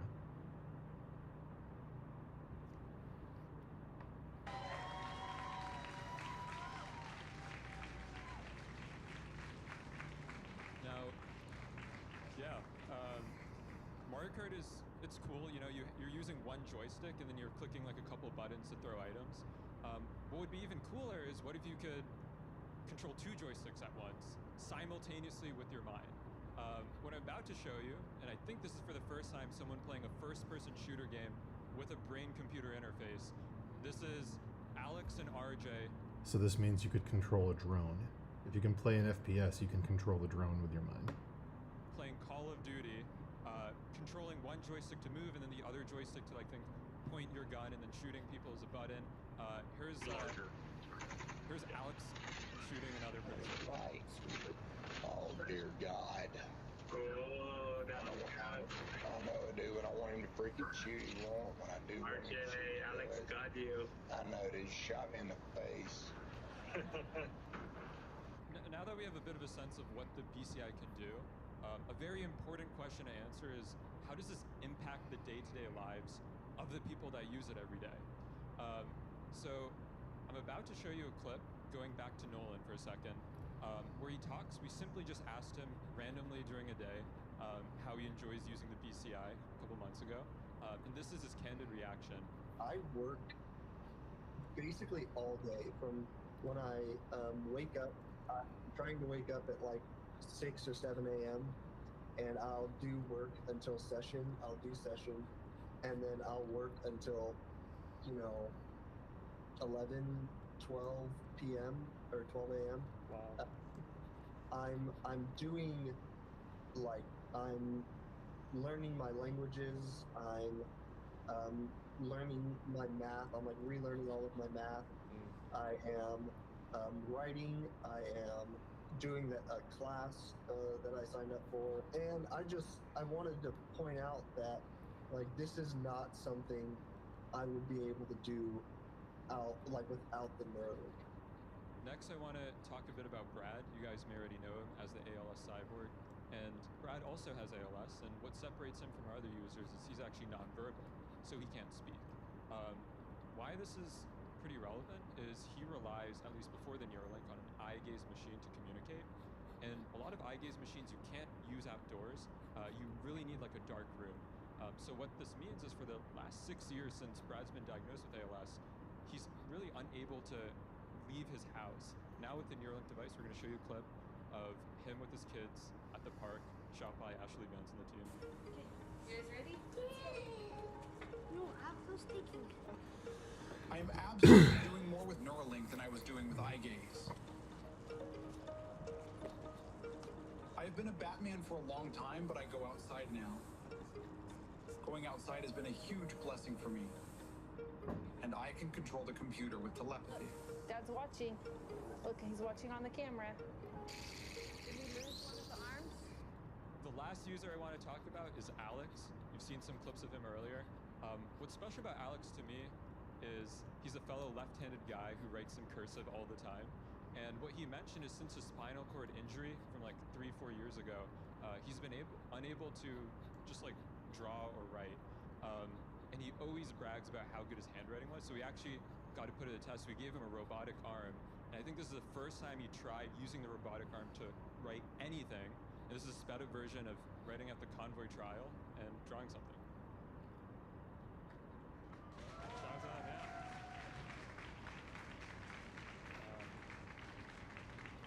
Now, yeah, controlling a robotic arm is cool, but this one has a clamp. And what would be cooler is if you could decode the actual fingers, the actual wrist, all the muscles of the hand in real time. Just in the past couple weeks, we were able to do that with Alex, and you're about to see him and his uncle playing a game. Rock, paper, scissors, shoot. Rock, paper, scissors, shoot. Rock, paper, scissors, shoot. Rock, paper, scissors, shoot. That was scissors. Fuck. These bullshit scissors.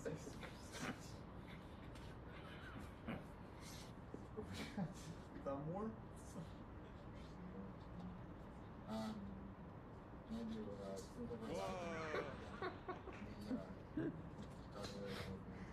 Cool.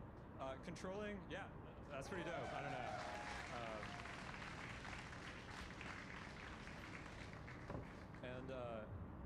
Controlling a robotic hand on screen is obviously not super helpful for most people.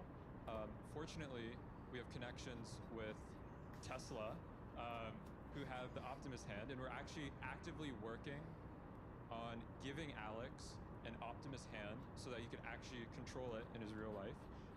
And here's the actual replay of the end of that video using Alex's neural signals on an Optimus hand. Sean, if you want to play that. This is crazy. Yeah. Actually, let me maybe add a few things to that, which is as we advance the Neuralink devices, you should be able to actually have full body control and sensors from an Optimus robot. So you could basically inhabit an Optimus robot. It's not just the hand, the whole thing.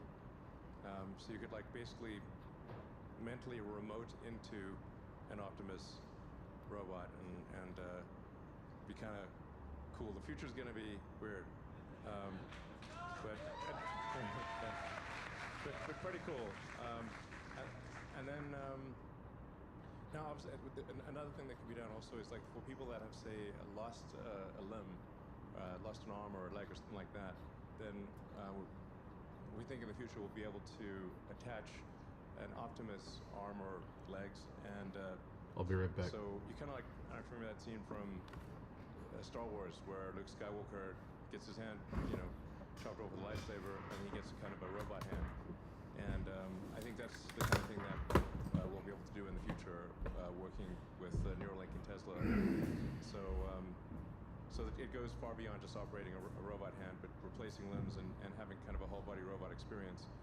And then I think another thing that will be possible, I think is very likely in the future, is to be able to bridge the where the damaged neurons are. So you can take the signal from the brain and transmit that signal past where the neurons are damaged or strained to the rest of the body. So you could reanimate the body, so that if you have a Neuralink implant in the brain and then one in the spinal cord, then you can actually bridge the signals, and you could walk again and have full body functionality. Obviously, that's what people would prefer. To be clear, we realize that would be the preferred outcome, and so that even if you have a broken neck, or you could still, we believe. I'm actually at this point, I'd say fairly confident that at some point in the future we'll be able to restore full body functionality.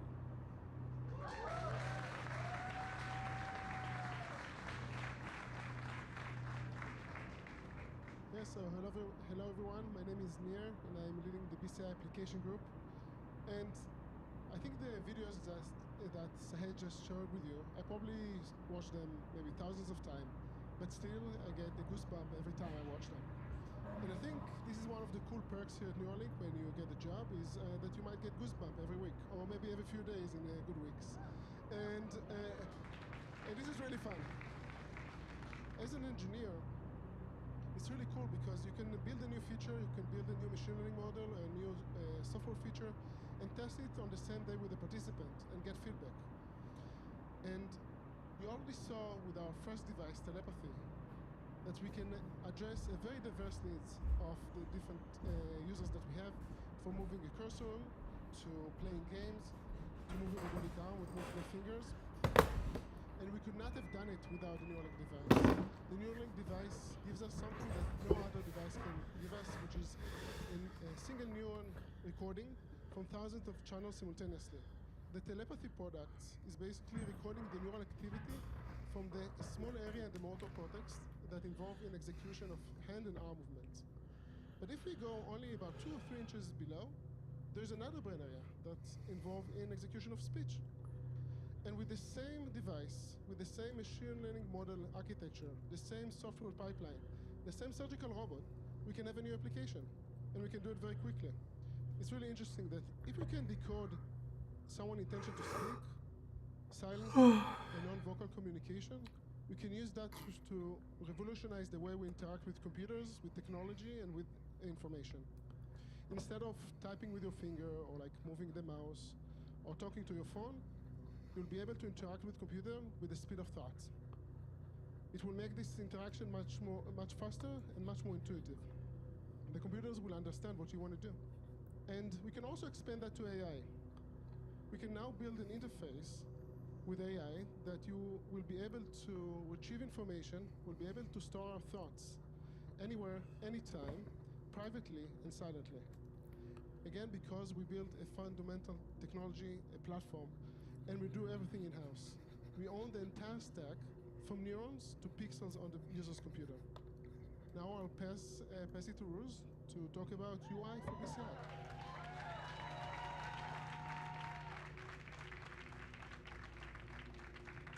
Thank you, Nia. Each spike that our implant detects goes on a fairly remarkable journey to ultimately form a pixel on a participant's display. And that experience starts with, of course, unboxing. The very first time that a participant pairs to and meets their implant, this invisible part of their body, and sees their own spikes materialize across the display. From there, they'll go into body mapping, and actually, I don't think, I mean, maybe eventually, but like that would take time. It would take a lot of time, Chase. actually imagine moving their arm again and get a feel for what feels natural to them and what doesn't. And they'll take that into calibration. Using one of those motions, I don't know if the human body's even capable of that, actually. iteratively refining their control as they go throughout this Unless we process, splice DNA with like a until lizard, finally, which would be hilarious. back to their desktop and can experience the magic of neural control for the very first time. And our control interfaces is where the OS integration that we do really shines, letting us adapt both control and feedback for every interaction. So for familiar interactions like scrolling, we can surface an indicator over the scrollable parts of the display, add a touch of gravity to automatically pop a participant's cursor onto that indicator as they approach, show the actual velocities that we decode inside of it, and add a bit of momentum to those velocities to carry them forward as they glide across the page. There are also unique interactions that we need to solve for in this space. For example, when a participant is watching a movie or just talking to somebody next to them, the brain is very active still, and that activity can actually induce motion in the cursor, distracting them from that moment. So when a participant wants to just get their cursor out of the way, I like how we're just becoming Spider-Man villains. Let's merge the Neuralink with lizard DNA to reboot. It's just amazing. they can push it into the edge of the display to park it there. And of course, we add gravity to sort of hold it still, but they can push it out with either just a firm push or, in this case, a gesture. And of course, it goes without saying that all of these control interfaces are designed hand in hand with our participants. So huge shout out to both Noland and Brad for helping us design these two. And those control interfaces, of course, extend to typing. We have a great software keyboard that does everything you'd expect it to, popping up when a participant clicks on a text field, giving them feedback about the click along the surface of the key, and supporting both dictation and swipe.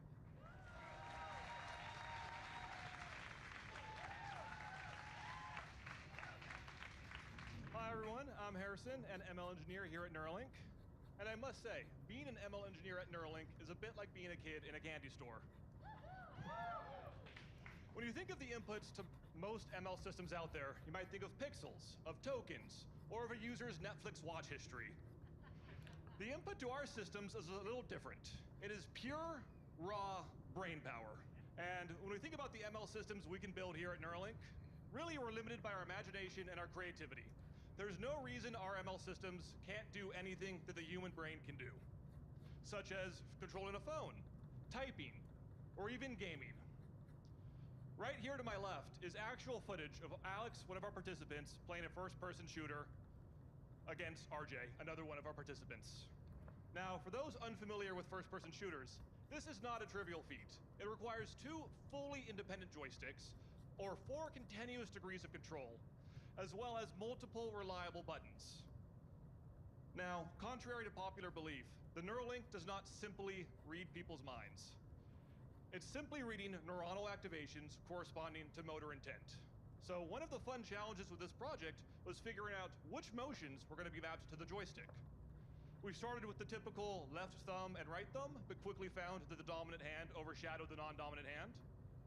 My personal favorite is we had one of our participants imagine walking for the left joystick and aiming for the right joystick. So in game, they were simply doing naturalistic motions, like you might do in virtual reality in Ready Player One. And that was really cool to watch. What we ended up on was the thumb for the left joystick and the wrist for the right joystick. And I challenged the audience to try to replicate their motions. I'm really in awe of them being able to pull this off. I want to talk a bit about the progress to our cursor calibration experience. To my left here, you can see RJ completing his first ever cursor calibration with a redesigned open loop flow where we first gather information about his intent and how to map the neural activity, to the first time he controls a cursor, to the final product where he has smooth and fluid control of his computer. And most remarkably, this experience took only 15 minutes from start to finish. 15 minutes from not...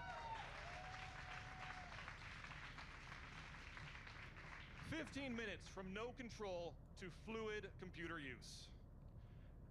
Contrast that to a year and a half ago with P1, where that was multiple hours to get to the same level of control and several engineers standing around a table pulling their hair out. There was virtually no need for Neuralink engineers to even be at this session. This was basically an out-of-the-box experience for our participant. And even more remarkably, we're continuing to smash day one records, with RJ being able to achieve 7 BPS on his very first day with the Neuralink.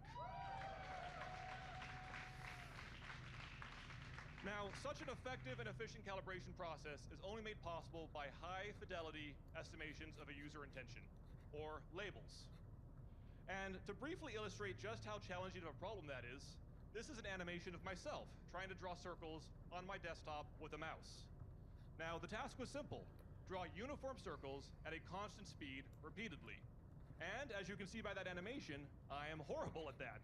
Even though my intent was pretty obvious, unambiguous, the execution was really poor. There is a ton of variation in both speed and the shape itself. To visualize this a little differently, each row here is one of those circles unwound in time with synchronized starts. And you can just see how much variation there is in the timing of each circle as well as what I'm doing at any given point in time. Orthogonal to the labeling problem is neural non-stationarity, or the tendency of neural signals to drift over time. And I think that's honestly a beautiful thing, right? If your neural signals didn't drift, you couldn't grow. When you wake up the next day, you're not the same person you were the day before. You've learned, you've grown, you've changed. And so too must your neural data change.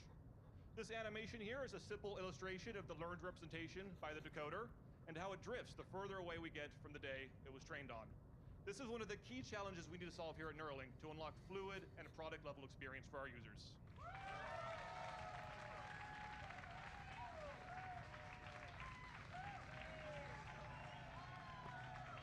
Hey everyone. Hey everyone, my name is Joey. Blind Sight is our project to build a visual prosthesis to help the blind see again. Users would wear a pair of glasses with an embedded camera and receive an implant in their visual cortex.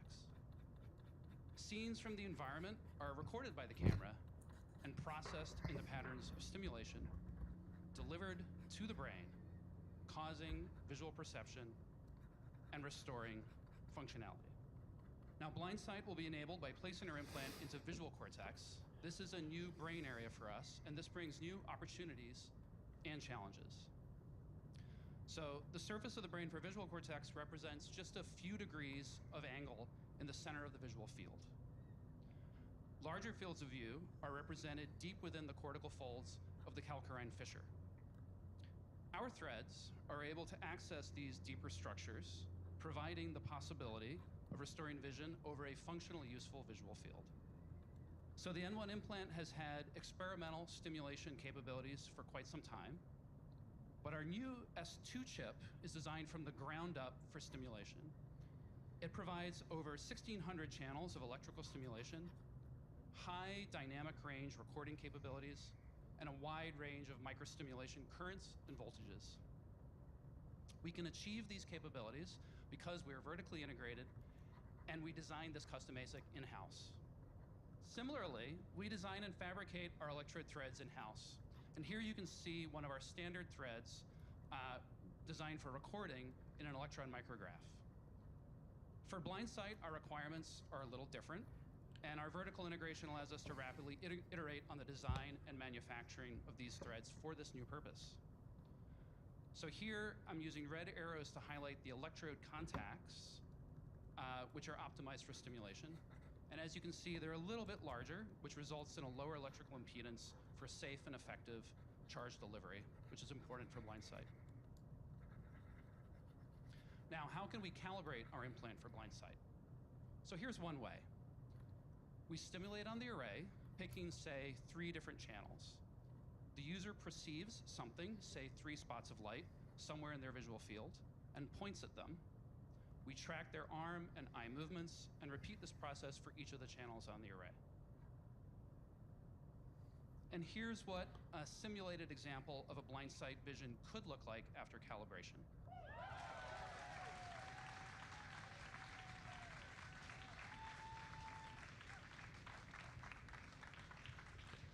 I think you missed them controlling a robot Now, arm. I showed you how for blind sight we need to insert threads deeper into the brain than we have previously, and doing this requires state-of-the-art medical imaging.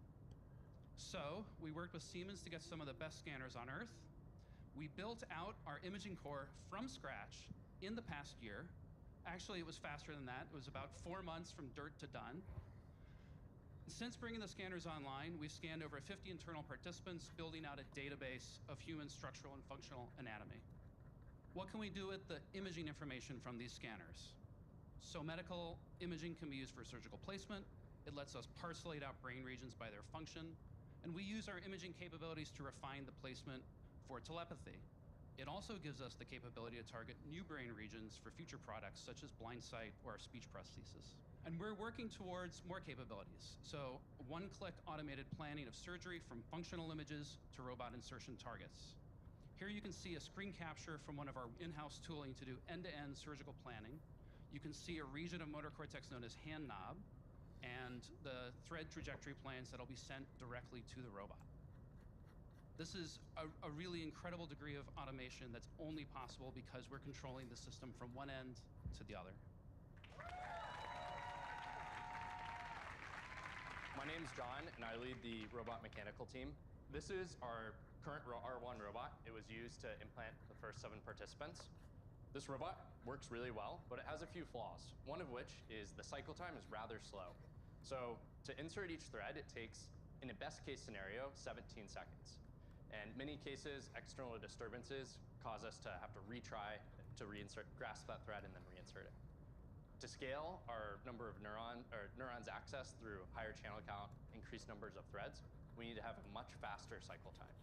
So let me introduce our next generation robot, which is right here.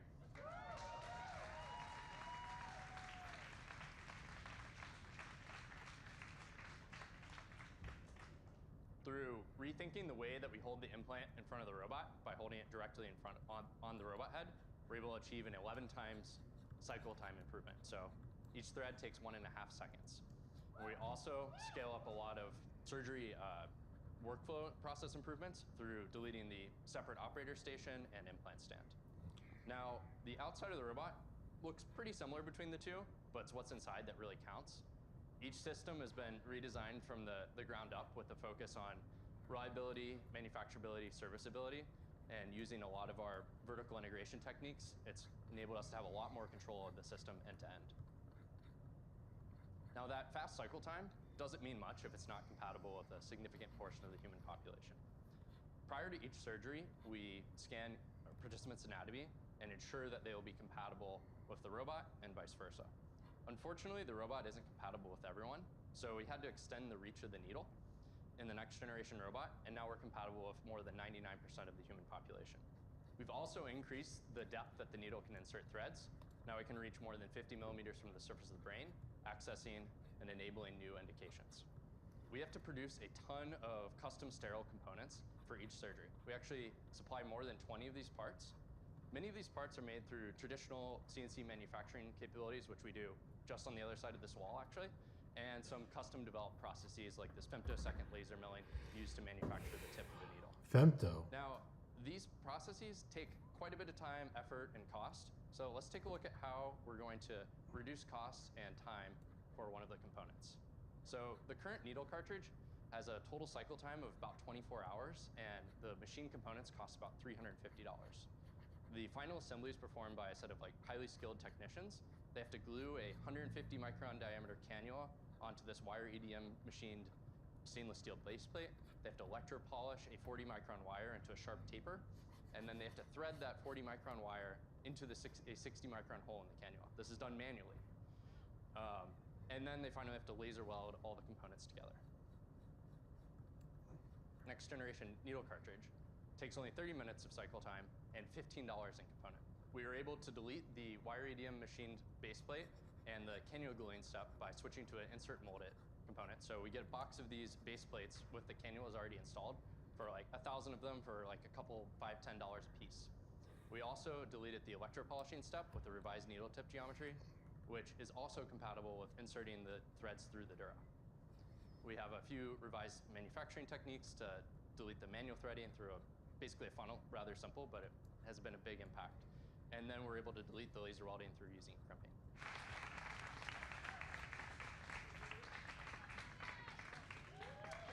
Hi.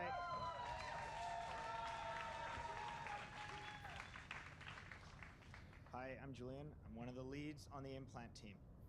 So the way humans communicate today, if they want to output information, is by using their hands and their voice, as I'm doing right now.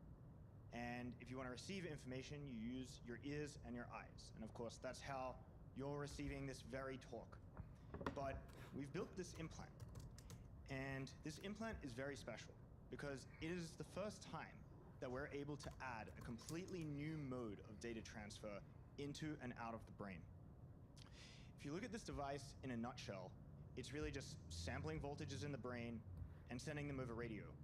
But if you zoom out and look at the system from end to end, what you actually see is that we're connecting your brain, or a biological neural net, to a machine learning model, or a silicon neural net on the right-hand side. And I actually think this is really elegant because the machine learning model on the right-hand side is in fact inspired by neurons on the left-hand side. And so in some sense, we're really extending the fundamental substrate of the brain. For the first time, we're able to do this in a mass market product. That's a very, very special piece of hardware.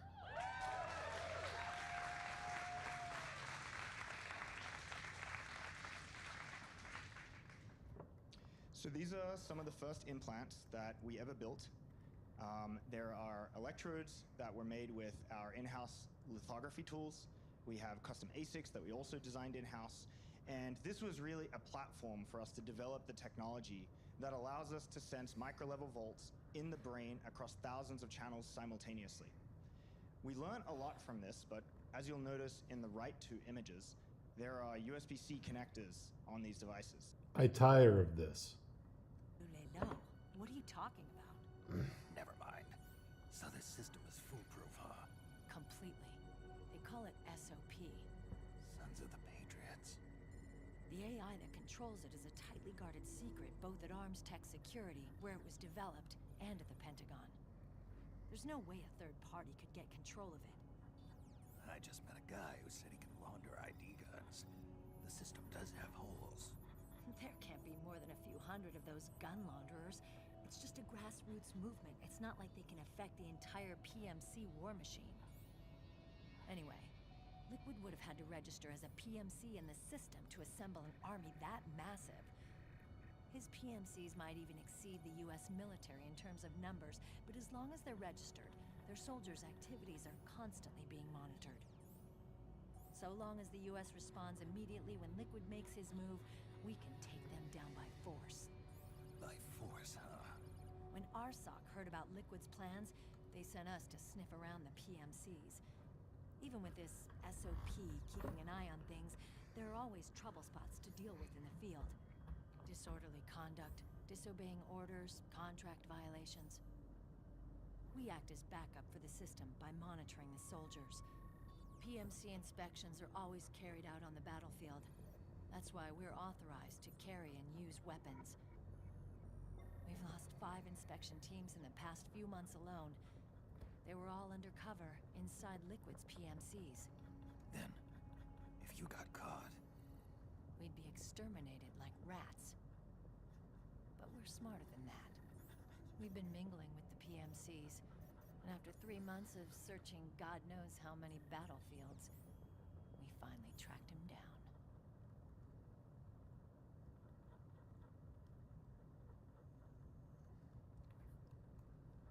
reported that we'd found liquid, our superiors ordered us to provide the UN investigators with intel.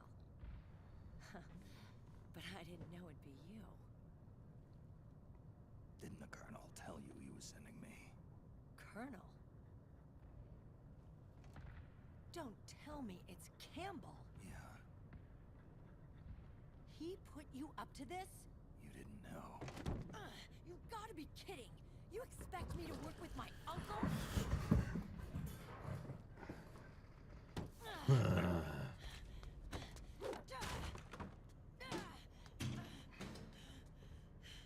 This is bullshit!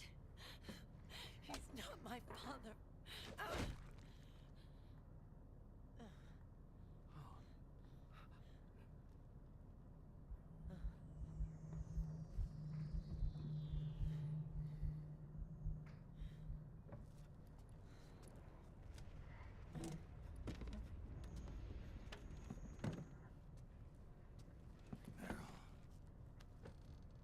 So, No.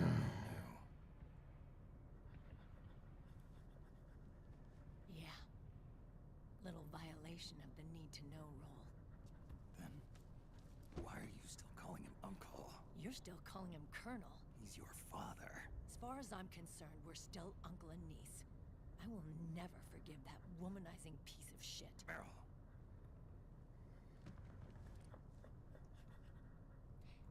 He, remarried. Really? His new wife's about my age. I hear she's even got a kid. Hell yeah. It's as if he's given up on making up with his own daughter. Little family drama amidst World War III. Men.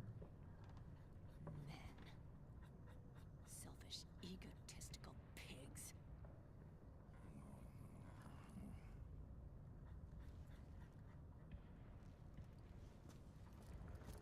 Commander. What is it?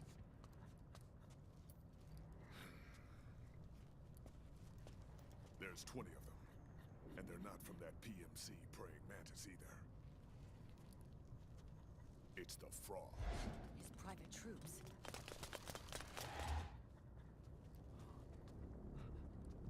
Oh, crap. This is not good. Were you being followed? No.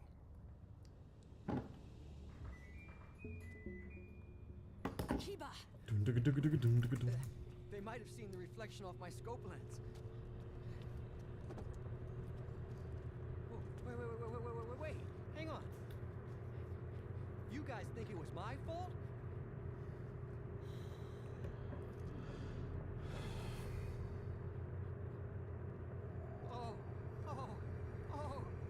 No. It wasn't my fault. I swear. It wasn't my fault. Oh, man. Oh, look, Dumbass! We're moving out. Meryl, where's Liquid? At a camp up ahead. I'll fill you in later. If we're still alive.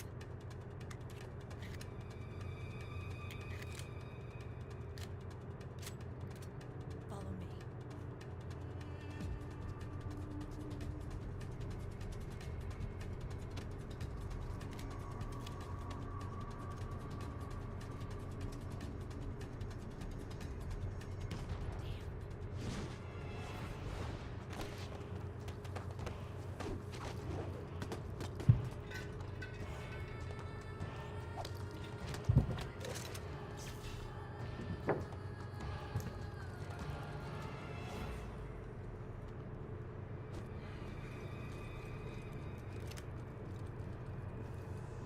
Eye contact.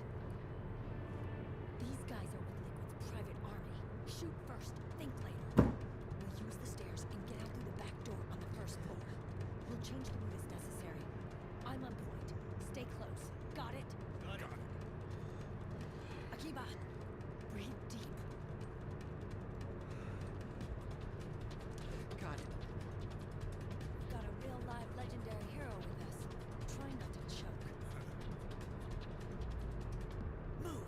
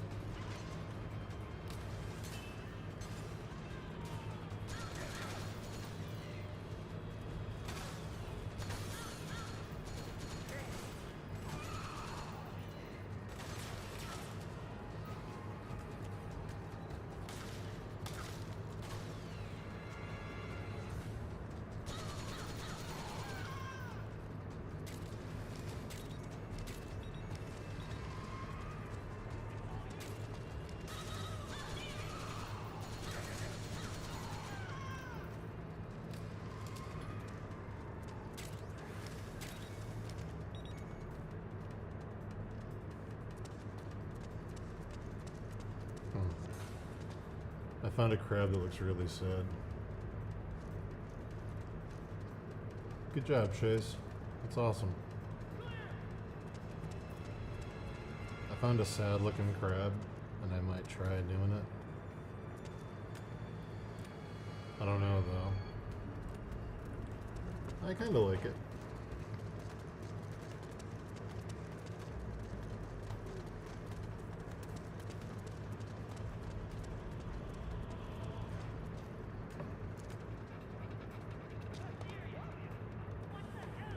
I found a really sad looking crab. And I kinda wanna use that.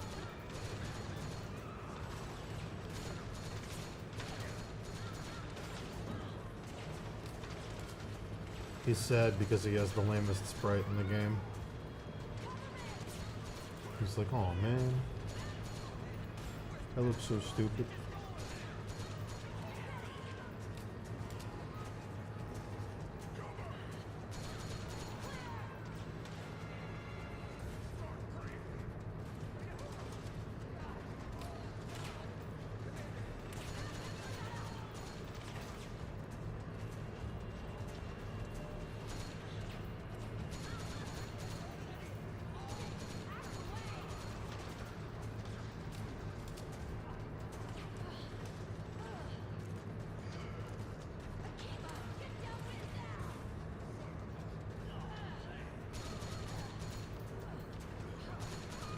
So he's just shitting himself during the fight.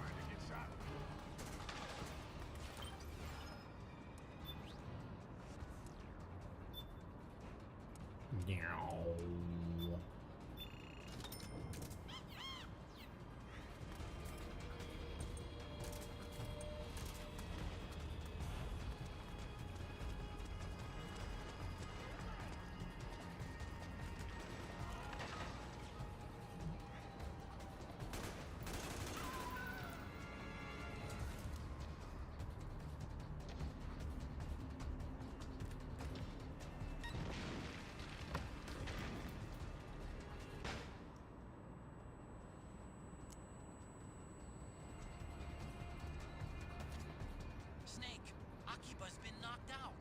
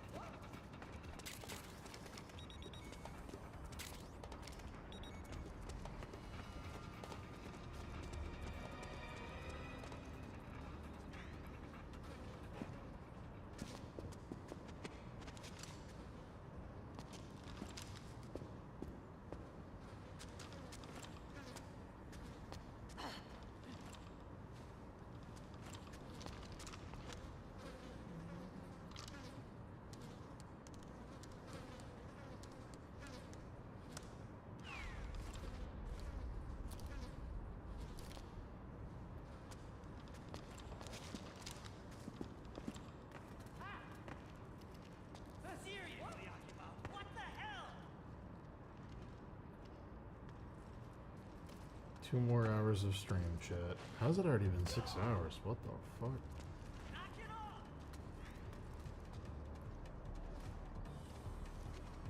Crazy.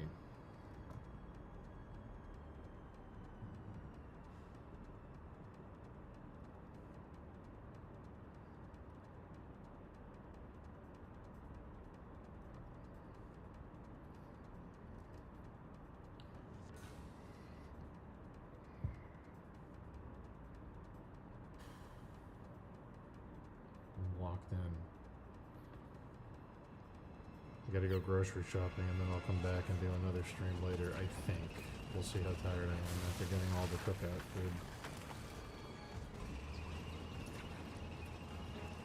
This crab looks so tired. So tired and sad. I don't think I want to do this, but I'm gonna try.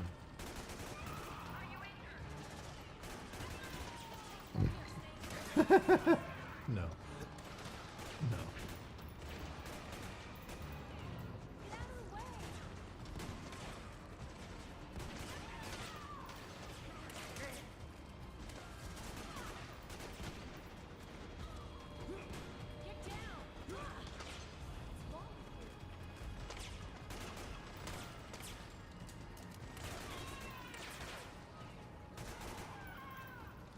I might, if I'm sleepy when I get back, I gotta go to the grocery store and get a bunch of things for the cookout. Then I gotta do a pickup at the butcher for all the meat that I'm gonna cook. Then I gotta go to the liquor store and get stuff to make mixed drinks and sangria. And then when I get back and I unpack all that stuff and fridge it, if I'm not totally dead, I'll do a stream. But if I am dead, I'm just gonna play that Indiana Jones game and pass out. But we'll see.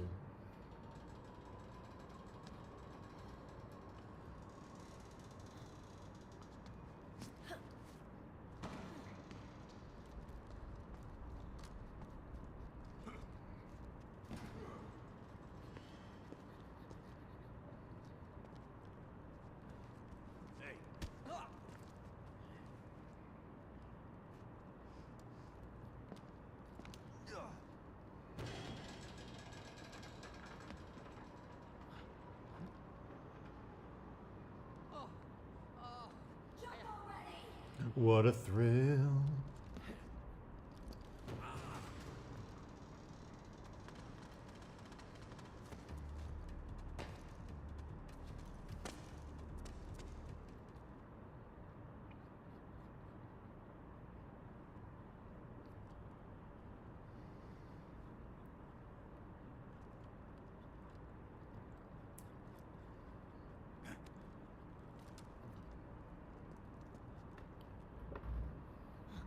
We will do a movie night. I don't think it'll be today, but we will do it. Oh, fuck.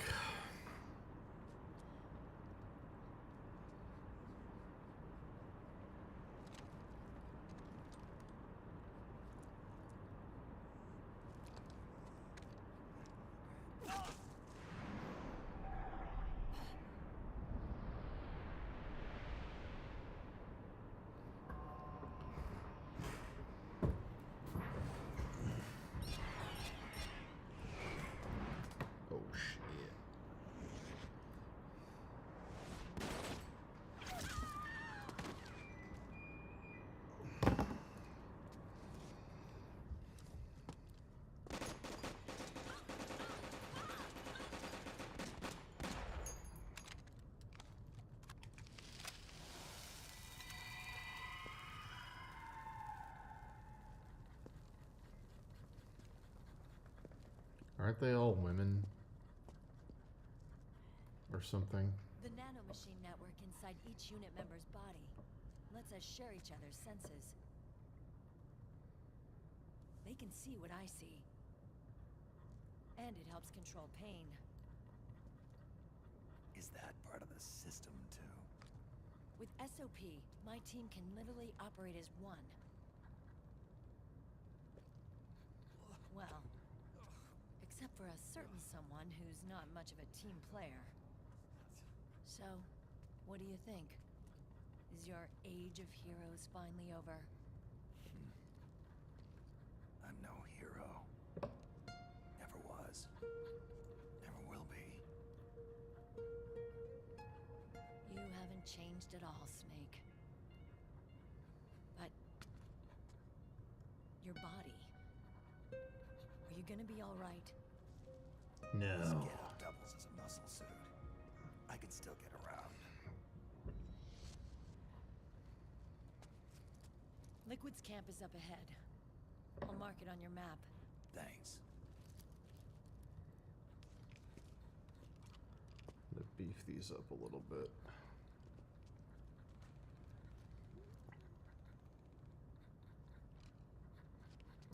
Akiba!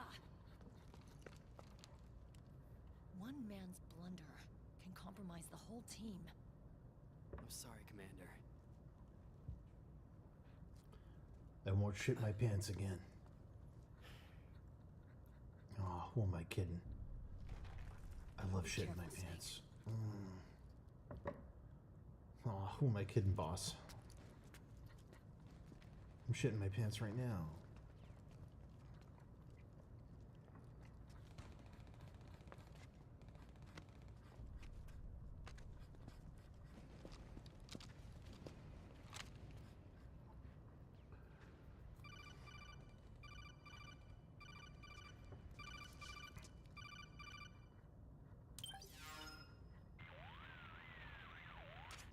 Otacon, I know where Liquid is.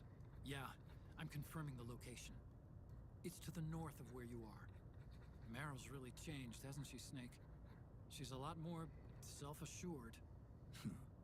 I wonder how much of that has to do with the system. The senses you used to develop through extended training and experience can now be obtained without even working for them. Seems once you're under the system's control, you don't even need experience at all. It even beats that VR training that was all the rage a few years back. Yeah. The growing need for PMCs has led to the creation of a more reliable, cost-effective supply of elite soldiers. It's also made the child soldier phenomenon more problematic than ever.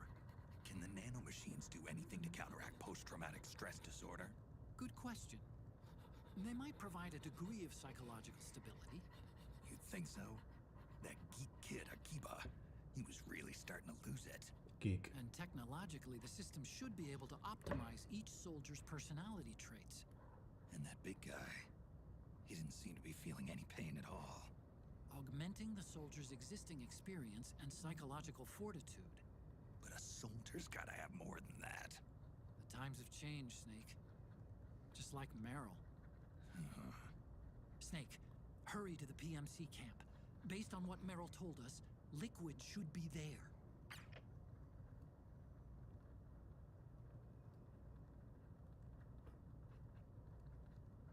Kinda love his dumb, sad little face. He's like, oh, don't one hit kill me with a bomb.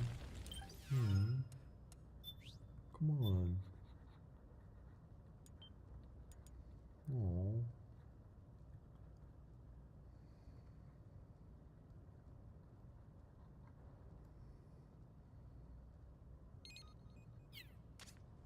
Okay, time to head for the surface. Oh.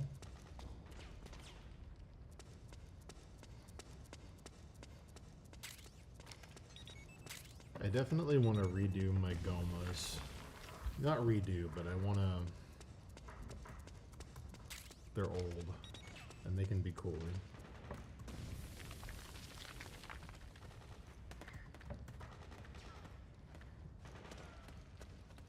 Oh man, yeah. Yeah, these gotta get redone. These gotta get redone. Nope.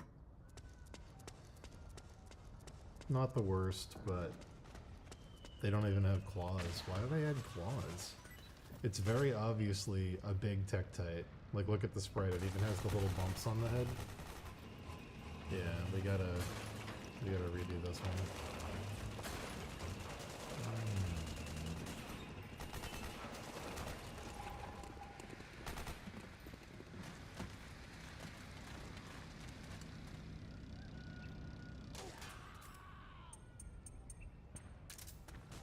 Got my back?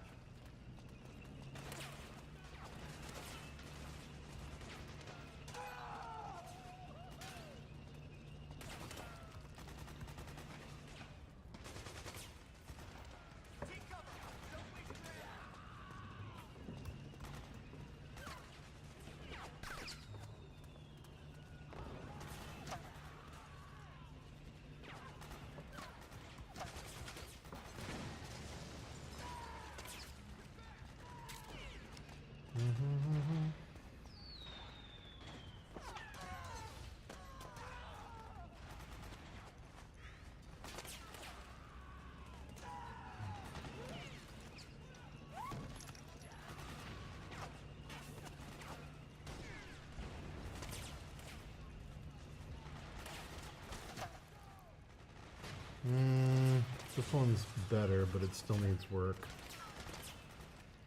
I don't mind the legs as much. It needs work. I could save this one though, with some effort. A little bit of effort. I could make this one okay.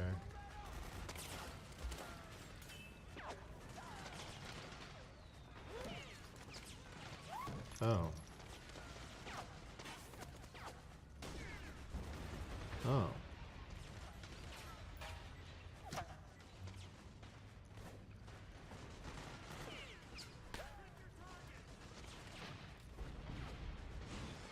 I have it without the claws?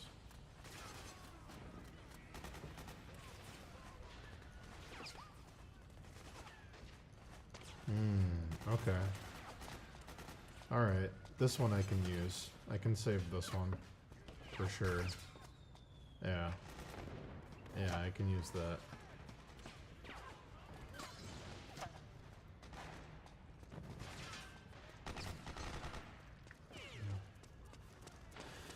Oh boy, this guy. This little guy. This little stinker.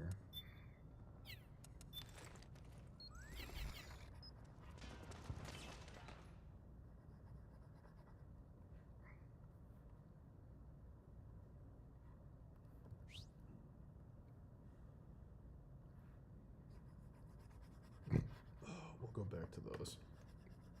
Now that I know Grayscale is my friend.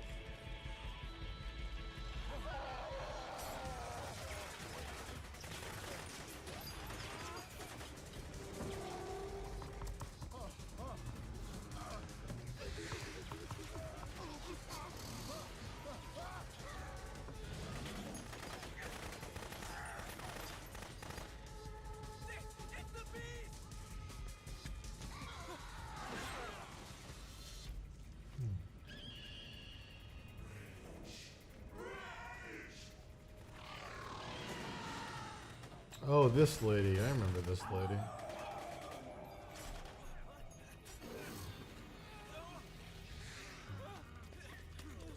Flying lady. I remember.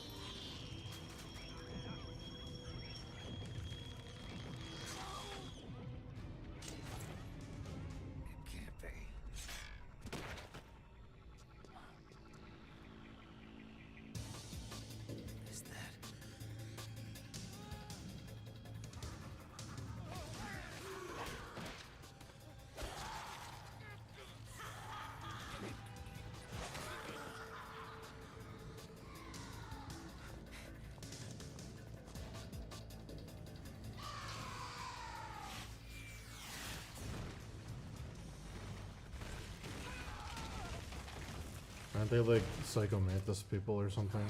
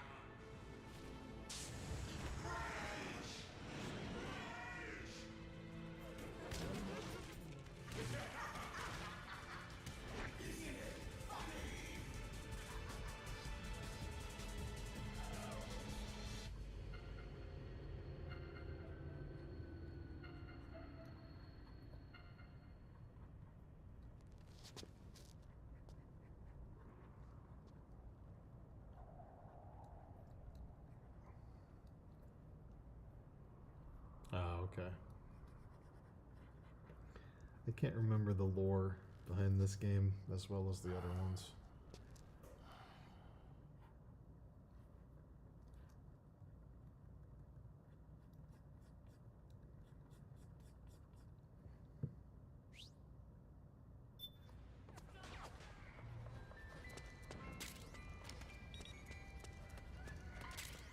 Not that way.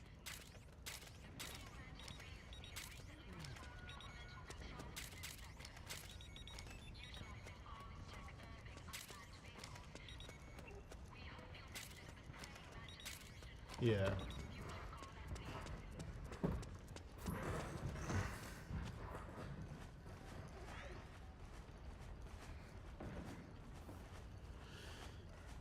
Oops.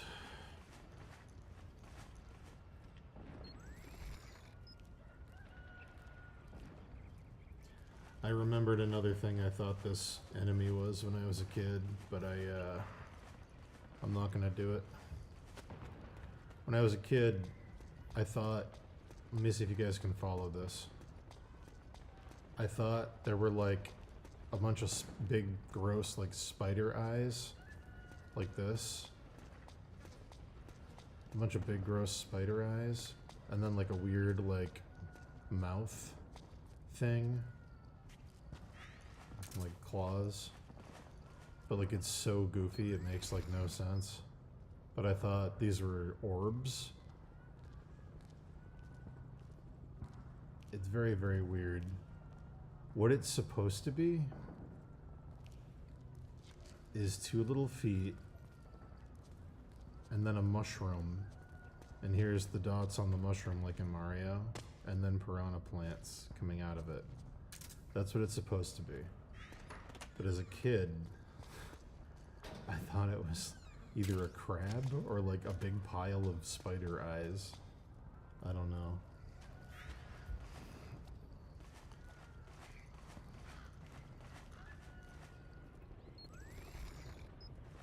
Yeah. Yeah. Egg sacky type eyes, yeah.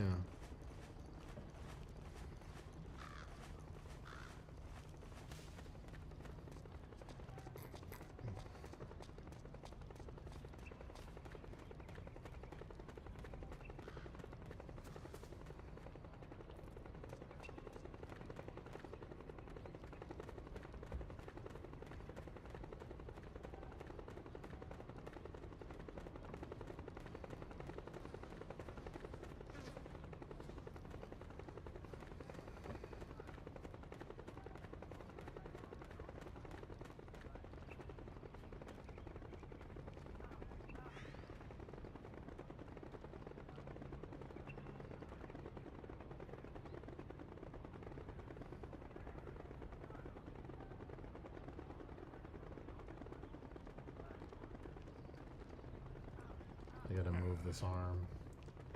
This arm is wrong. It's gotta go here. To be correct. Unless I change it and kick the other one out. I might kick the other one out.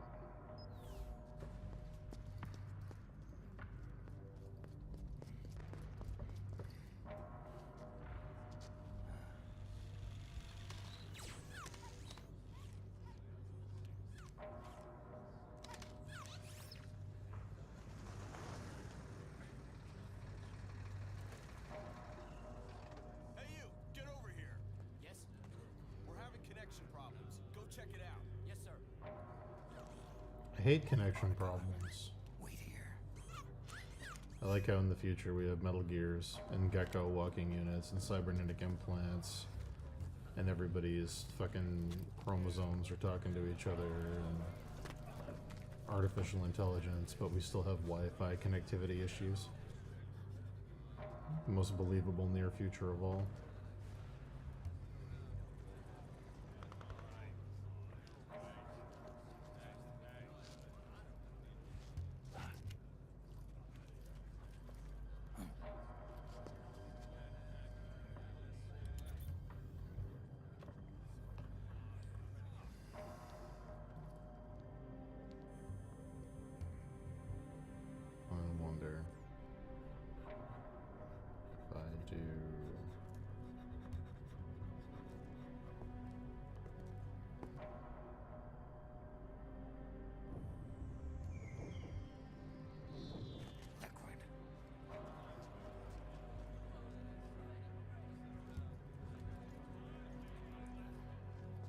So in these games, they portray Snake being fluent in other languages as hearing them as English.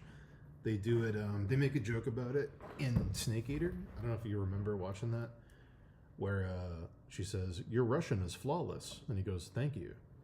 That's the joke, is that when he's the only game they break that in is 5, where you can hear everybody's languages.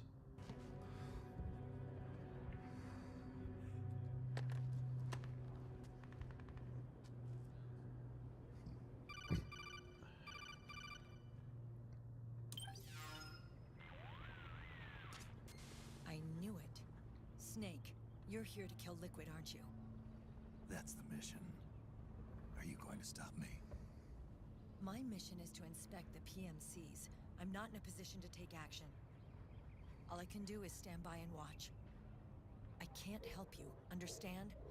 I'm a peacekeeper, here to keep order. Understood.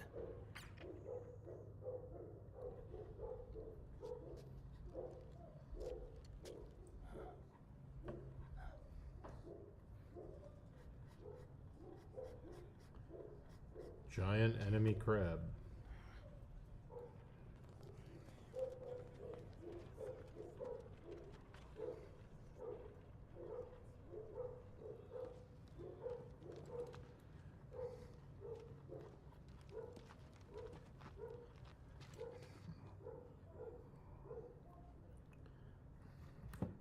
Activate it.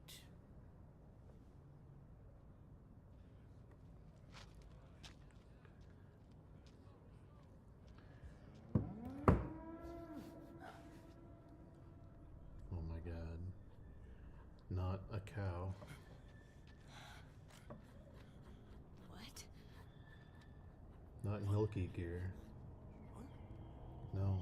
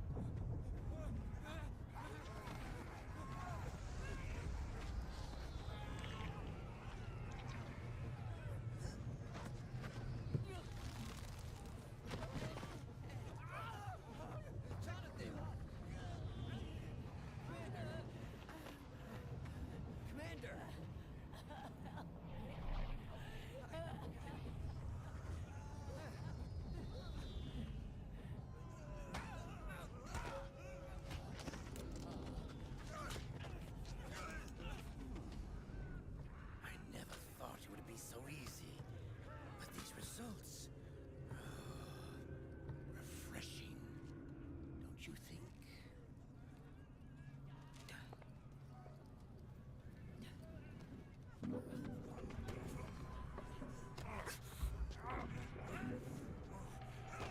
It's the ultimate weapon.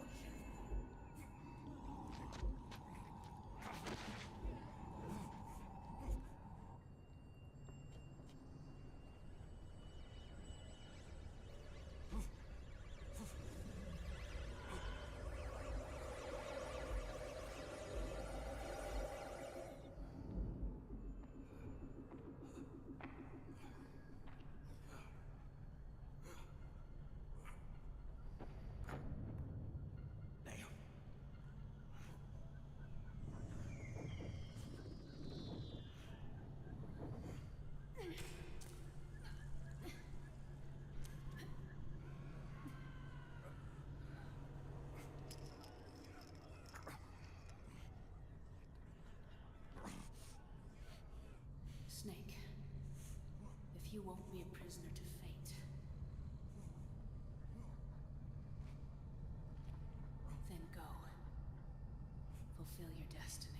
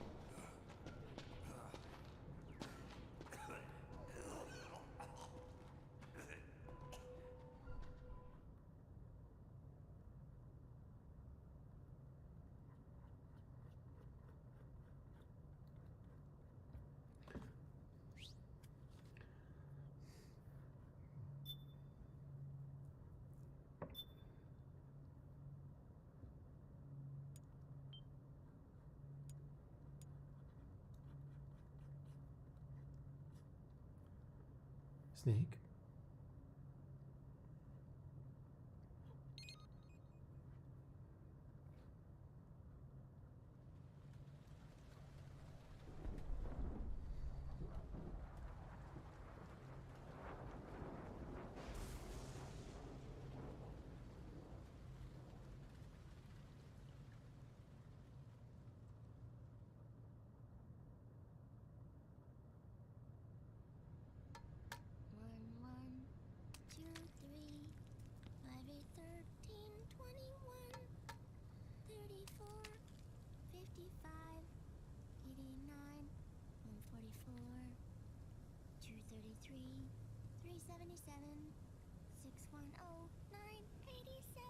Just looking at some video games. 97, 95, 84.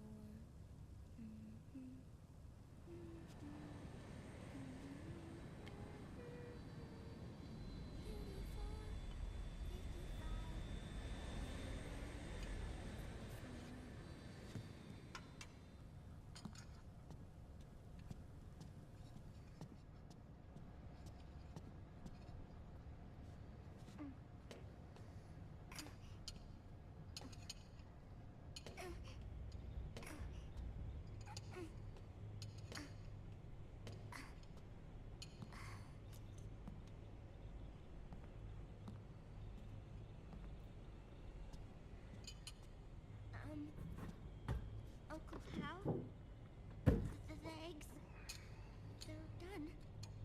Thank you, Sonny. Snake! So, back from the dead?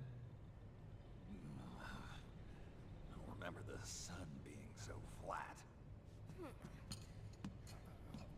Sorry.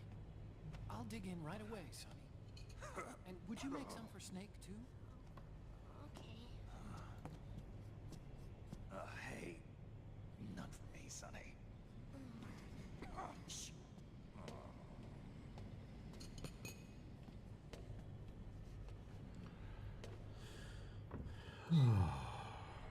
How long was I out? A whole day.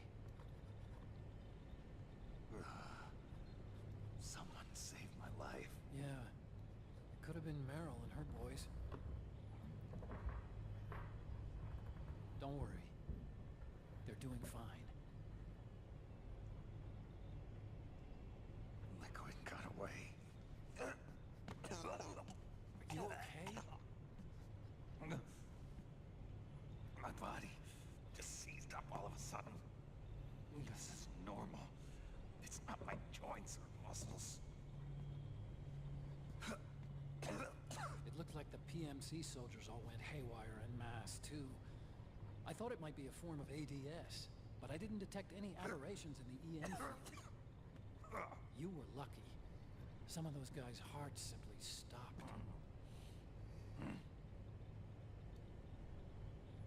She was there. Naomi was at Liquid's side. Otacon, did you see her? No, but you're right. Naomi was there. I found traces of her DNA in that syringe you were holding. So it was Naomi. Why? Here, let me show you something.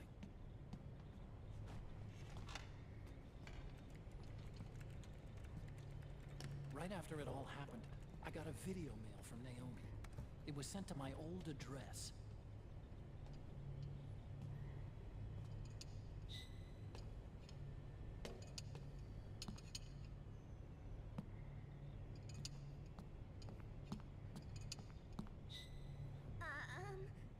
Here you go. Thanks, Sonny. They're delicious.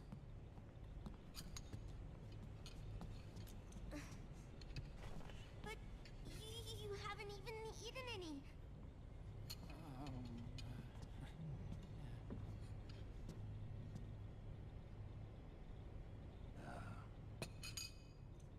We grown-ups have to watch our caloric intake, you know.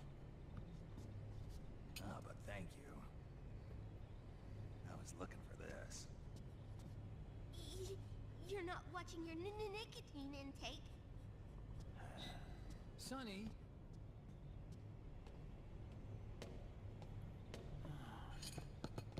You really hurt her feelings. Yeah. Why don't you teach her how to cook eggs then? Oh, like I know how to cook. Hey, check this out. The data's been quarantined, no viruses. The voice print matches Naomi's, and I'm fairly confident the video isn't digitally synthesized either.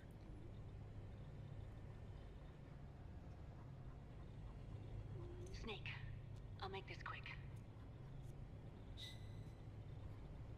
I'm in South America. I've been captured and forced to do research. It's Liquid. Liquid's goal is to seize control of SOP, the Sons of the Patriot system that controls the soldiers.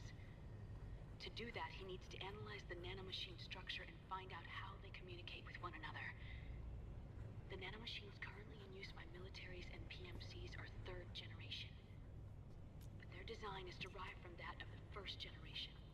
And the basic technology is still the same. First generation? I was the one who created the first generation, a nanomachine colony, part of which was Foxdie. 9 years ago at Shadow Moses, I injected it into your body, Snake.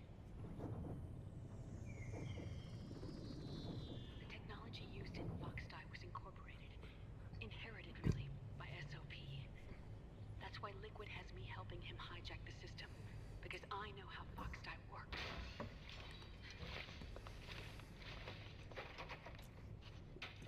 Please, you must rescue me.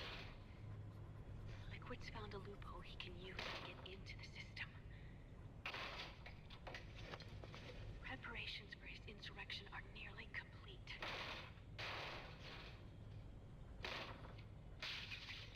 There's no time to waste. Snake, hurry.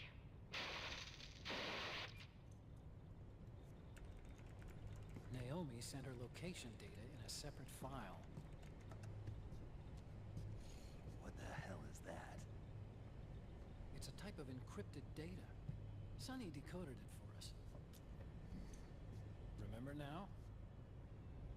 This is data from the Soliton radar you used at Shadow Moses. I'm guessing Naomi wants us to know the message truly is from her.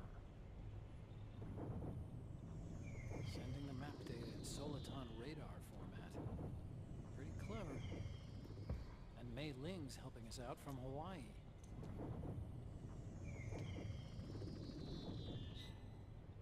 The data she sent was 4D sound data.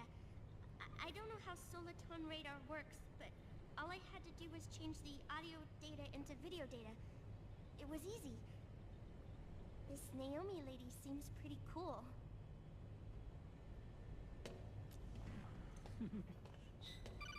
It's Campbell. Snake, as you'll recall, following the Shadow Moses incident 9 years ago, Naomi was detained by the authorities. But someone arranged for her escape.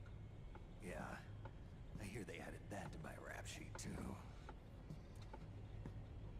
I suspect it was actually Liquid. He must have taken her prisoner himself and forced her to do research at his facility in South America.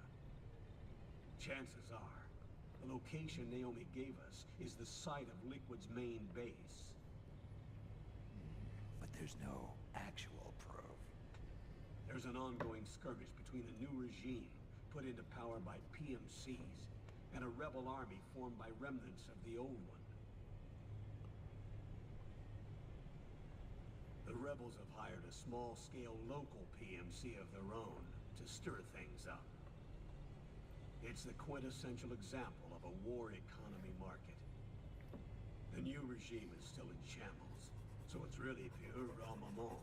One of the PMCs under Outer Heaven control that's calling the shots.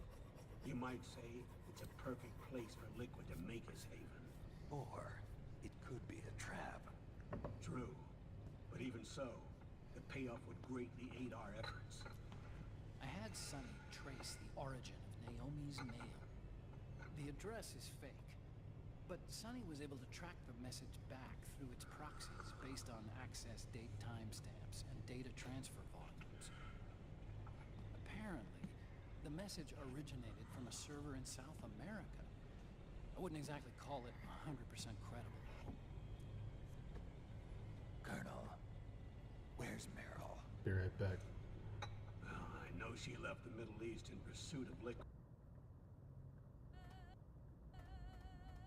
Be right back.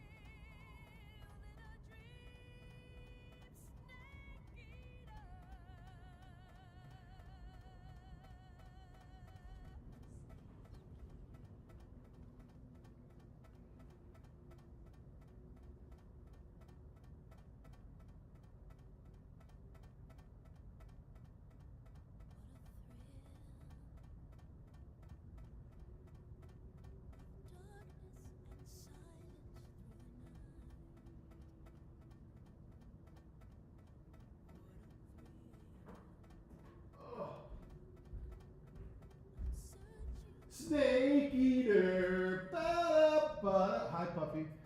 You heard me. Sorry to wake you up, but I mean, if you're gonna wake up, you might as well wake up to that, you know, Puppy.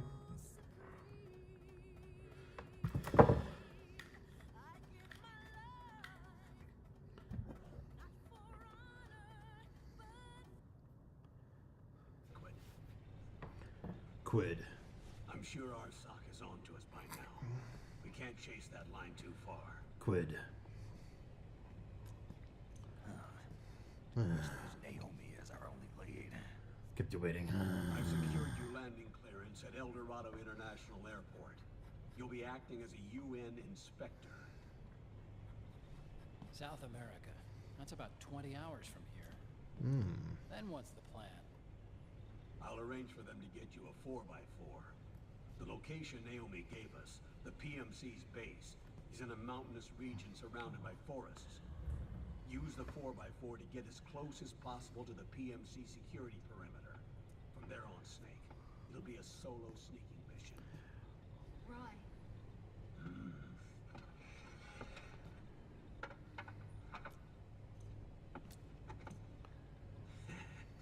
Thanks. The rebels are still pitched in battle against the PMCs. The commotion should help you slip into the facility unnoticed. 20 hours until we land. Got it. I'll have a look at the documents. Maybe I'll even have a smoke while I still can.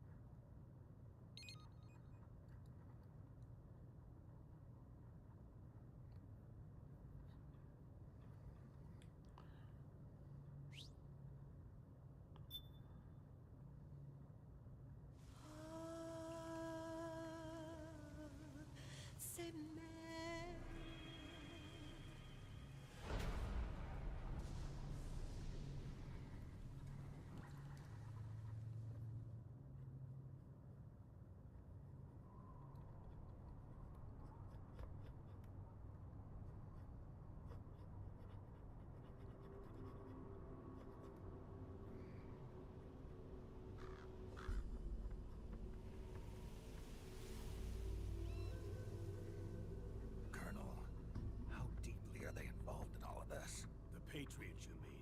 The data we got from Arsenal Gear was a load of crap. 12 founders who have all been dead for 100 years. Give me a break. We know they exist today.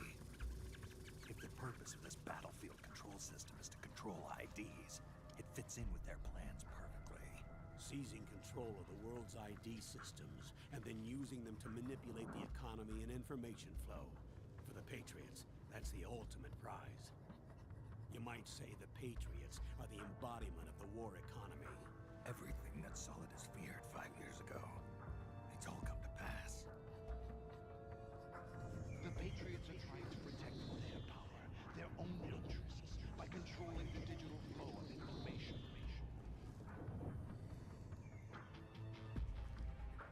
Now, with the media and global opinion under complete control, not even the UN can stand up to them. Then Liquid's insurrection is against them. Exactly. It would seem as though Liquid has taken up Big Boss's cause. An age of persistent universal warfare.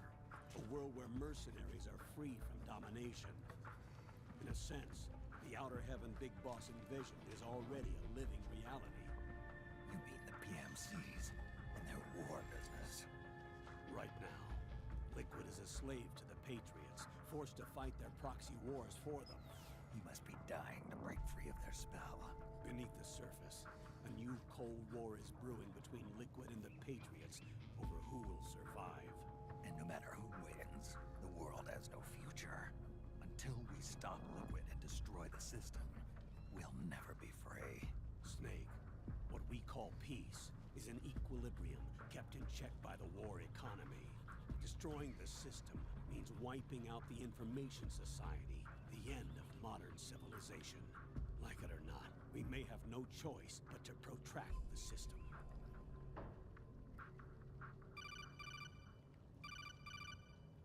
Snake, here's what we know about the current battle. Rebel guerrilla units are advancing on the base of the government PMC troops. That base appears to be Liquid's safe house. According to Naomi's data, she's being held prisoner inside the compound. That's where she is. Assuming the data is correct. And one more thing. What now? The government PMC troops have been operating at high altitudes. We have reports that it's starting to upset the balance of the nano-machine control system. Meaning? Meaning the low blood oxygen content seems to have an effect on their nano-machines, giving them a slight edge in battle. Be careful. Steer clear of altitude sickness. Got it.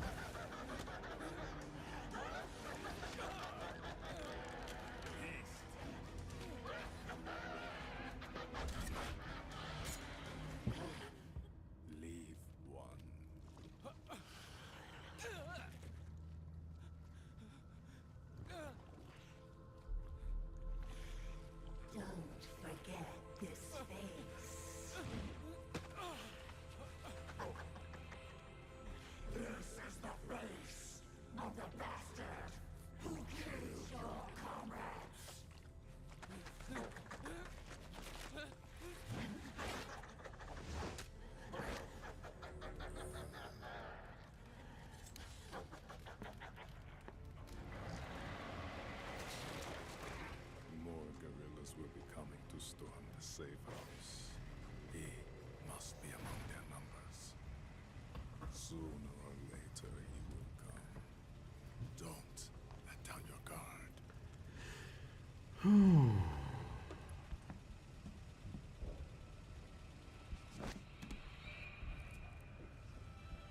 Another hour of stream, guys.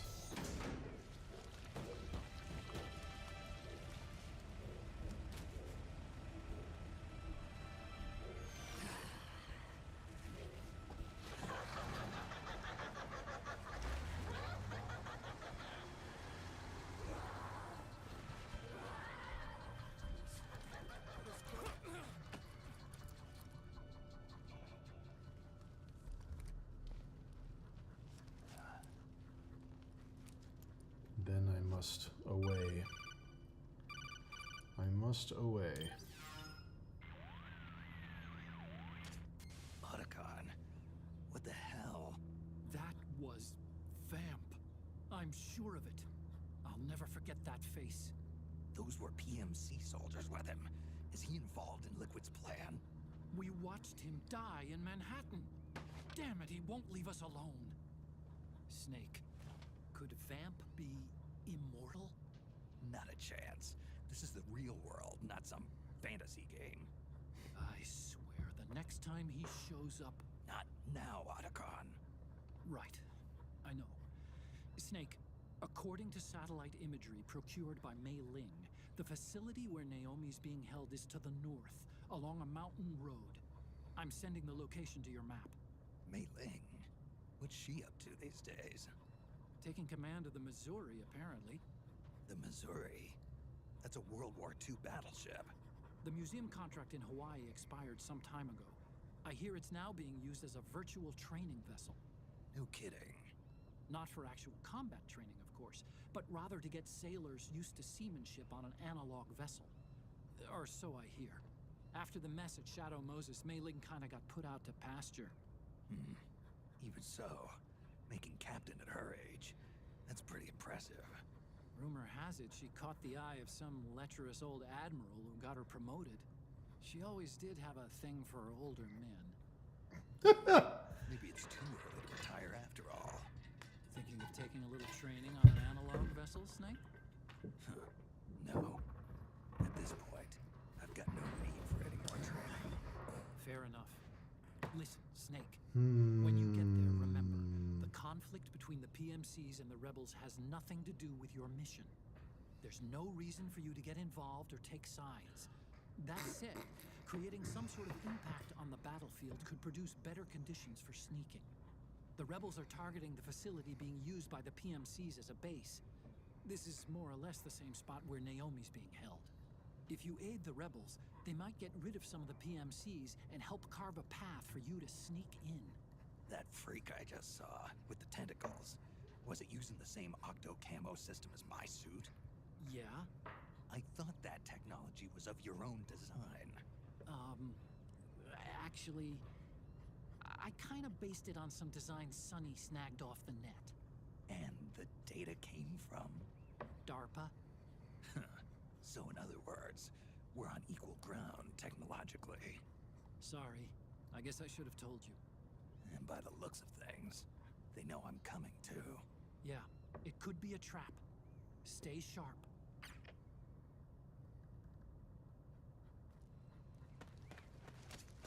Head for the research lab where Naomi's being held. It's to the north.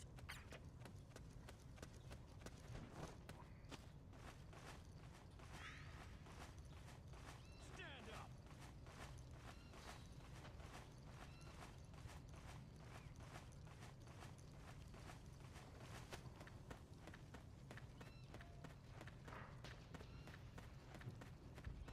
Move along!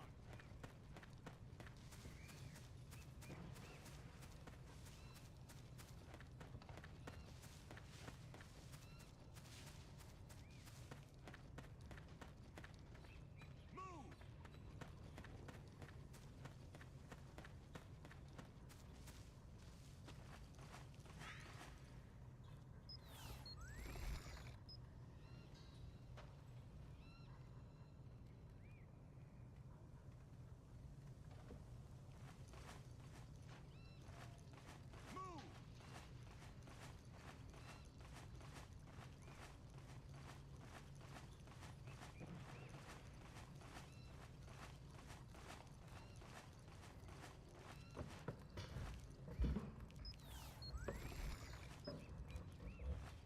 Move along!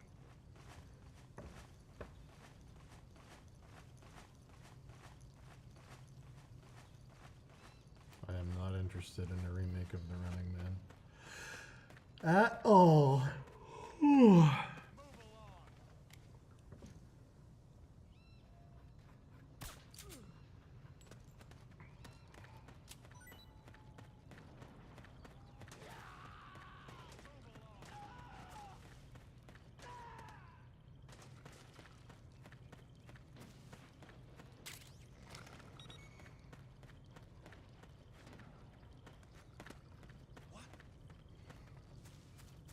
Oh, it's you again. So that's where you were.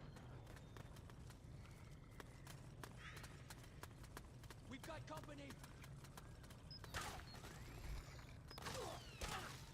Cover! We've got company.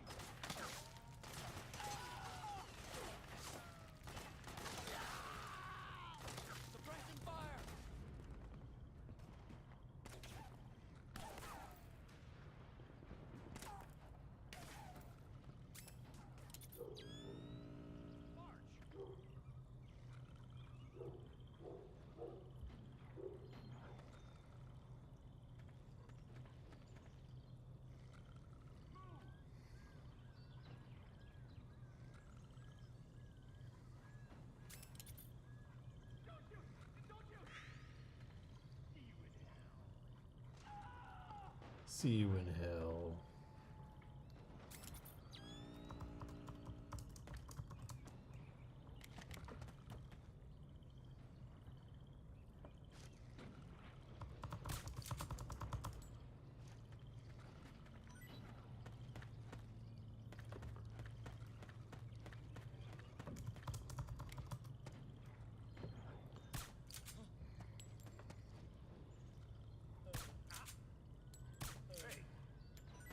Hey.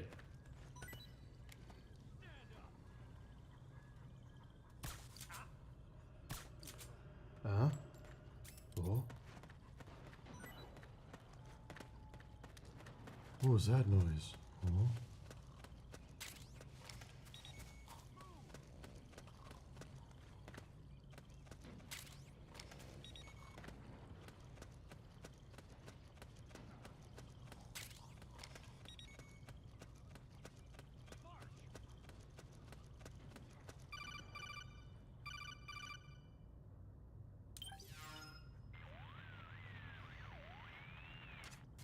Snake, there's someone I'd like you to meet.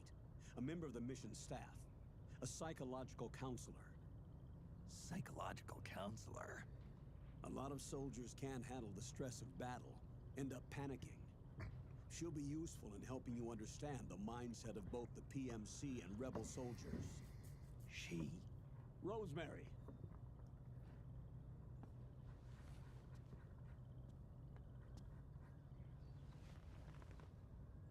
Nice to meet you, Snake. This is Rosemary. She used to work as a data analyst at the Pentagon, but moved to combat support during the Big Shell incident. Yeah. She was in charge of Jack's files, wasn't she? After that, she studied psychology. And now she's a counselor with CSP, the Combat Stress Platoon. Yeah, I hear psychological counseling's the hot field these days. Increased combat efficiency and productivity, all without ever picking up a gun. I'll be acting as your personal counselor on this mission. Since the passing of the new millennium, one of the most important issues facing today's military is the mental care of its soldiers. Is this I Raiden's can also girlfriend? provide advice on soldier psychology from a threat assessment perspective. Contact me anytime. I'll be standing by here at home with Roy, but I'm on a different circuit. The frequency is 147.79. Her advice will have a positive effect on your psych gauge. Survival on the battlefield depends on your psychological well-being. Lose your cool and your body stops doing what you tell it to. Even a veteran soldier like you. I know. Mind, body, technique. Is she the young new wife, Kim, that when your psyche is running low, you know, ask her Merle for was talking advice. about? It'll help keep you in peak condition. Or is she and just focused hanging on the out with mission. Roy? By the way, Colonel, isn't that your house? Well, yes. Then the woman you married, the one that Merrill was talking about. Uh-oh. Is Rosemary, yes. Oh boy. Didn't I tell you before? News to me. What about Jack? Jack. Jack, from Foxhound. Codename Raiden. I seem to remember him being engaged to Rose. Oh. We lost all trace of him. Jack's gone. I used to work with the guy. He saved Sonny from the Patriots. He disappeared soon after that. What about you? Jack disappeared and you just moved in on Rose? I was consoling her over her loss. And one thing just led to another. She's young enough to be your daughter. Yeah. Lucky me, huh? Now I see why Excellent. Merrill was so disgusted. Excellent. Merrill said something about me. Yeah, I believe her words were, "I'll never forgive that womanizing piece of shit." I see. Colonel, you knew she was our informant in the Middle East, didn't you? Was it you who put her up to it? Yes. I used my connections in the army to get Merrill the job. You wanted your daughter someplace where you could keep an eye on her. Look, everybody involved in the incident at Shadow Moses either lost their job and status, or in the case of Merrill and Mei Ling, got brushed aside. Merrill wanted to make a comeback, a difference. We can't all be as strong as you, Snake. Some of us can't bear living like pariahs. Since Shadow Moses, I've been Hey, branded girl, a scroll. criminal. I think of it as my own small way of making it up to my daughter. My own flesh and blood.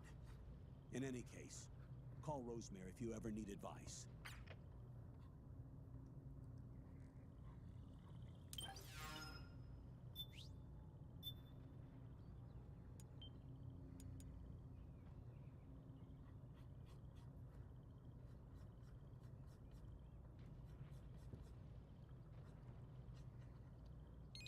I like double G.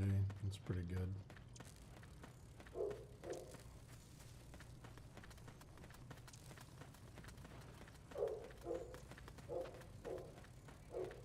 Who? What are you doing here? What? Oh. It's What you. happened?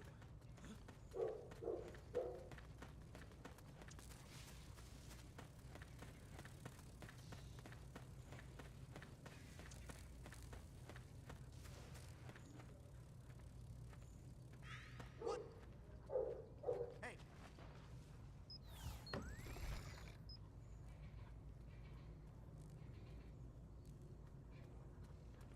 Is anybody there? What's going on?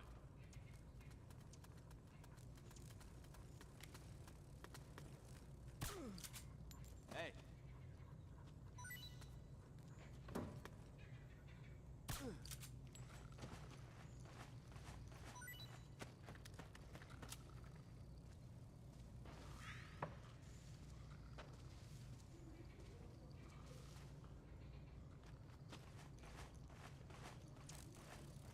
Split up!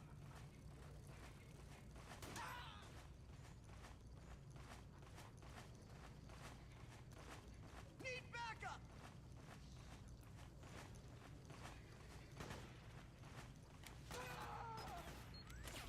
Yeah, he's going good. It's going quick.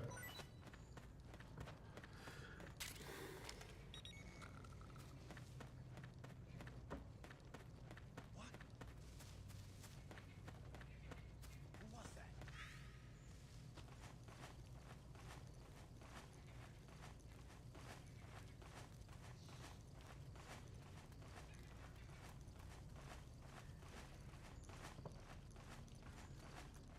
Enemy contact!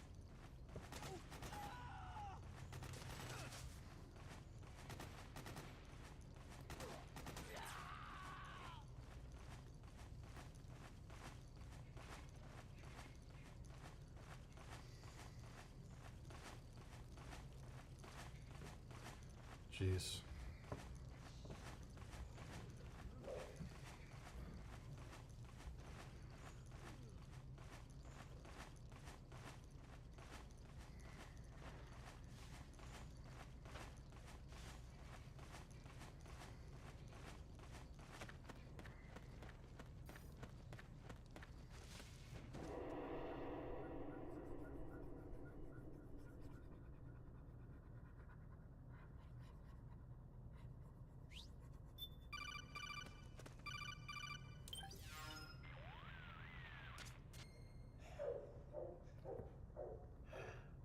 Who is this? Snake.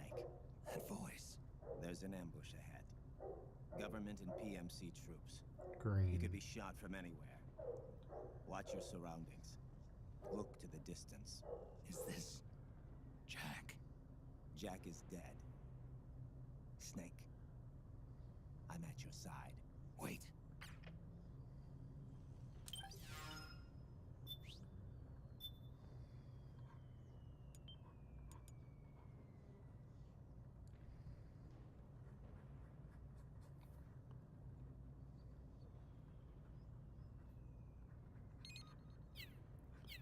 Jack. I was just talking to your fiance. Oh, it was you. She's shacked up with the colonel.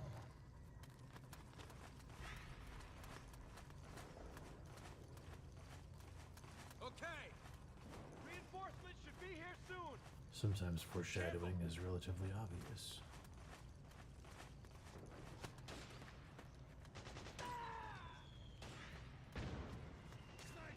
Snake, PMC sniper. Keep your eyes peeled. Keep low and stay behind cover.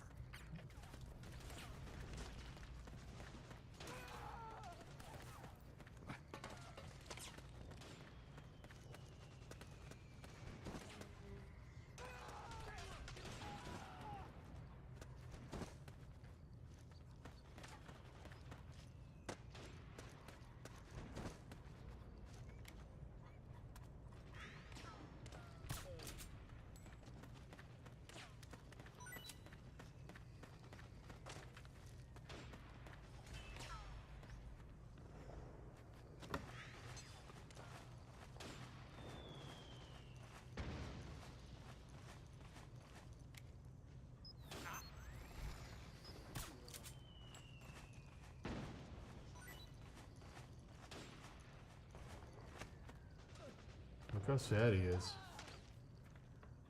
Look how sad Manhandla is. Look at him. Look how sad he is.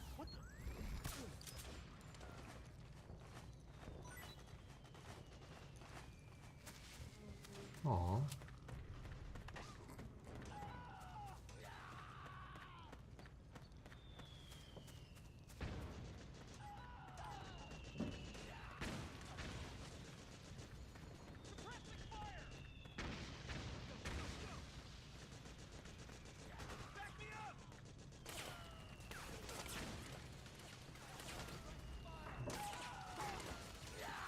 Stream's over in about 40 minutes, everybody.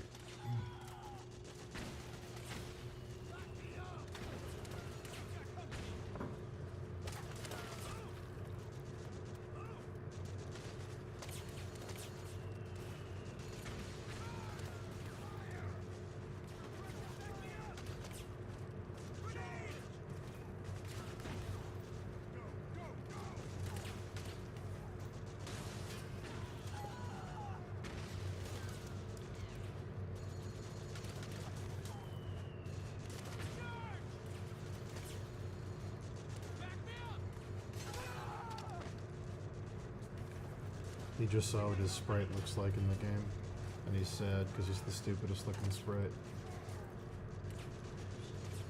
He's like, oh man.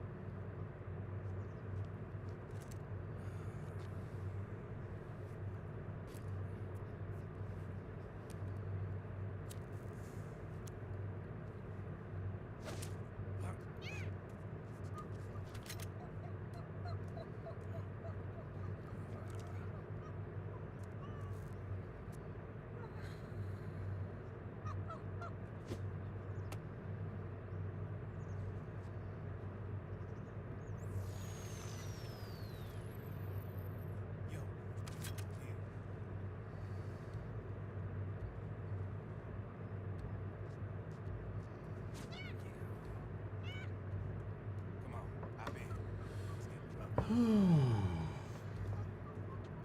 don't think so.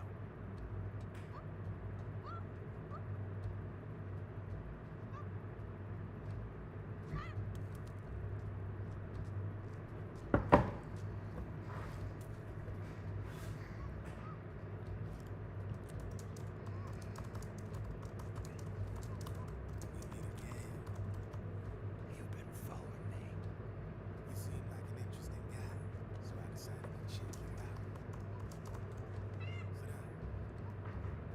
A lot of legends about you out there in the intel community, especially in the CIA. Oh.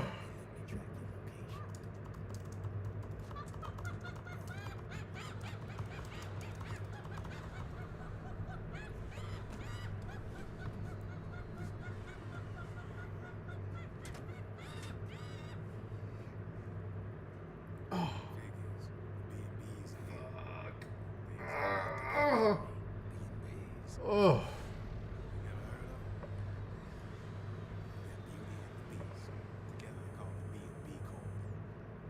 Their squad of enhanced female soldiers belong to the PMCs. Anytime there's a mess that needs cleaning up, they're on the scene leading the elites. That's a female?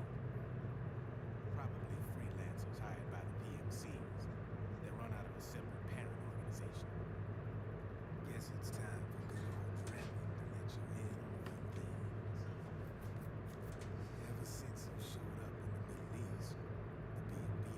Buddy, I was the original cam girl.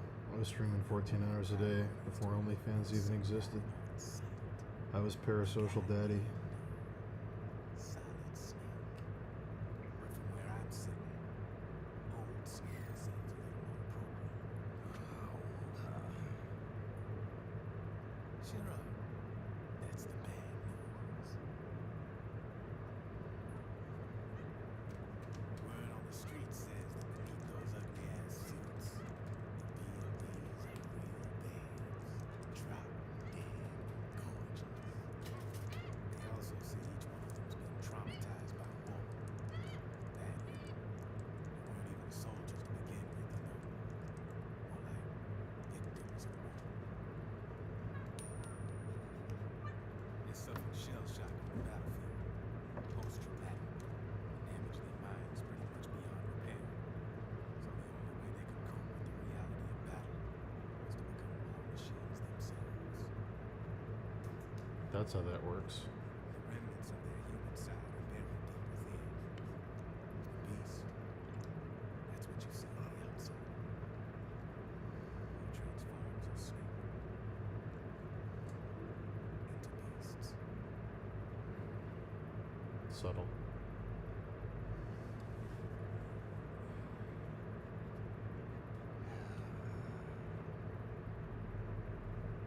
War transforms us. But deep within that shell, something human survives. A fragile, scarred heart. Without a shell to protect it, it's like the yolk of an egg. Word going round is their natural flesh and blood bodies can't survive in the open for more than a few minutes. And they have been convinced that by killing the snake, their minds will be cleansed. They think it's going to free them from all the pain, and all the fury, and all the sorrow. Which makes these babes pretty much obsessed with killing humans. 4 B&Bs have been identified so far. The one you just saw was Raging Raven. There's also Laughing Octopus, a master of mimicry, and Crying Wolf. She knows all about things. And finally, the mistress of violence, Screaming Mantis. Mantis?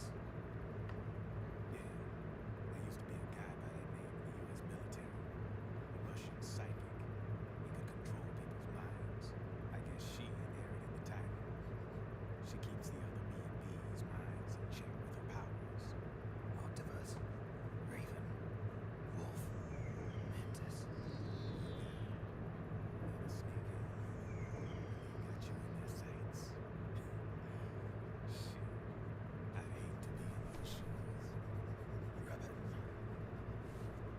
I thought no one was supposed to be able to hack into the system. Are you with the Patriots? No, sir. I ain't no lolly lule. Lali Lule.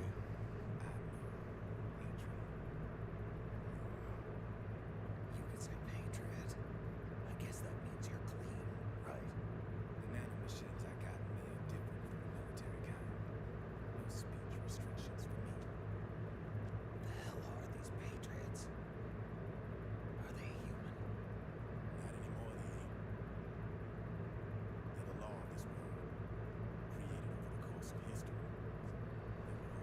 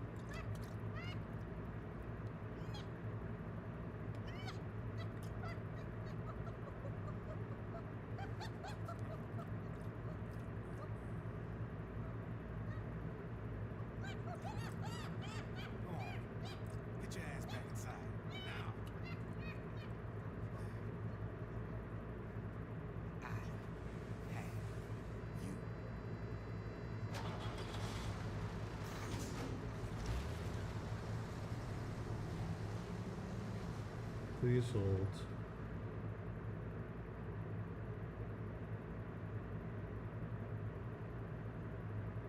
Please hold.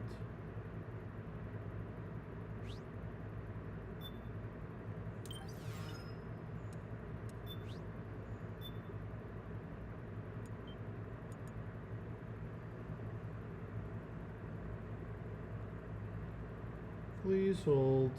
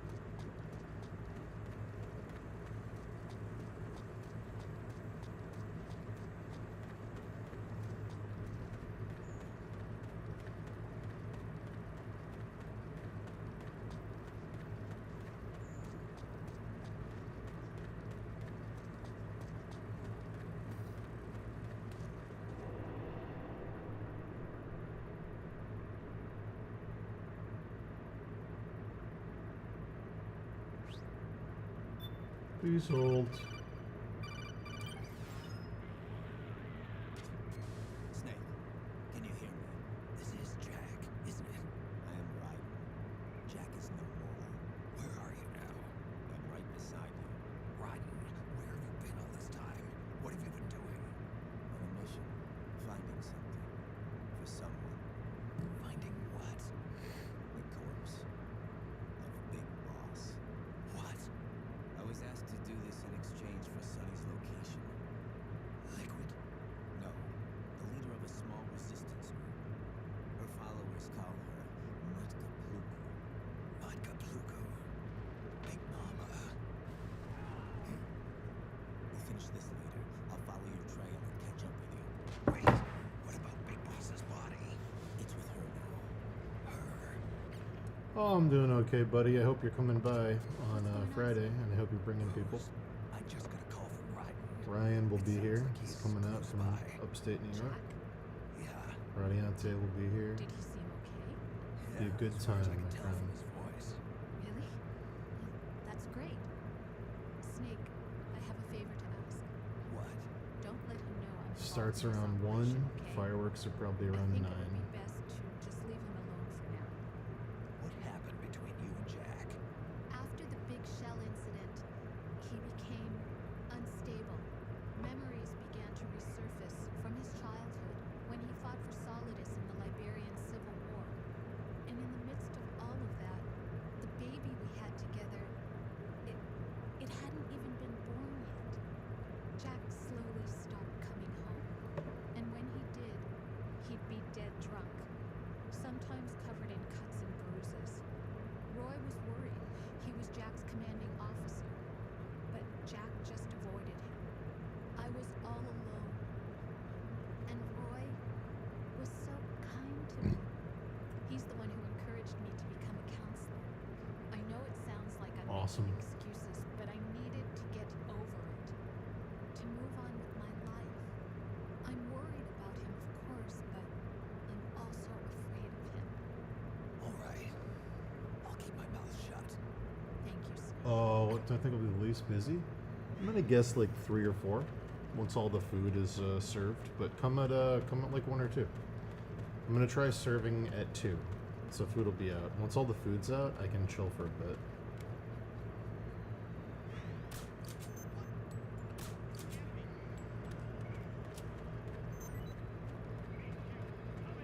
But yeah, feel free to bring family, friends, anybody you like.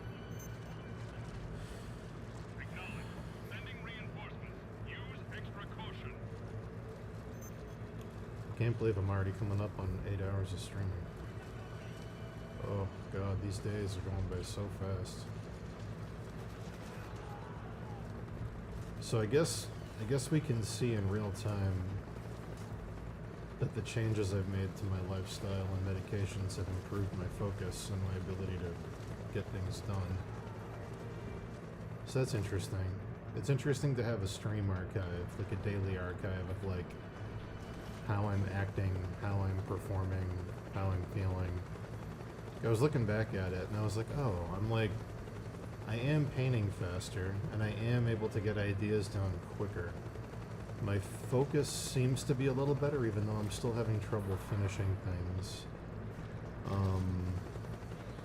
I don't know. It's weird. I definitely think things are better. I think there's still room to grow, but it is interesting looking at it.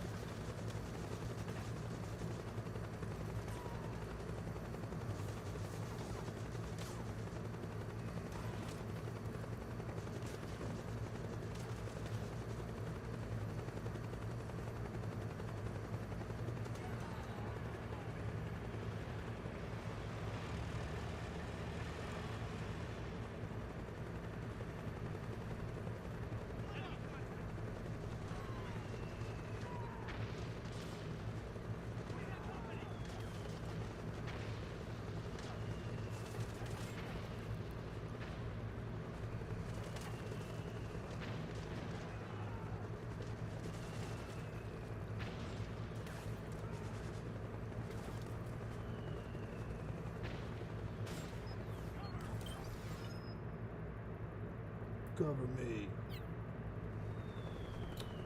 I am gonna be here for another half hour, Spit Boy, and then I gotta go start shopping and cooking for the cookout. To start smoking stuff tonight. 'Cause I don't want to deal with it the morning of. Stuff never comes up to temp when you want it to, so I'm just gonna do it early.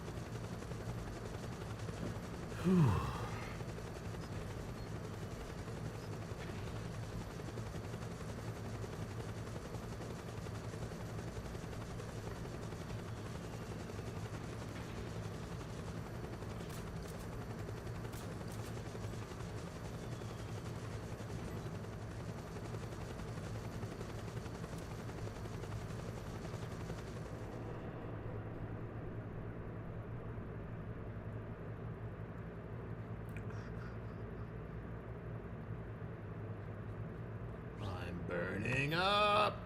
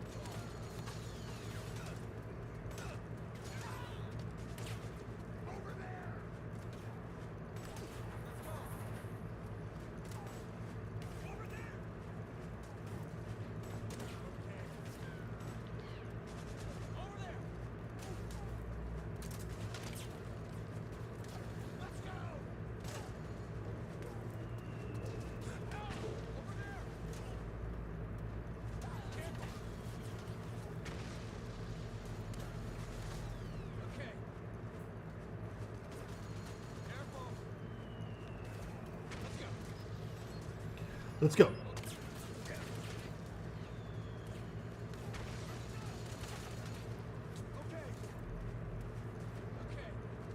Okay. Okay. Okay.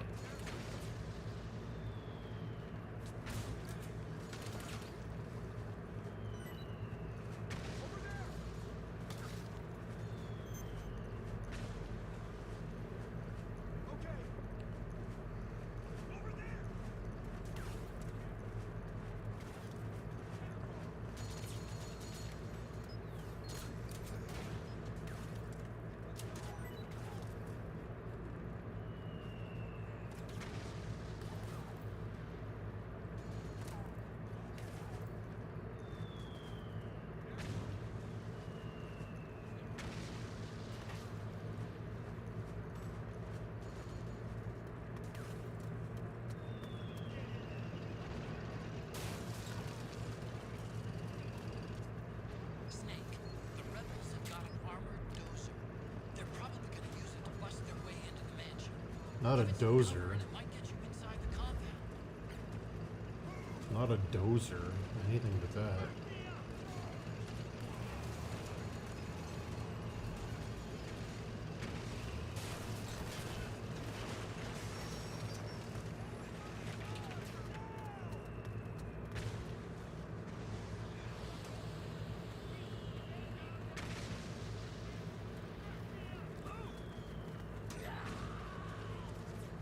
Naomi's lab is somewhere inside those mansion grounds.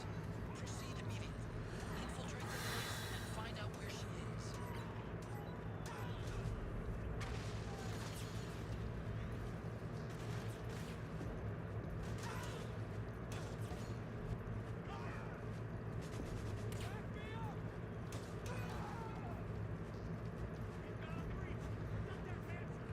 We've got a breach.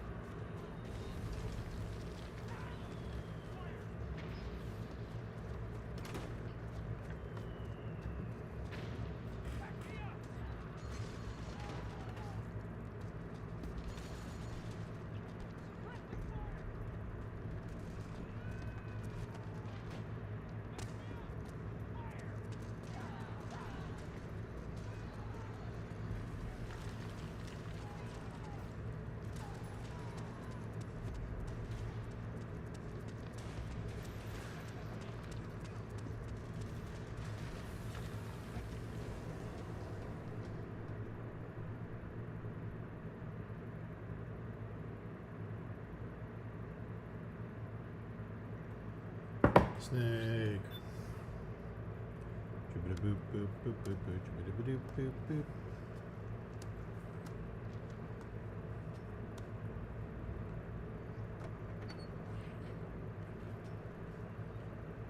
What time am I at? Can someone tell me? What am I at, like 7:50? 7:45? What am I at?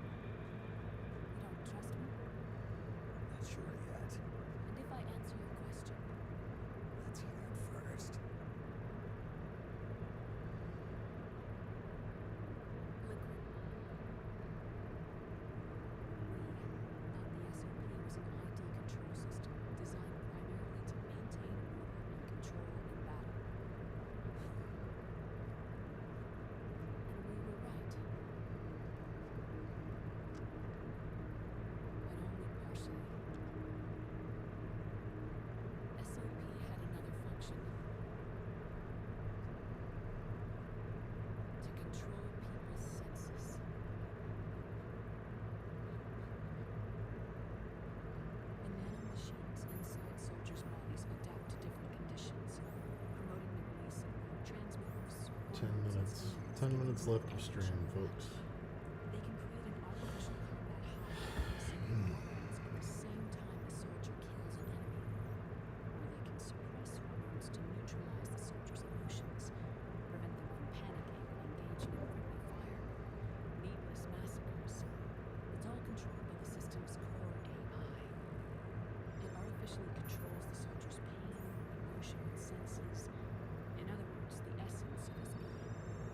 The skyrocketing demands of the war economy have fueled the demand for more soldiers and more fighting. This in turn led to the development of technologies to rapidly improve their combat abilities and control their actions.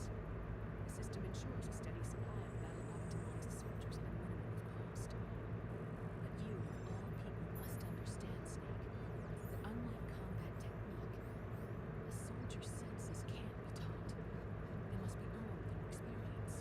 Does this have something to do with that test of yours? The goal was to release the soldiers' nanomachines from the system, but we didn't know about the mental control. And the nanomachines went berserk. No. Our test was a success. At least, confirmed our hypothesis at the time. Just as we predicted, the nanomachines stopped functioning, and the PMC soldiers were freed from the grips of the system. But the moment the system stopped, all the pain and fury and sorrow, all the trauma and stress, all the hatred, regret, guilt, all the sensations that had been suppressed were unleashed within their hearts. Their memories and their senses weren't erased. Each enemy soldier they killed, each lost comrade, each threat of violence against the innocent, every act of war they committed was etched firmly in their hearts. In suppressing the user's mind, nanomachines exact a heavy burden on his heart. The user's body rejects the nanomachines. This reaction must then be suppressed with drugs. Before the user knows it, his mind is in complete shambles. Snake. Remember Frank? Frank Yeager. Gray Fox. We twisted his body for their experiments and nullified his broken heart with nanomachines. SOP has taken it even further and applied it to living human beings. The sins of war these soldiers carried inside them returned to assault them in a form of unimaginable shell shock. The meaning of the system may have changed, but the battlefield hasn't. Until that point, war was like a game to them. And then suddenly, reality came crashing down.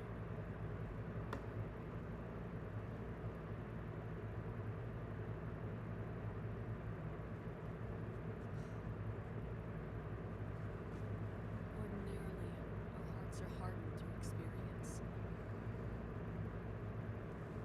Even the most grizzled veterans live with an inescapable guilt they've had to overcome bit by bit through the years. Even then, it never truly goes away. For a mind lacking that essential experience was simply too much to bear.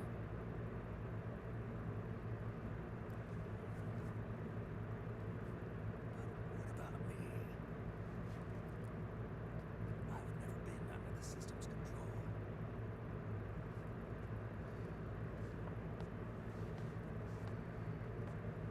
That's why I want to examine your body. You need to know too.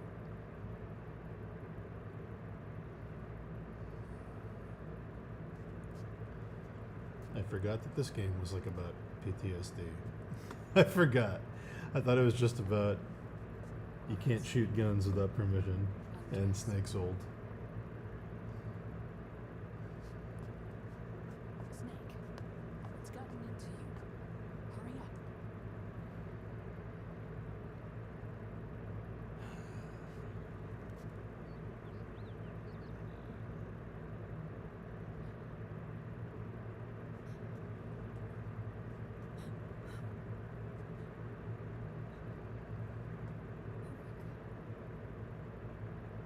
Snake.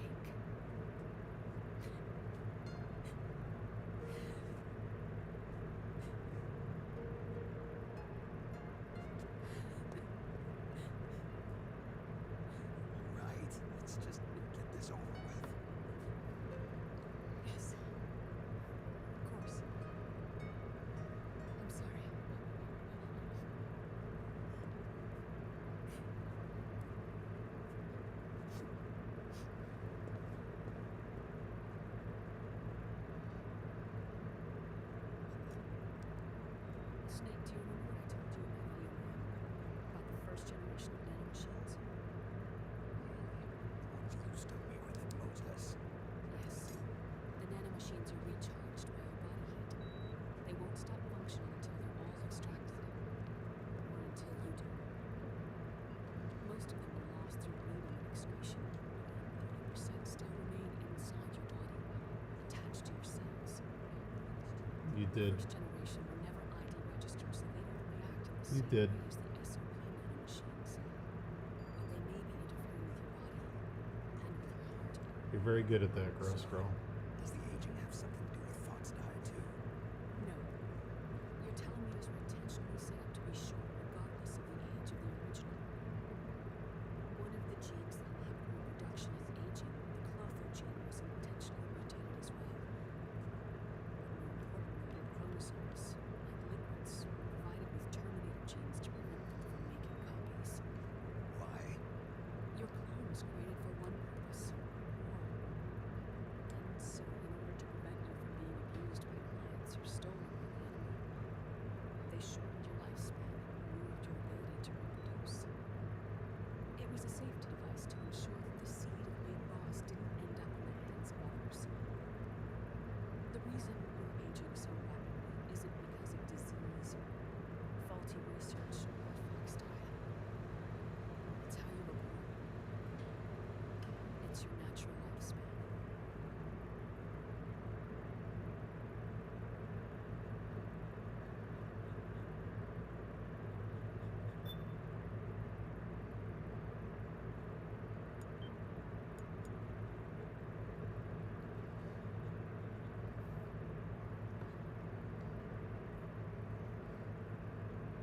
Excellent.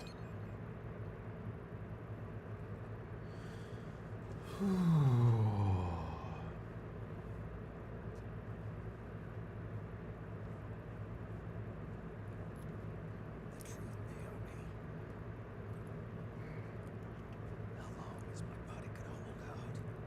Your cells, blood, organs, nerves, skeletal system, muscle tissue. Every part of your body is aging rapidly. An ordinary man wouldn't even be standing by now.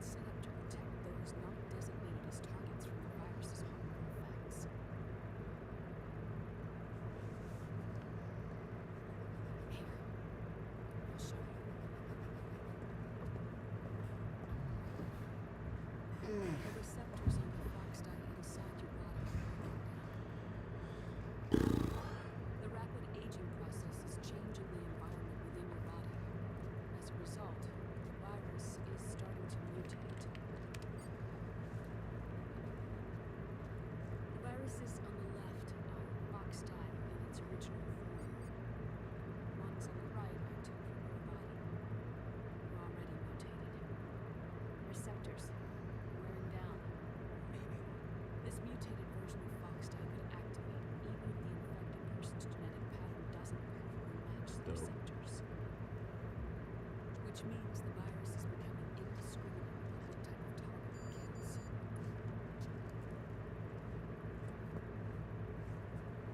Ever since Shadow Moses, Foxdie has been breeding continuously from the nanomachine colony inside your body and dispersing into the air. There are no more targets to attack, so there haven't been any more outbreaks. However, if the receptors continue to wear down, it'll become a killer virus that attacks untold numbers of victims. What if we kill them all? Remove them from the body? There are no antibodies either. I don't know what percentage of the receptors have to break down, or how many people will be targeted when that happens. What is certain is that people will begin to catch Foxdie through airborne transmission. It'll start with those closest to you. Then, one by one, they'll lose their lives. The part of the virus that distinguishes between individuals will start to break down in about Half a year. 3 months at the most. 3 months. Ironic, isn't it? You've spent your entire life saving the world from Metal Gear, nuclear annihilation. Yes. And now, you're becoming a doomsday device yourself. Yes, he is. Folks, it has been a lovely 8 hours. Look at all the delicious rendering we got done. Look at all this. We did... I flattened the claw. We did the claw today, too. I didn't even include that. I flattened it. There we go. That's better. That's what we did today. That's correct.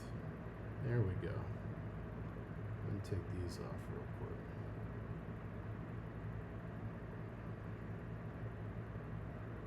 This is what we did today. This is our day. That's what we did. I'll put my name on this. Put my name on this day. This is an 8-hour, well, more like 7 with the breaks I took. But look at that rendering. Look at all that. Look at that bullshit we did. Hell yeah.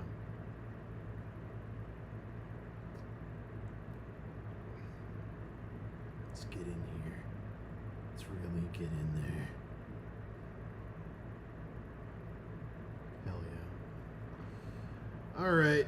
Oh, I'll be back tomorrow for another 8 hours. And then that's the end of my week. Because I'm cooking all day Thursday and having a huge party on Friday. So, we'll see you tomorrow. And then we're going. And then we're gone. And then we'll come back. Maybe over the weekend. I don't know. I love you guys. Take care. Whatever you're working on, I hope it's great. Have a lovely afternoon. If I'm not super dead when I'm done shopping for the stuff tonight, I'll come back on. We'll do another stream. But, I don't know. I'm very happy with this. It's stupid. Like, don't get me wrong. It's very dumb, but it's exactly what I thought it looked like when I was a kid. It's the right kind of dumb. It's like exactly what I want it to be. Oh, look at his little sad face. Look at it. He's like, oh, my sprite looks stupid. Alright.